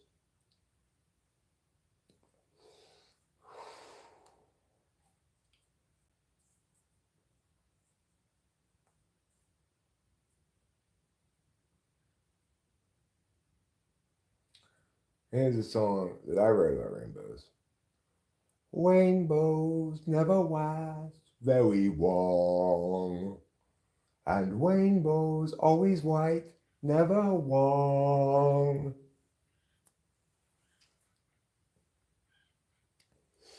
I hope you liked it. It's about rainbows, 'cause rainbows never last very long.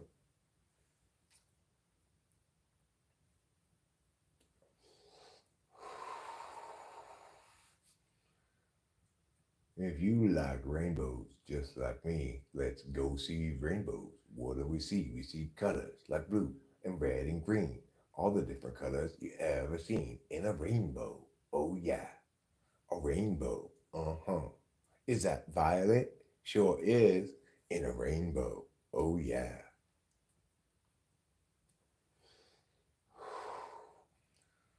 Here's a hawk. Surprised the squirrels aren't chittering.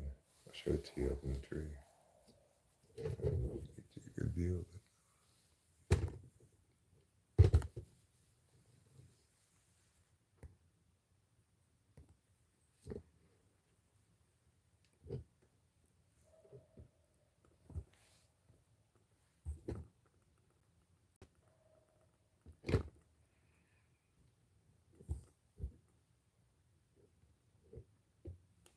Is it right there? I think it is. I need my glasses though.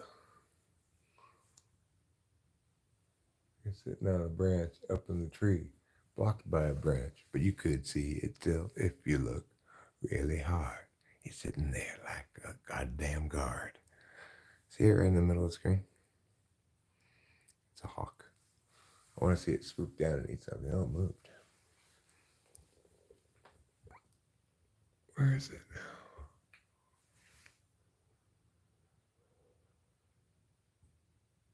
I don't think I have it high enough up, maybe? Where is it? There's that branch. There's those two branches. Oh, there it is. Right there. I think. In the middle now. Let's see if I actually have it in screen. Now I've lost track of it. Did it move again?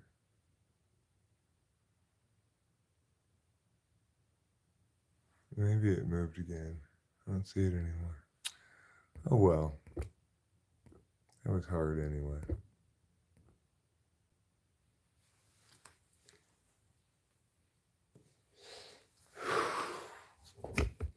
Trying to find a hawk in a tree. Film it. Where did you go, Mr. Hawk? You're more well hidden wherever you are. I kind of want to go look over at that tree and see if I can find it in the tree.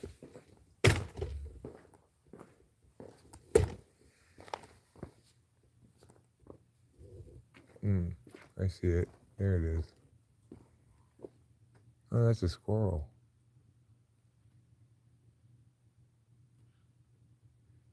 I'm surprised the hawk didn't go for that squirrel. It was quite close to it, but I don't see the hawk anymore.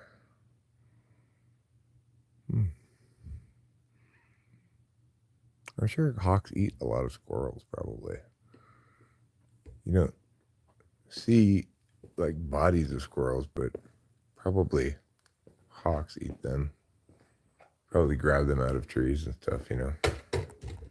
Because believe it or not, hawks can get up to trees as well, not just squirrels. Squirrels climb up them, but hawks can fly up there. I guess the only defenses the squirrel really has is to run around the tree to the other side and try to avoid getting grabbed by the hawk. But I've never really explored the question in depth. One could Google it. Do hawks eat squirrels? And one could probably find some definitive answer to the question, but I've not done so. I'm not sure I will do so, but I might.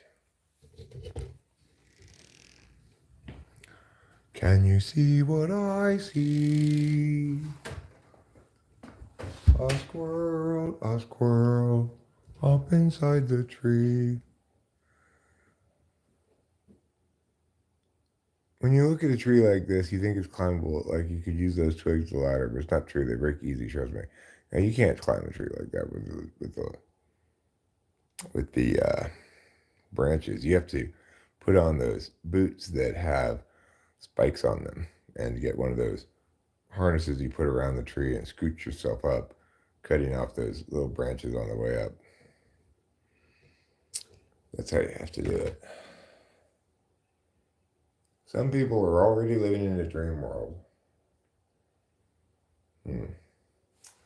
My dream worlds are fairly unsophisticated, I think.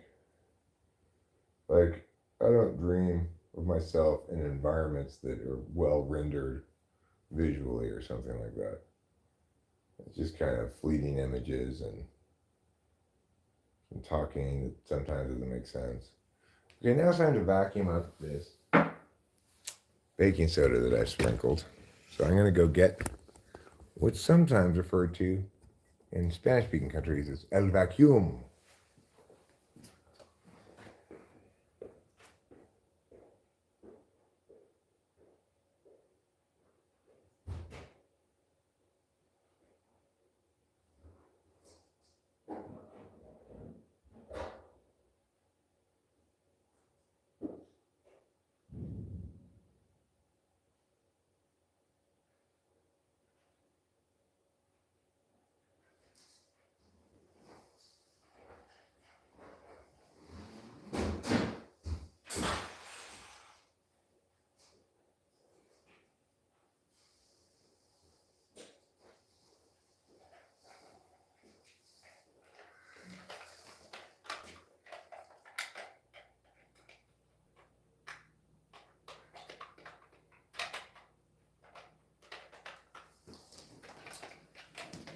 Okay, well, there we go. Putting this back together, and hopefully this will work fine as a vacuum component. We shall see. Gonna plug in the other end to the wall like it's supposed to be.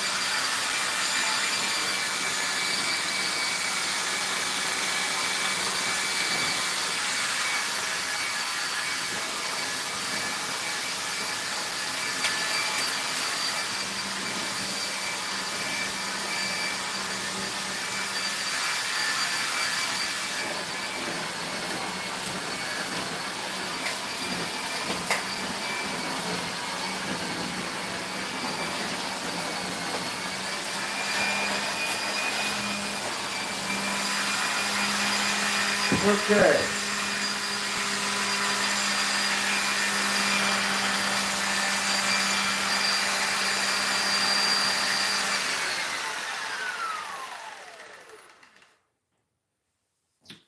All right, well, good job, Eric. I vacuumed everything I needed to vacuum. I think we all feel a lot better about things now. We were all feeling kind of fretful about the fact that I had not yet vacuumed up the baking soda I sprinkled earlier. Baking powder, whatever it is. Baking soda, I guess.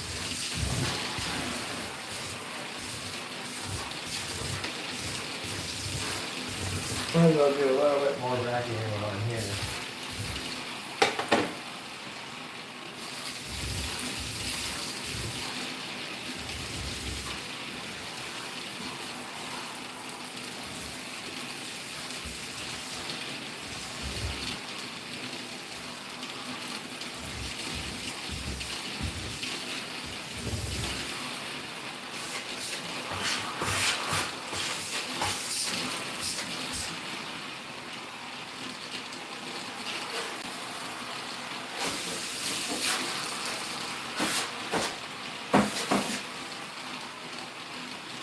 Okay. Done a little more vacuuming. I could get some pine needles. I think I could probably sweep up pine needles. They're a little vacuum unfriendly. So I think I'll hold off on that.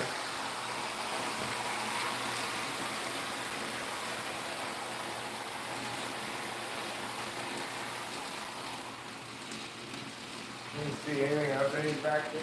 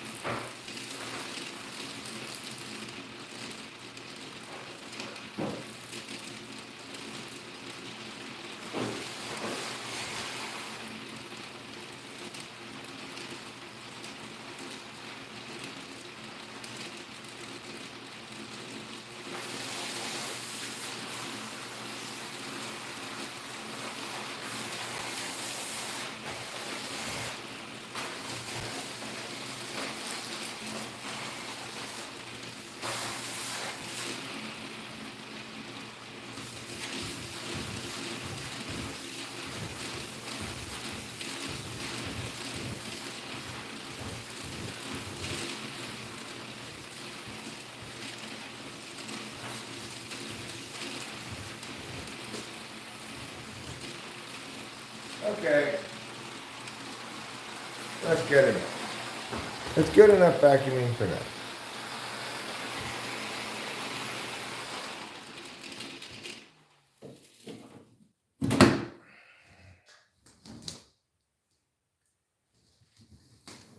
Hopefully, if the smell I was smelling is just a residual smell, then that gets rid of it. And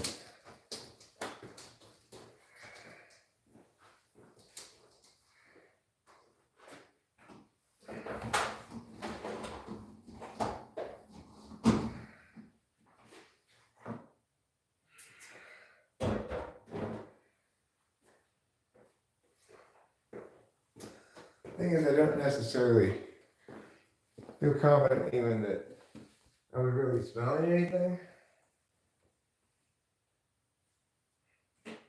But I also don't really feel confident that I wasn't. So, not quite sure what to do with that. I also thought maybe I smelled something in the black room, which would really suck ass if a cat peed up there. So I start closing at least one of those doors. And I have to police this to make sure that it doesn't happen. Because that's the last thing that I want is the cat pissing in the house.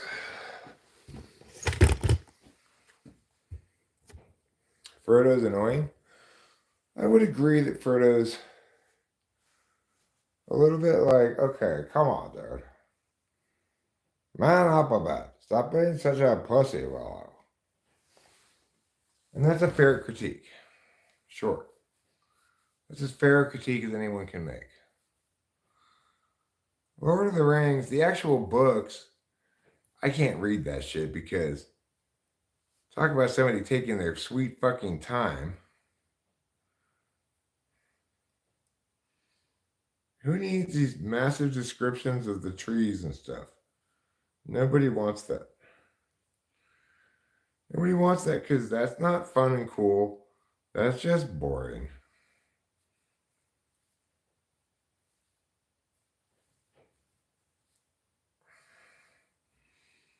There, now he has arms.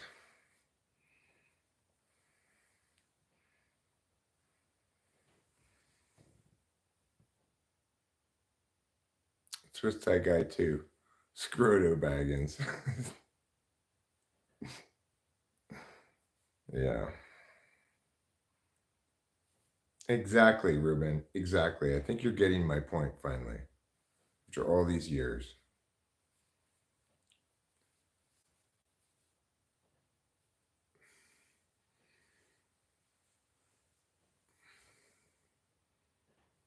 Pretty good guy, huh?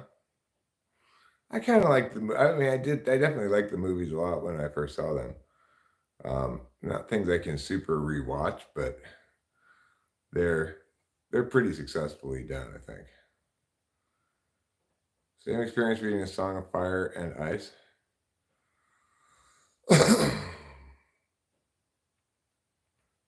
Good for you, KE. It sounds like something I would say. Are you sure you're all smooth and aware of how gentle to be with everybody all the time, like you say you are? Because I don't really find that to be the case in engaging with you.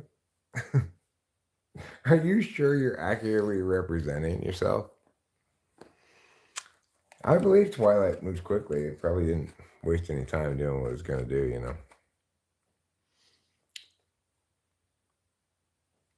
I like Dracula, but not Twilight. That's for girls. Good point, Conan 3. Good point. Yeah, Kate, you're reading girl books. Why don't you just read Sweetwater High?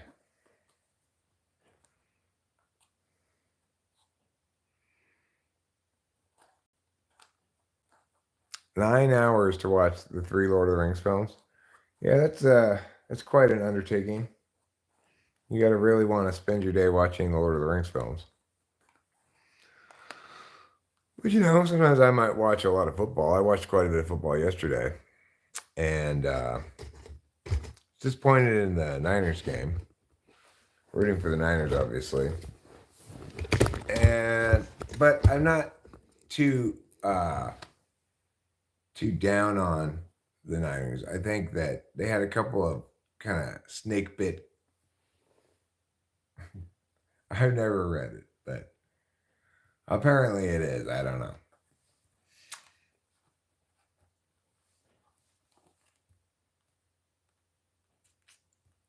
I mean, I'd have to pee at some point in 9 hours. I'm sure I'd have to at least pee. I don't know if I could hold my pee for 9 hours. If I really prepared for it and didn't drink any liquids ahead of time, maybe. I know I've made the trip from here to LA before without stopping to pee over 5 hours.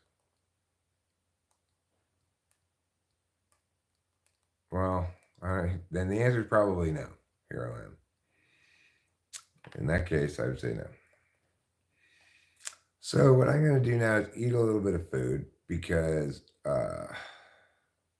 I'm old. I have to pee more often than every 9 hours. Okay? When you're my age, you'll have to pee more often than every 9 hours too. So, given that I'm hungry, I'm going to make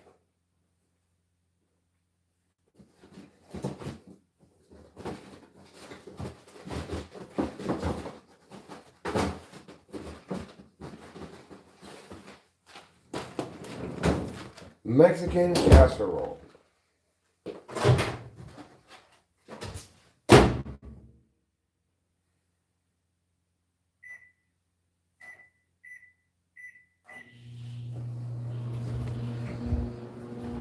Mexican casserole, and I'll get a beverage for myself. Something with a little bit of food-like quality to it, such as guava nectar, which is by far the best of the nectars. It's really the only nectar you need to get. You went into golden showers? No, thank you. I do sometimes pee in the shower, but not on Rachel.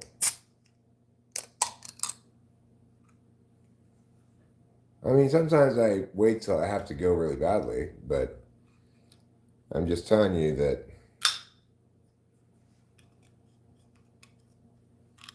that's going to be less than 9 hours.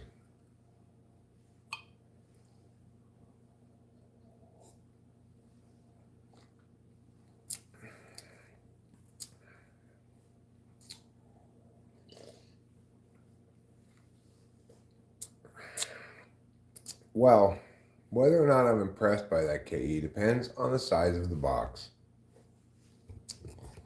Was it as big as a milk crate? If so, I'm very impressed.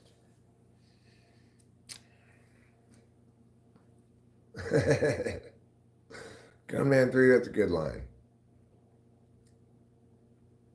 It's a good line.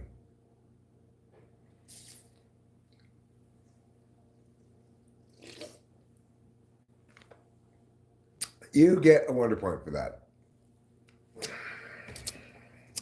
Just because in the witty banter / repartee you and Kay are exchanging, that one really packs a wallop. I like it. So, good for you. Congratulations. And I hope you enjoy your Wonder Point. What I'd like to do eventually is make a blockchain token called Wonder Point. And give people actual Wonder Points.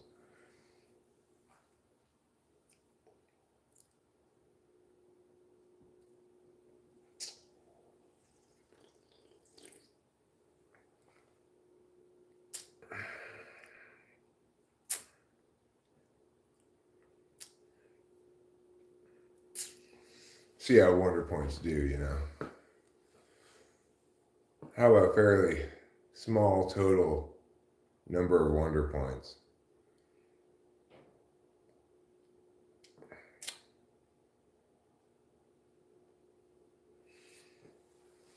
wouldn't you be pleased if you received Wonder Points in your crypto wallet?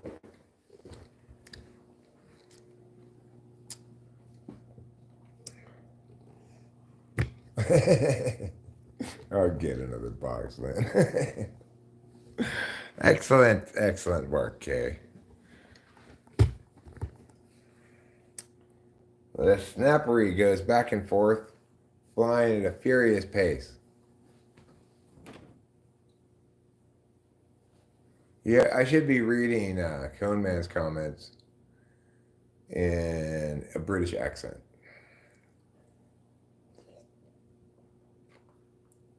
Here Lamb agrees with me. Maybe I saw that a little bit. Maybe that book prompted me, but I'm not sure. Seems like I saw it after I said it. Hope you don't get any fatter, Kay. You won't fit in my head anymore. Like that. Ferrari brand chocolates? Ferraro. See, the thing is, think about this. It used to be Nestle's Crunch. It no longer is Nestle's Crunch. And to what other company did they give their Crunch brand to or sell it to? That Ferraro brand. And you know what? Crunch is not nearly as good since that happened. Since it ceased to be Nestle's Crunch. Keep that in mind when you start thinking about candies and start just throwing words around, you know.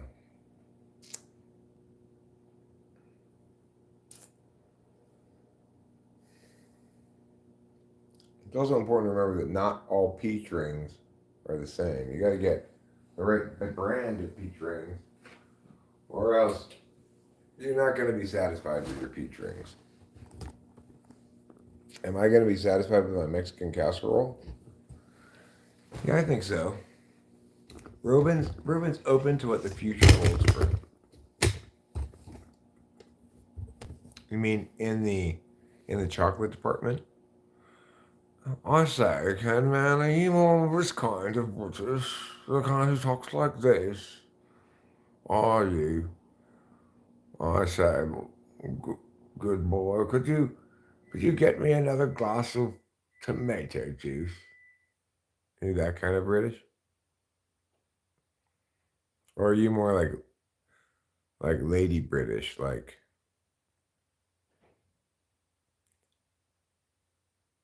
go down to the lower station and get me a copy of the Evening Standard? Like that? Are you that kind of British?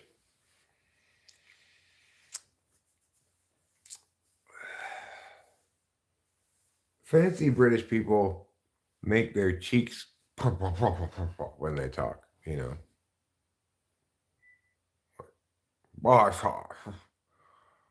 Quite alarmed by this very severe storm we're encountering. People like that generally fly for the RAF. I'm pretty sure. I mean, I'm not an expert on Britain, but I'm probably the world's foremost expert on Britain. So even though you shouldn't really listen to me, you also shouldn't listen to anybody else even more. Which means comparatively you should listen to me.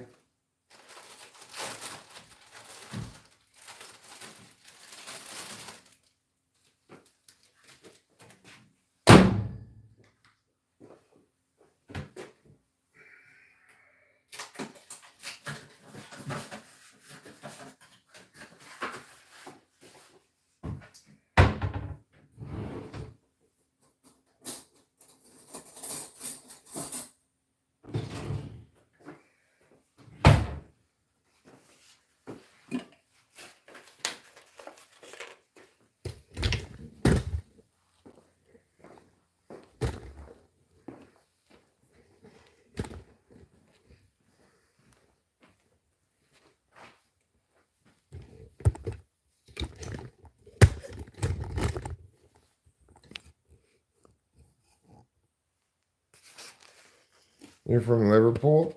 So you sound like the Beatles?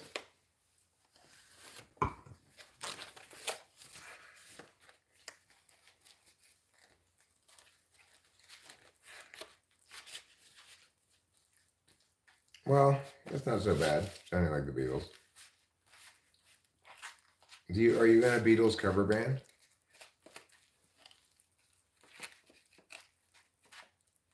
She Loves You, Yeah, Yeah, Yeah was the first song you ever performed.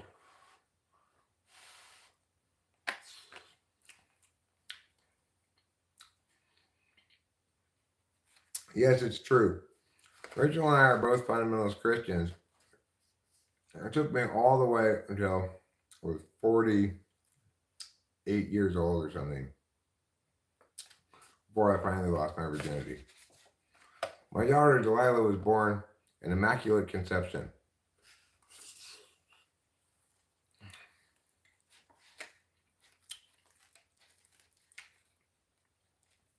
Uncrustable is a good choice there, Ruben. Can't go wrong with an Uncrustable.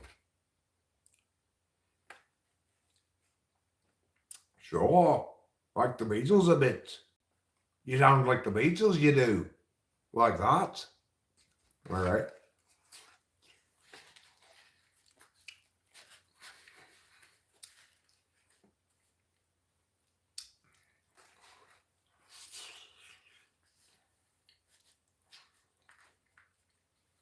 I think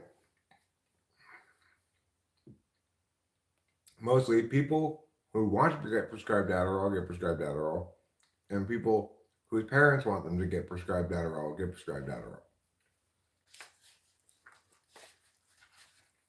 Plus, some people who definitely should not be prescribed Adderall, but get it anyway.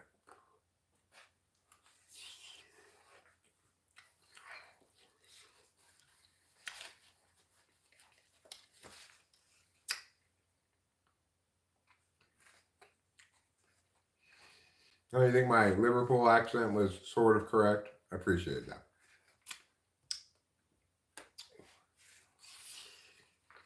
I agree it was more correct than my other accent.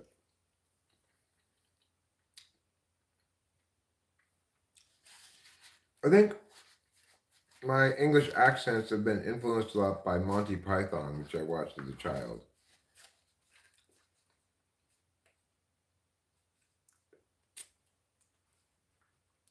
They kind of have this lady in Monty Python, who's played by one of the guys, but he goes, "Aren't you any like that, you know.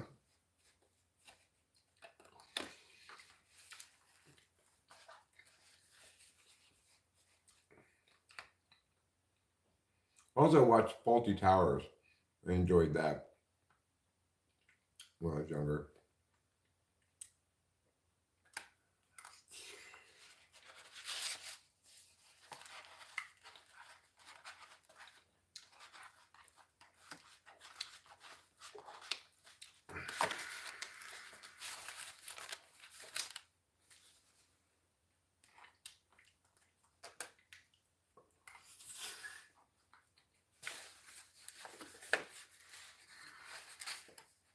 You're craving more food because you had too much sugar.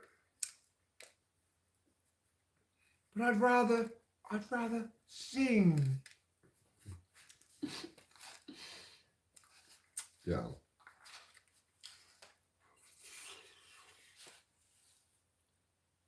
Life is hard. Sometimes it's soft. Sometimes it's easy. Sometimes it's difficult. But even when it seems easy, you know it's not easy because you're going to have a difficult part come along very soon.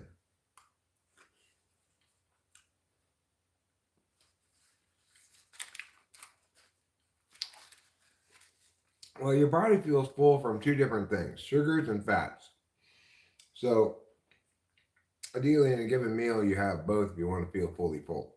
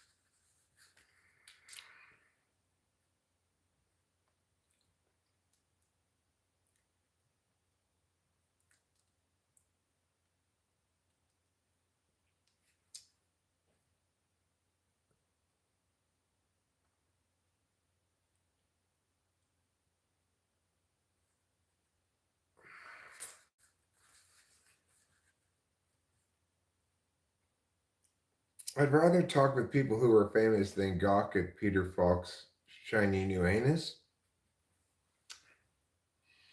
Trying to come up with a Dorothy Parkerism. Is it true the trouble was circumcised? I have not checked his circumcision level. All the chocolates in my box taste the same.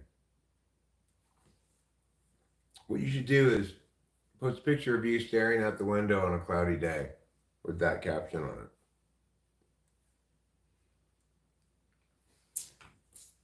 Put it on your Instagram. Apparently, you young people have Instagrams.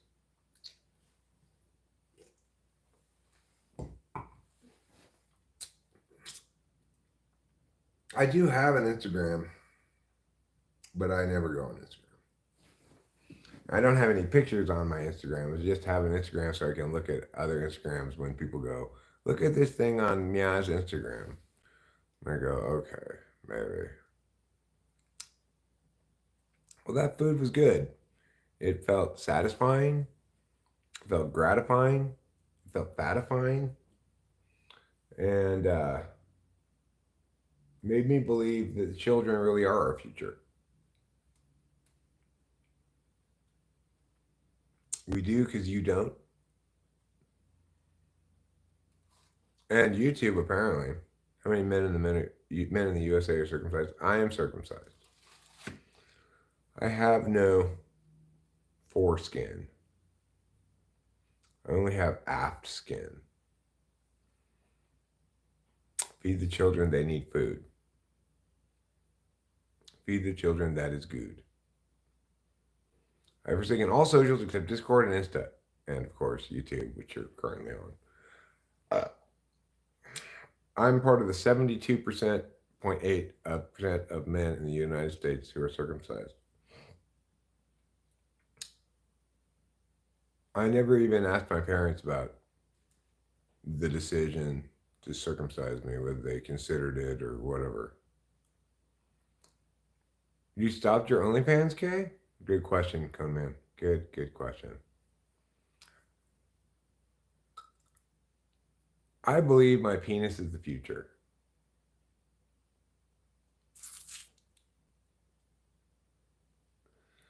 Well, if I were old enough to understand the choice, at that point, I figure it's too late, probably.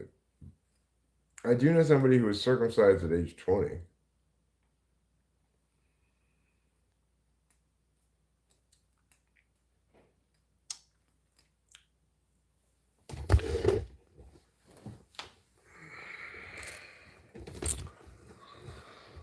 Would I have circumcised the son if I had one? Probably.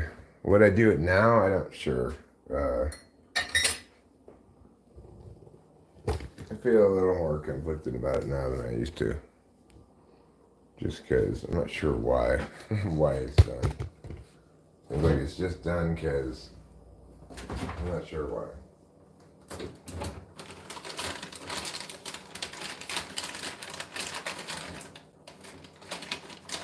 And I am still a little hungry, but what I'm going to do is follow Ruben's example.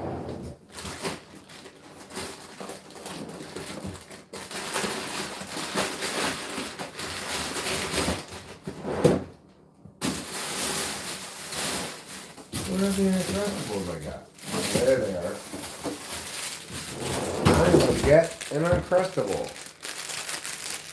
which I will let thaw a little bit before I eat it.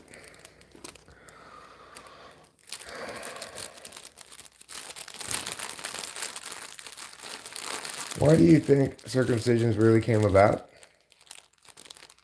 I really have no idea. It's weird, right? It's like, why did that start? I just don't know. It seems like a strange tradition to have ever begun, right? What made the first parents go, you know, I know I have this on my dick, but I want to cut it off of my son's dick. It's hard for me to explain what could possibly have been the motivation for that. It's really strange.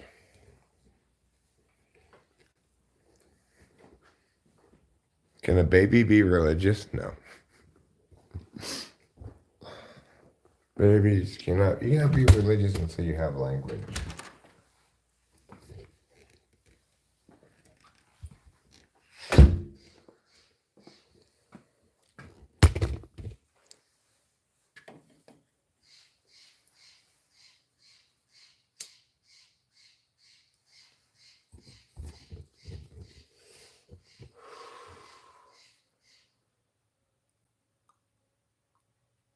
There certainly are plenty of squirrels out.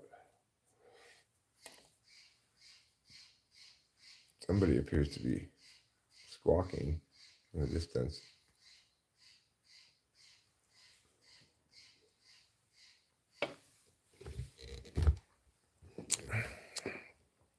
What's Squawky squawking about? And where is Squawky? I don't see it anywhere.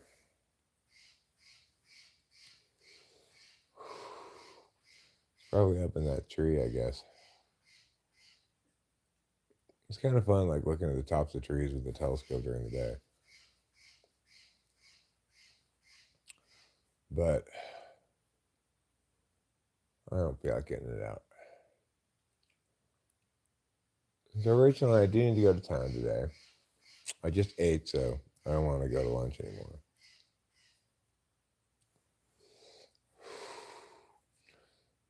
There is a football game on at 11, which is an hour from now.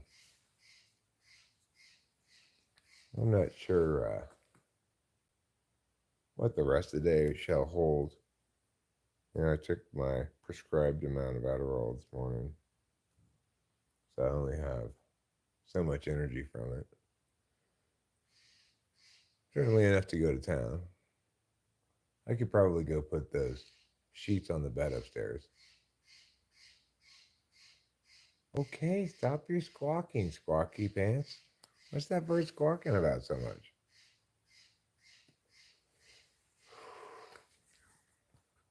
Somewhere up in that tree right there. I can't see where it is exactly.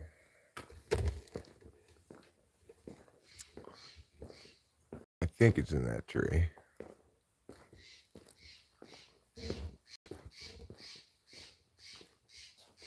Could be across the street there.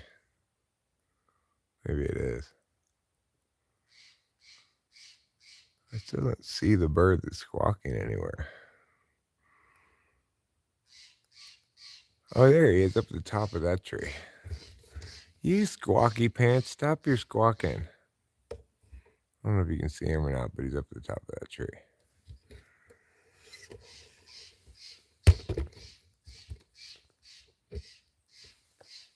He's up there right near the very top. You can see him flap a little bit. See him? So at least we figured out who it is being a Squawky Pants. Oh, there he goes. Hi, Squawky Pants. I think he's telling me he wants more cutlets. I didn't put out any cutlets this morning. All right, fine. I'll put out some cutlets. Jeez. I think that's what Squawky Pants is probably squawking about. Just wants cutlets. Very well. If you want cutlets, cutlets you shall have. All right, let's do some cutlet put.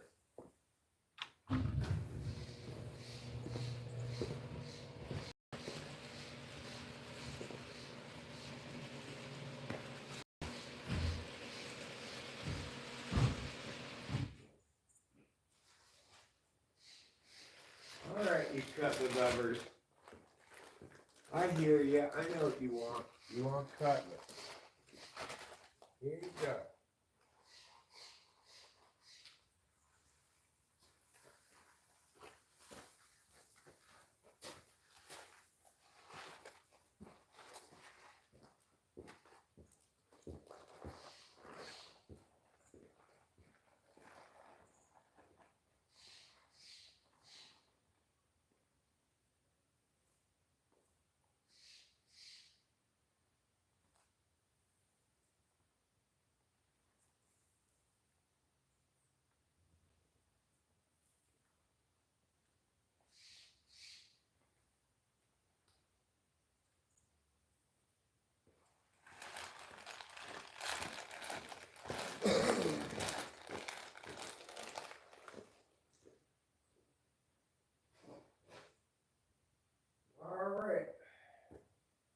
We have successfully put some cutlets. Hopefully Squawky will stop squawking now. Just be happy with his cutlets. But probably wait till I go inside to come eat them all. There comes a little birdie.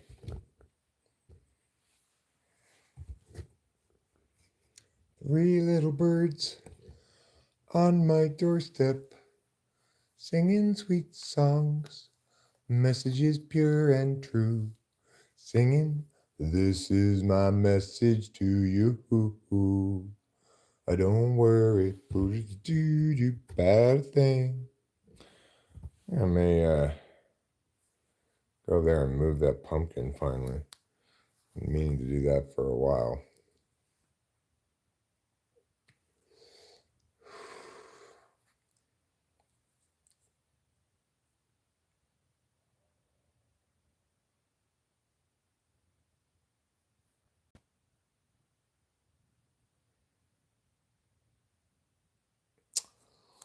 Might as well do it while I got my boots on. Maybe I'll take them off.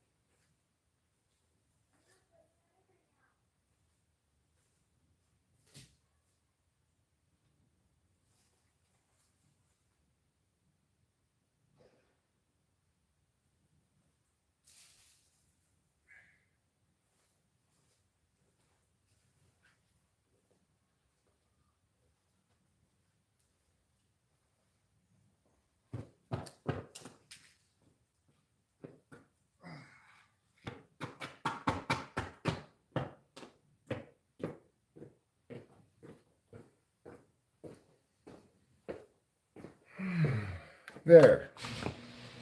I moved the pumpkin. I'm really accomplishing things left and right today.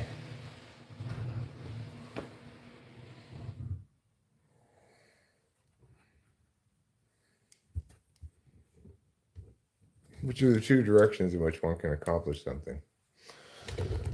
Okay. Let's go inside. And I might play a song or two on the guitar. And probably call it a stream.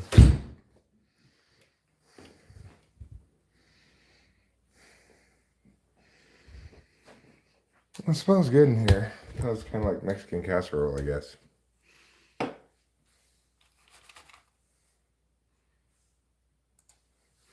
didn't smell bad anyway.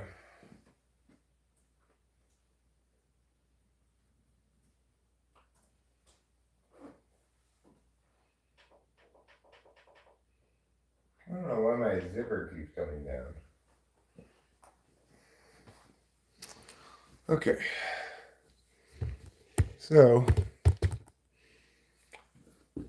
I'll pull a couple bong rips. And then I will play a song or two on the guitar.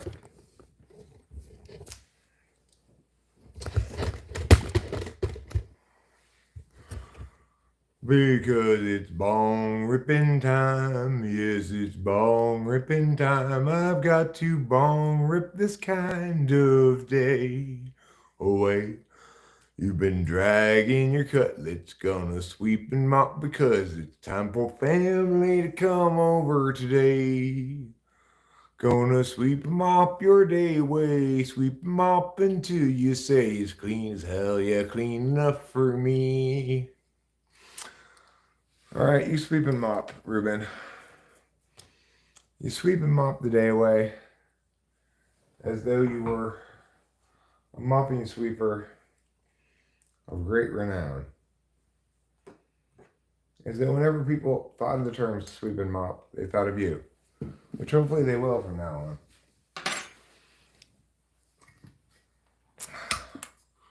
Only women, children, and dogs usually get unconditional love. Um,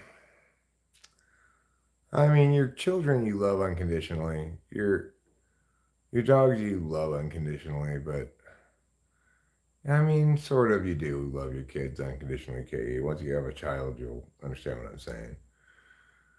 What it means is you kind of stand by them no matter what they do, what happens, how they turn out, you know.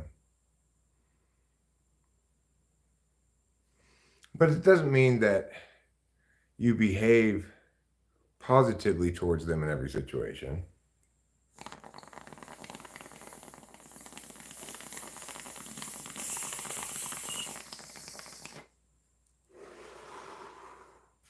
You can't ever say that you love your partner unconditionally because your love for your partner should always be conditional on their fidelity, at least, you know?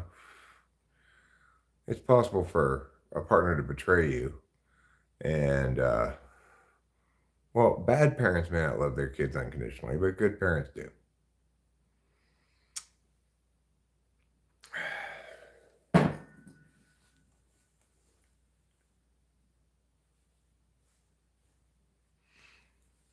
And I loved at least one of my dogs unconditionally. Like, Lacey was very much beloved.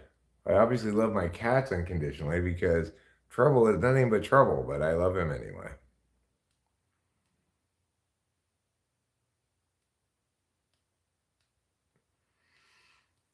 Well, but I mean, she's not perfect. She's had problems before. She's gotten into trouble and stuff. And that hasn't caused me to love her any less. You could conceive of a world where she's so terrible that I'm compelled to forsake her. But in such a world, presumably, she wouldn't have been raised by a loving parent in the first place.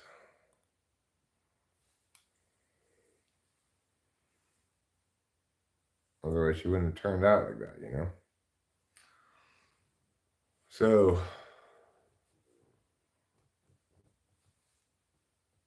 I have a kid, and I mean, there's boundaries, but that's not the same as not loving them, right? Setting boundaries is not the same thing as not loving them.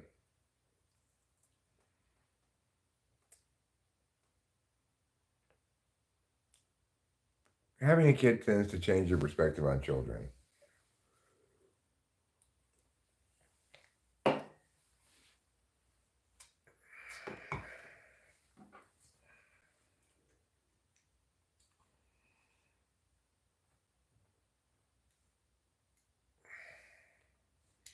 The thing is, there's another factor which is not the same thing as loving unconditionally, but is related to it, which is loving without expectations. So Rachel and I have few expectations of each other, and those that we seem to have are ones that the other person is naturally kind of meets, right?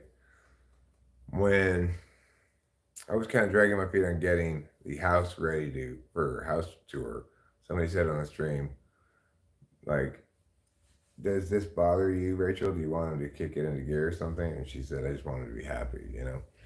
It's like, that's what I feel about Rachel as well. I just want her to be happy. Of course, there are still conditions for the relationship to continue at all. Like, obviously, both parties have to remain faithful for it to be a worthwhile relationship to stay in. Because if you can't trust the other person to remain faithful, then you can't trust them at all, because that's like the most important thing.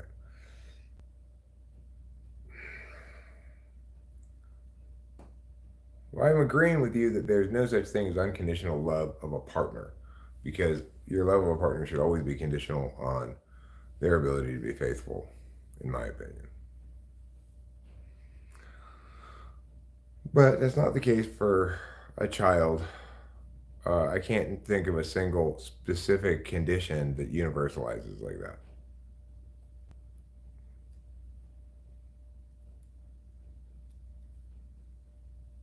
Women need to be attractive, a man needs to provide. It doesn't necessarily work like that, you know. Different couples have different arrangements. It works like that in my situation, but um, I don't think that generalizes, you know.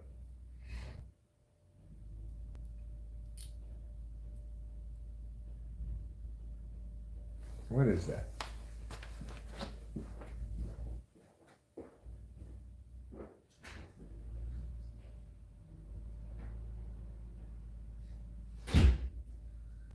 It's the trash truck. That's what that was.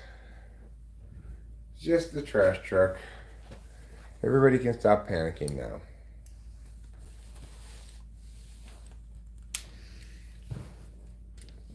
How many pills must a man choke down before they call him a man? I don't really feel any concerns about my manliness, even though you might say I'm not traditionally masculine. You know, I do play with dolls. But I don't think anybody would say I'm especially feminine in my affect. I don't know. Regardless, I'm definitely a feminist in the actual sense of the word, which is I believe every individual ought to be treated first as an individual and not assumed to be meow because of their group identification, be it chick, dude, old, young, uh, Christian, atheist, black, white, Asian, whatever. I don't believe people should be treated by their, according to your understanding of what their group label indicates about them, but rather treat them like individual human beings first and foremost.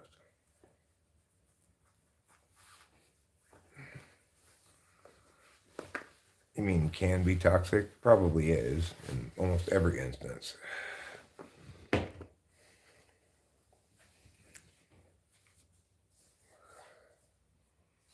I guess this is the right one.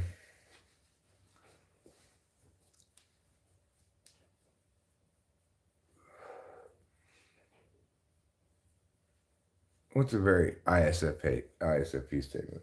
I mean, that we should treat individuals like individuals. I don't think that's. I don't know if that's a typological statement or not. I think it's just a true thing that people don't apply and that fucks up a lot of shit.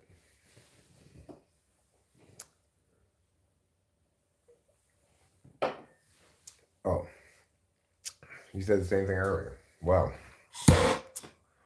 I forgot that you're an ISFP now.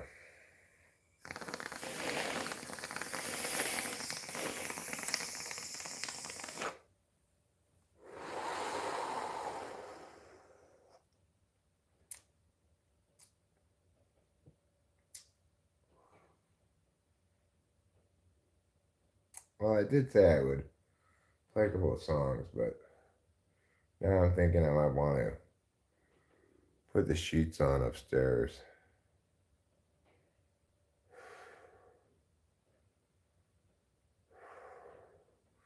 I think I talk about relationships responsibly. You know, my point is about relationships that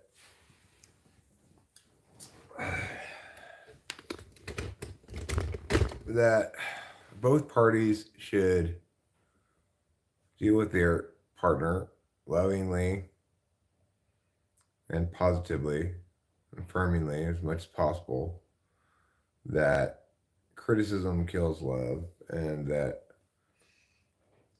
people should first and foremost want their partner to be happy. And there may be occasionally issues where there's conflict between you and your partner, or your expectations aren't being met, or some boundaries being crossed, at which point there needs to be good communication about that. But if that's happening all the time, then you're probably with the wrong person. And it's silly of us to pretend as though that's not a reality to consider, you know?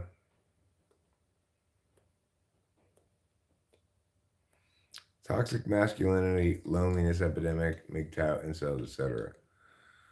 Yeah, well, all that stuff is, well, a loneliness epidemic, if such a thing exists, is unfortunate. But toxic masculinity, MGTOW, incels, etc., those are all bad things because they're trying to avoid dealing with women as individual human beings and instead treating them as either objects of conquest or um, boogeymen to blame for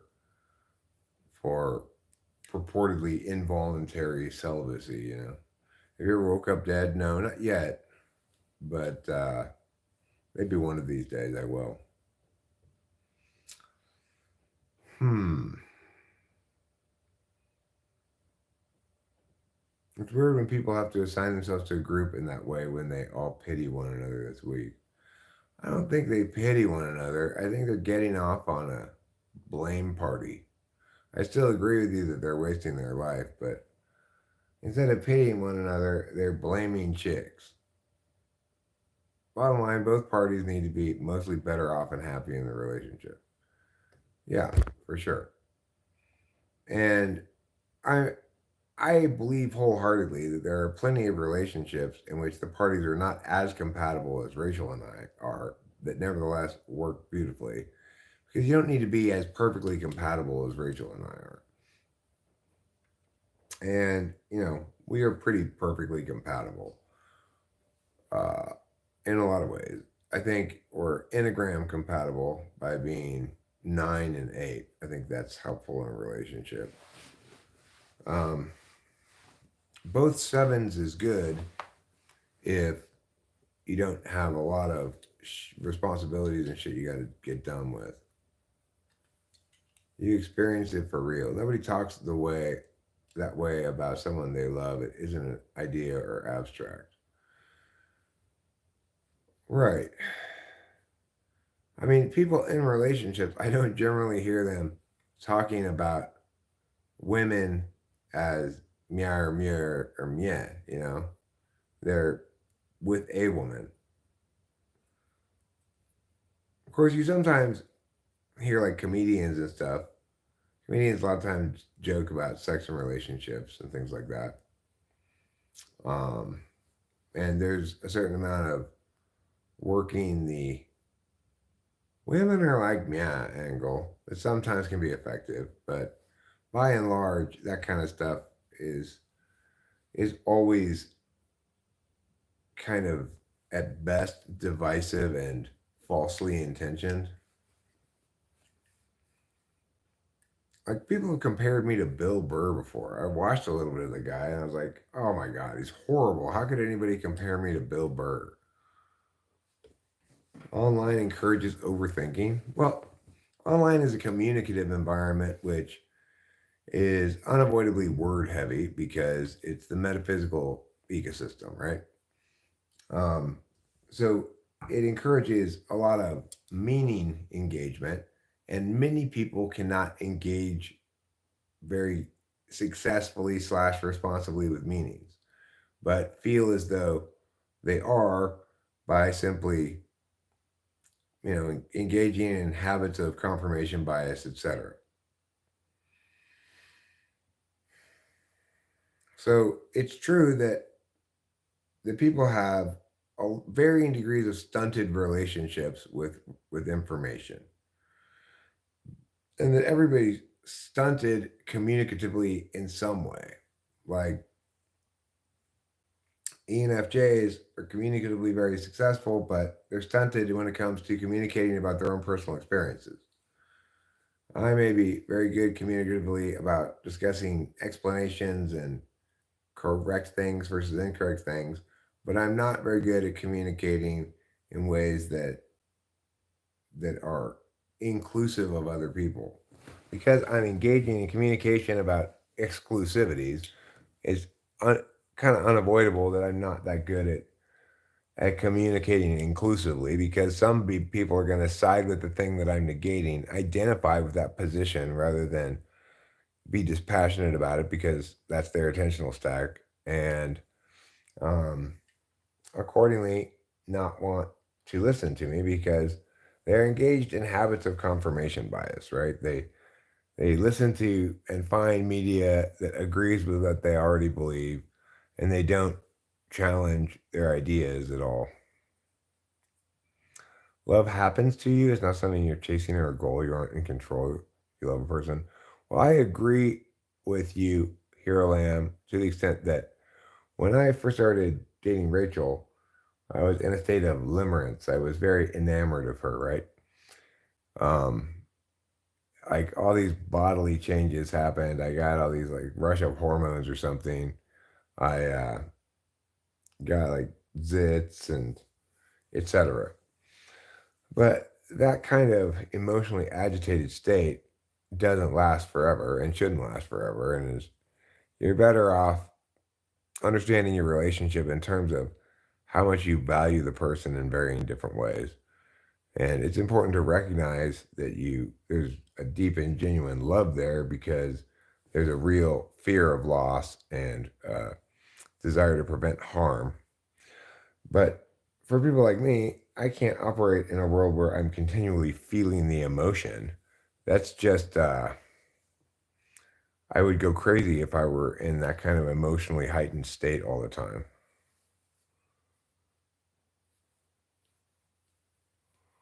So, you know, love does happen to us, but also it's the case that love changes, evolves, becomes something different as time passes, you know? And in the right relationship, I believe the passage of time improves the relationship.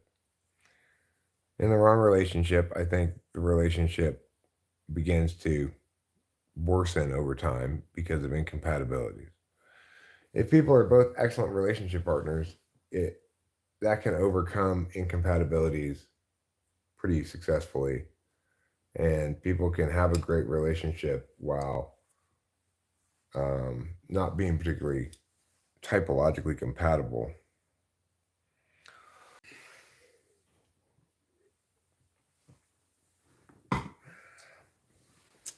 I mean, I didn't find that to be the case, Gunman, for me. Most of my life, I've not been somebody who dated, you know. I've gone from long term relationship to long term relationship. I have, on a couple of occasions, had sex outside of a relationship, um, but I never found it to have been a good idea or something. Like, um, it was always better for me to go slow. And you can't go slow in sex outside of a relationship. You can only go slow in attempting to start a relationship. That doesn't mean I always did go slow, but I always thought it was best to. I don't really. I find it empty to engage, and yeah, me too.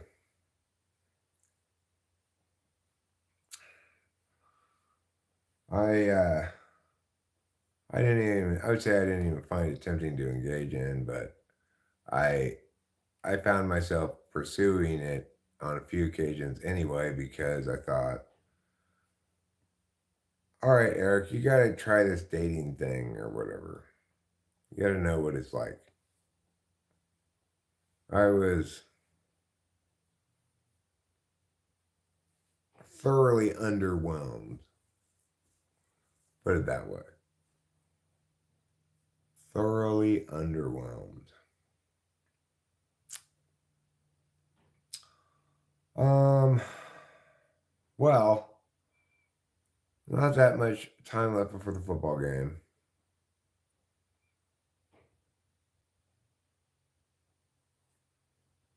I could go do this one final task that I'm thinking of doing, which is putting these sheets on. I guess I might as well. I could also eat this Uncrustable now. It's soft enough.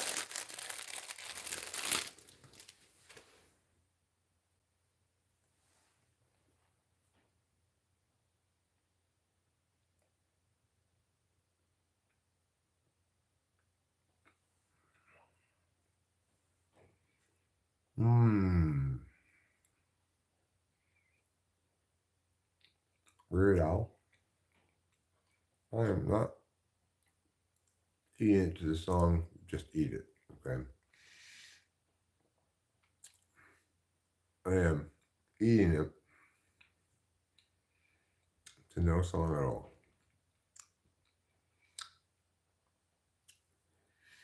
I mean, I think the solution is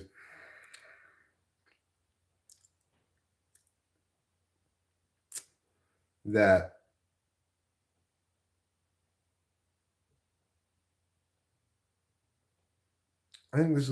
things take care of themselves. I think the loudest populations of people are those that we're taking exception with, and that our extrapolation from those loudest populations of people to the population at large is probably well overstated.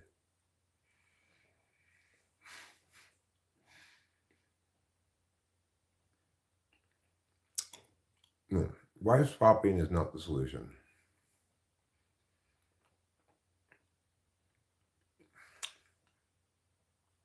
I would never swap my wife. In a million years.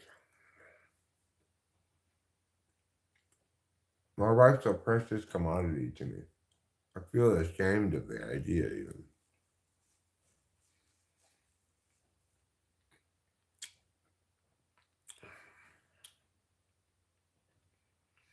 I'm familiar with the song.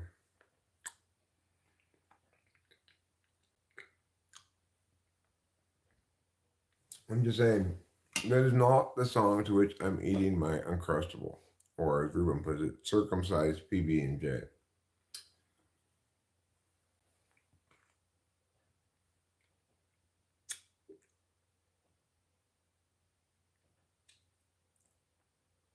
I got your circumcision right here, buddy, right here.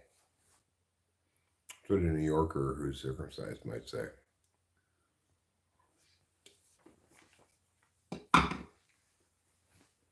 Okay, now let's move upstairs to the task of sheet put-oning. We're gonna put some sheets right under the bed.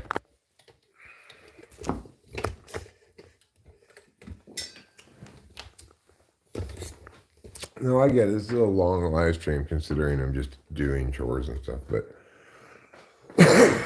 well, I got nothing better to do during my chores than live stream.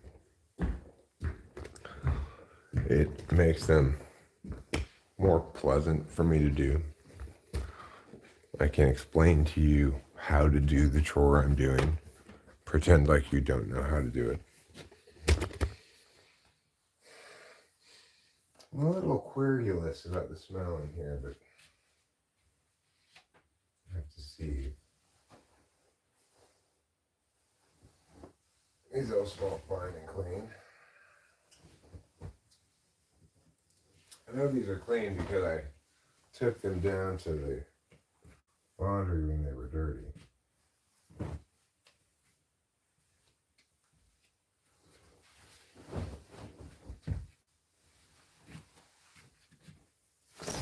So, they must be clean, right? I need to ask Rachel, actually. Now I've lost my confidence that I know if they're clean or not.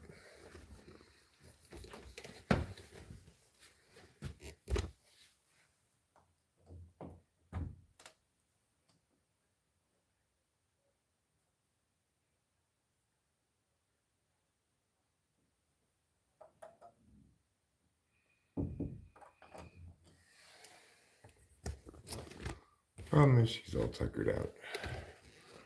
So I guess I will. Good, I can't see that pumpkin anymore. I guess I will wait until she wakes up.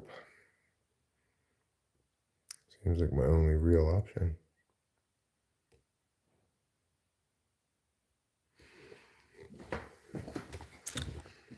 Okay, well.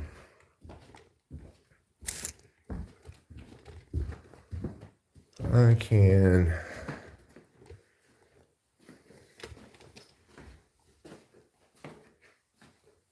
and probably should get the guitar.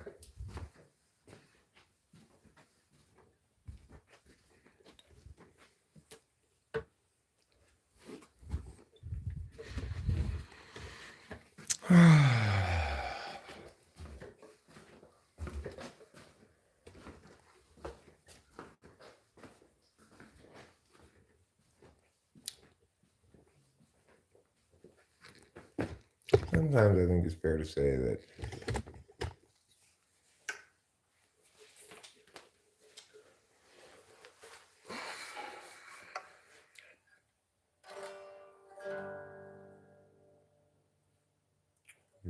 I wish Rachel got up a little earlier. Sometimes, not all the time, do I feel that way.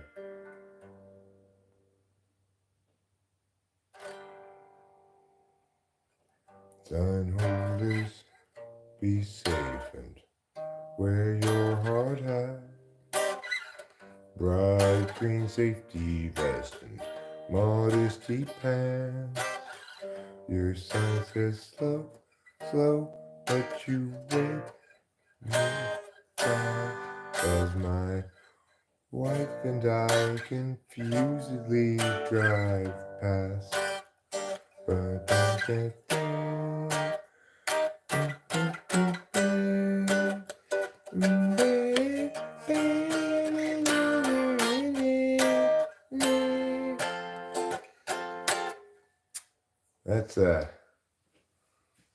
That's kind of how that song goes, but I haven't finished writing it yet. So, you know what that means. When you haven't finished writing something means you need to finish writing it at some point.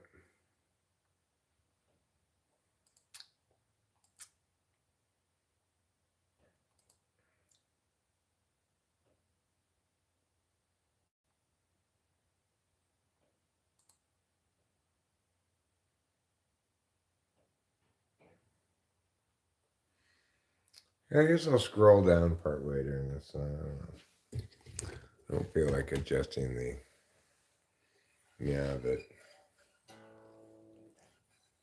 Santa Ana's from the east are blowing, driving down this mountain fire. Grant and Lana had best be going. They cut it down to the wire. Apocalypse everywhere, apocalypse hung heavy. The truck was piling up with ash. Lana got the dogs in the Chevy, and Grant counted out their petty cash.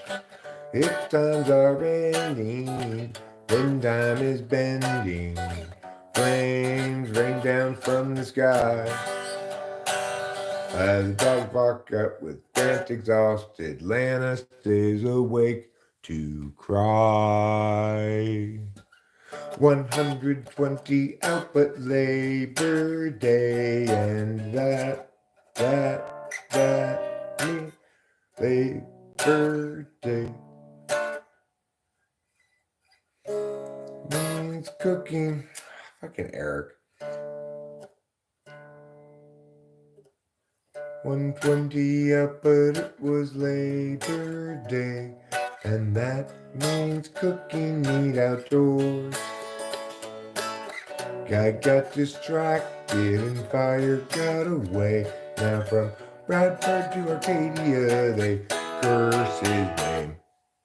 Like that. That's how that chorus is supposed to go. Fire chased them west across the incline, then till the foothills below. Found a room cheap for the night online. At least now they had someplace to go. Tomorrow they'd evaluate their options, now that their life had turned away. Lana's sister has a place in Laughlin, wasn't really any more to say. If times are ending, then time is bending. Flames rain down from the sky. While the dogs knock out with Grant exhausted, Lana stays awake to cry. While the dogs knock out with Grant exhausted, Lana stays awake to cry. Well, that was a sloppy mess. But you know, that's how life goes sometimes. Sometimes things aren't neat and tidy. Sometimes you just have to struggle. Just struggle all the way until death. When you are finally rewarded in sweet heaven for all your suffering. Gerald has a thought. Gerald has a lot.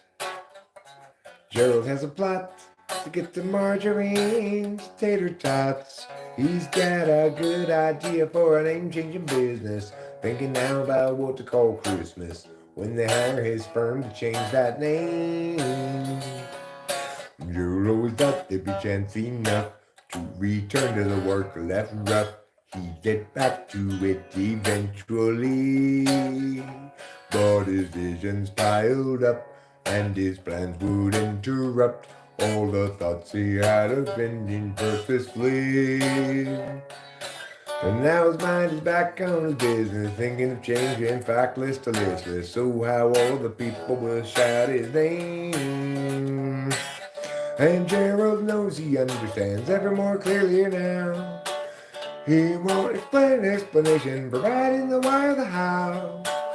He'll see you and know you from inside your heart.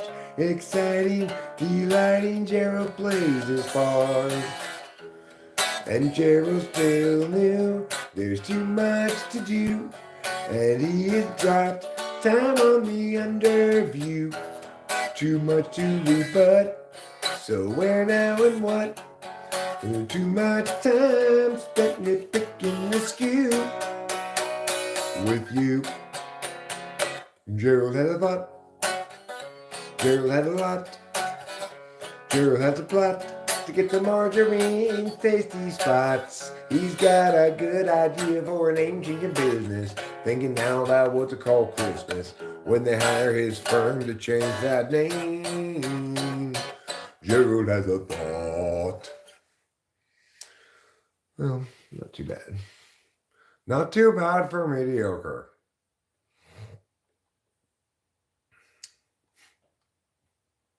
That's a heck of a compliment you could receive, right? Not too bad for mediocre, I guess.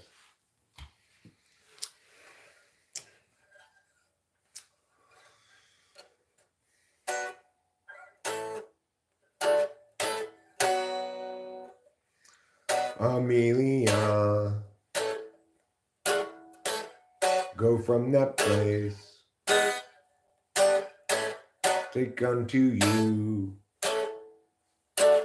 the details of your case.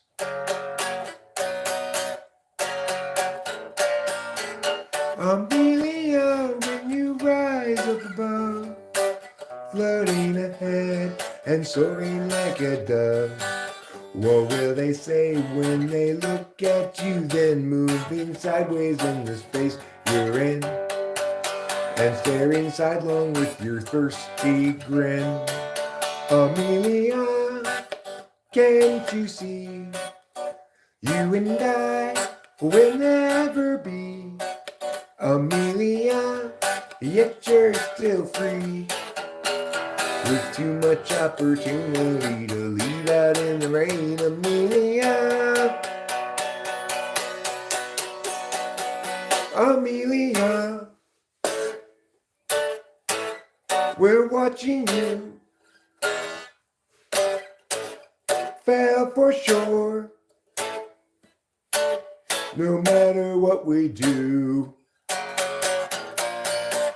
Amelia, when you rise up above, floating ahead and soaring like a dove, what will they say when they look at you, then moving sideways in the space you're in, and staring sidelong with your thirsty grin?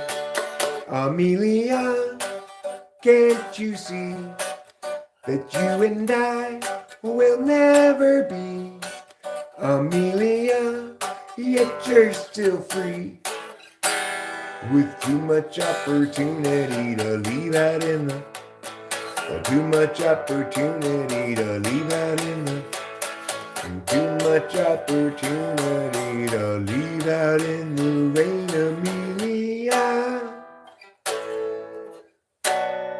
Amelia.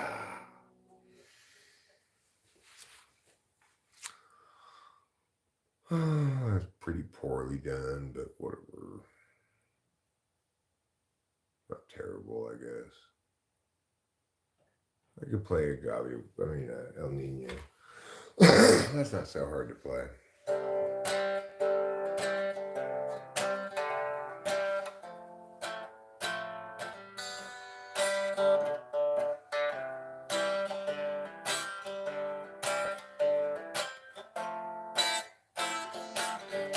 El Nino, my ass. You call those storms? Where is the rain? Those drizzles don't count, I drizzle more. When I pee in the sink, which is just the right height to catch all of the undesired splatter. And when I'm done, I'll go outside and climb a ladder. I will go up there and take me a bucket and pour water inside. And I'll say, hey, Mr. Cloud, drop it from the bottom. Hey, Mr. Clouds, won't you drop it from the bottom? Hey, Mr. Cloud, drop it from the bottom on me.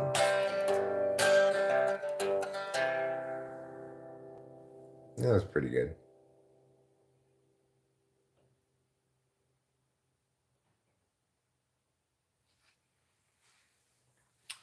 That was pretty good, like shitty wood.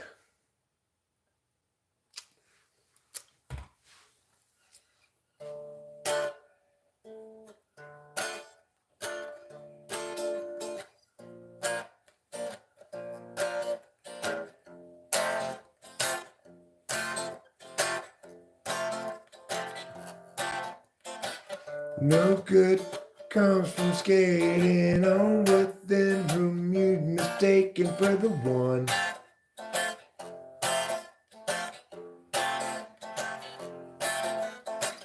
Habituated defense and indecency self-inflicts eventually once your search is done.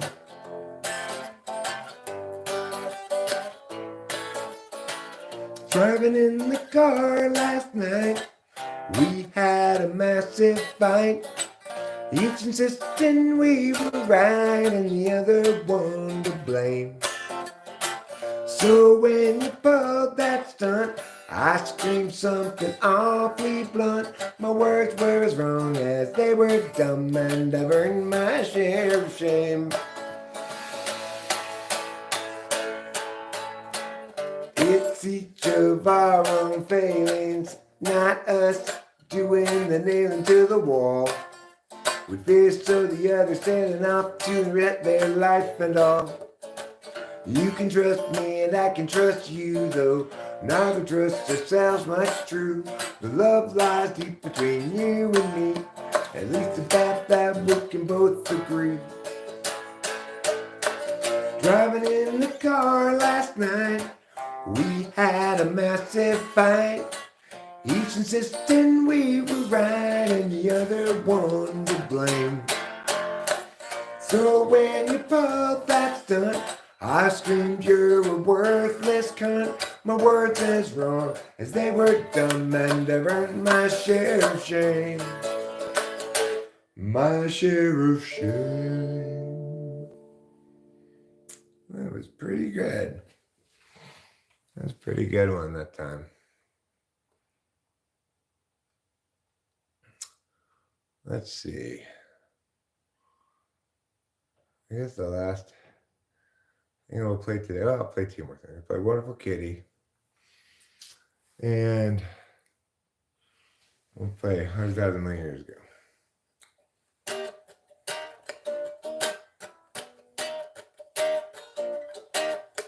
Wonderful, wonderful kitty, having wonderful times. Always cleaning yourself, making sure you've got clean lines. Wonderful, wonderful kitty, such a fabulous offering. And now it's wonderful kitty petting time again. Just let me pet you, don't walk away. It's petting time, and a wonderful, wonderful kitty, having wonderful times. Always cleaning yourself, making sure you got clean lines. But your wonderful kitty is a fabulousness I've never encountered before. And I know that I want to pet my kitty some more. Just let me pet you. Don't walk away. It's petting time. Hooray! Okay, well, except for one little mess up, I did that pretty well.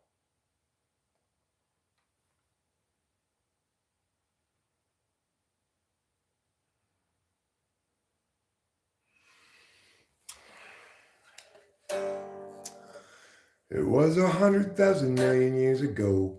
Time ran slow. Nobody at the show. Place the slabs below. Let them grow. They will start to grow. More years ensue and tears gnashing through. Will holy slabs come into view. Unchangingly true. Eternally new. But when the slope appears in charge today, options at large show other ways. Take a chance now, once quick to check, but don't get caught standing on deck. The slope presents a fork. It's not easy stepping short, too far along to turn around. Perhaps the better course was headed ever north. Now there's a fitter force. Enemy ground, enemy ground. It was 100,000 million years ago. Time ran slow. Nobody yet to show. Place the slabs below. Let them go. They will start to grow. More years ensue and tears gnashing through. Oh, holy slabs come into view. Unchangingly true, eternally new. So when the slope appears in charge today, options at large show other ways. Take a chance now, once quick to check, but don't get caught standing on deck. The slope presents a fork. Not easy stopping short, too far along to turn around. Perhaps a better course was headed ever north. Now there's a fitter force. Enemy ground, enemy ground. Pew! What a great song. I really enjoyed playing that song. It really rolls along. I don't know, something about that song makes me happy for whatever reason. It just really captures my soul.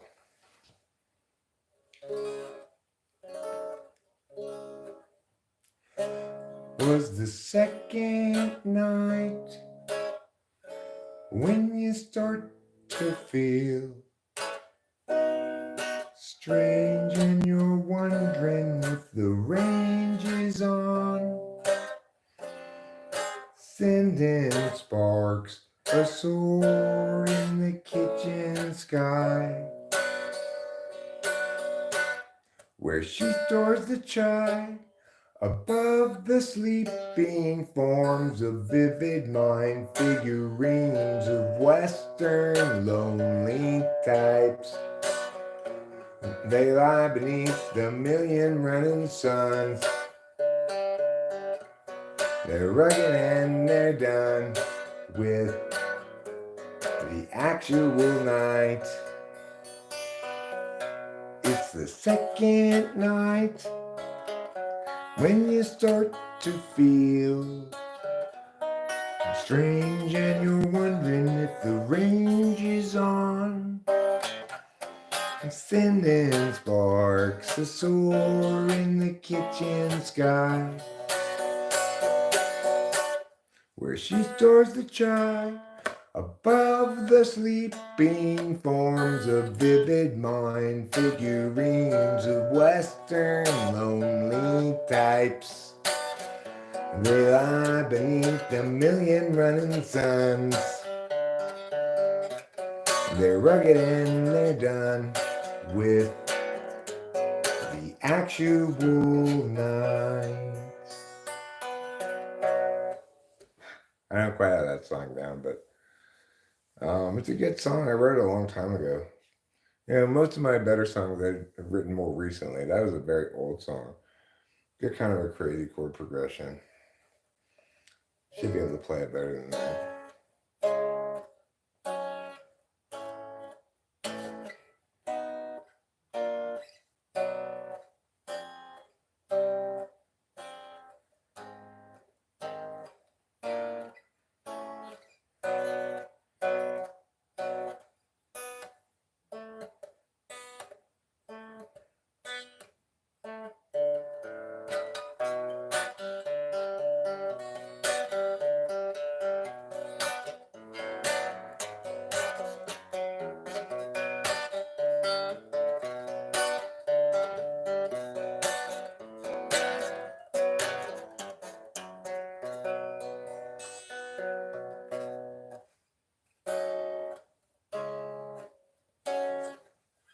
Anyway, I'll get a hold of that song. I'll get a hang of it. We'll be able to play it better at some point. And then you'll be like, you know what, Eric, that is a good song. Even though I didn't think so at first. All right, well, I guess I'll play one more that I think is appropriate to my mood right now, which is Matter of Mood. And then I'll wrap it up. When I was younger, it seemed that everything gleamed. I don't know what happened to me, but I've lost that sense of urgency, and I don't think that I'll ever see it again. If you follow my lead, you'll discover I'm loster than you, and you'll want to know the way to get back out to wherever it was you thought you knew. But tomorrow we'll see, just like today, I'll be lost then too.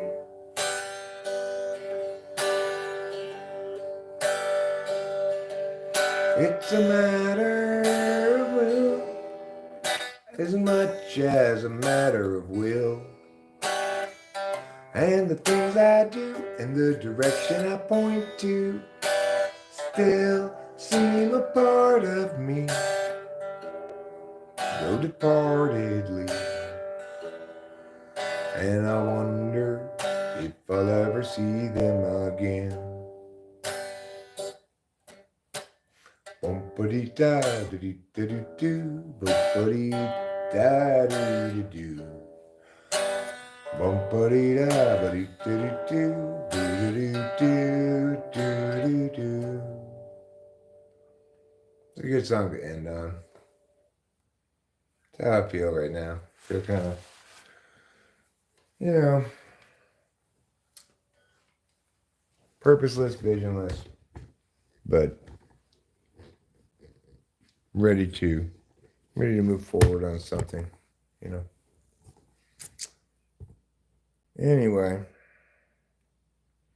yes, lost her.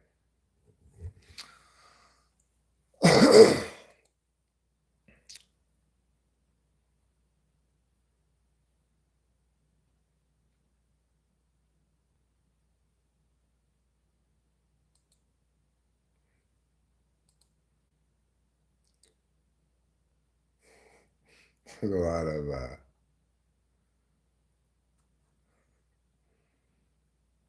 well, she made me mad. She was, in fact, being that, too, I should say. It was about Kimberly, and she was being absolutely WC. WC, which does not stand for water closet. And it stands for something that rhymes with curseless want. Anyway, I'll see you all later. Thanks for being here. Have a great day. Don't forget to eat plenty of cheese.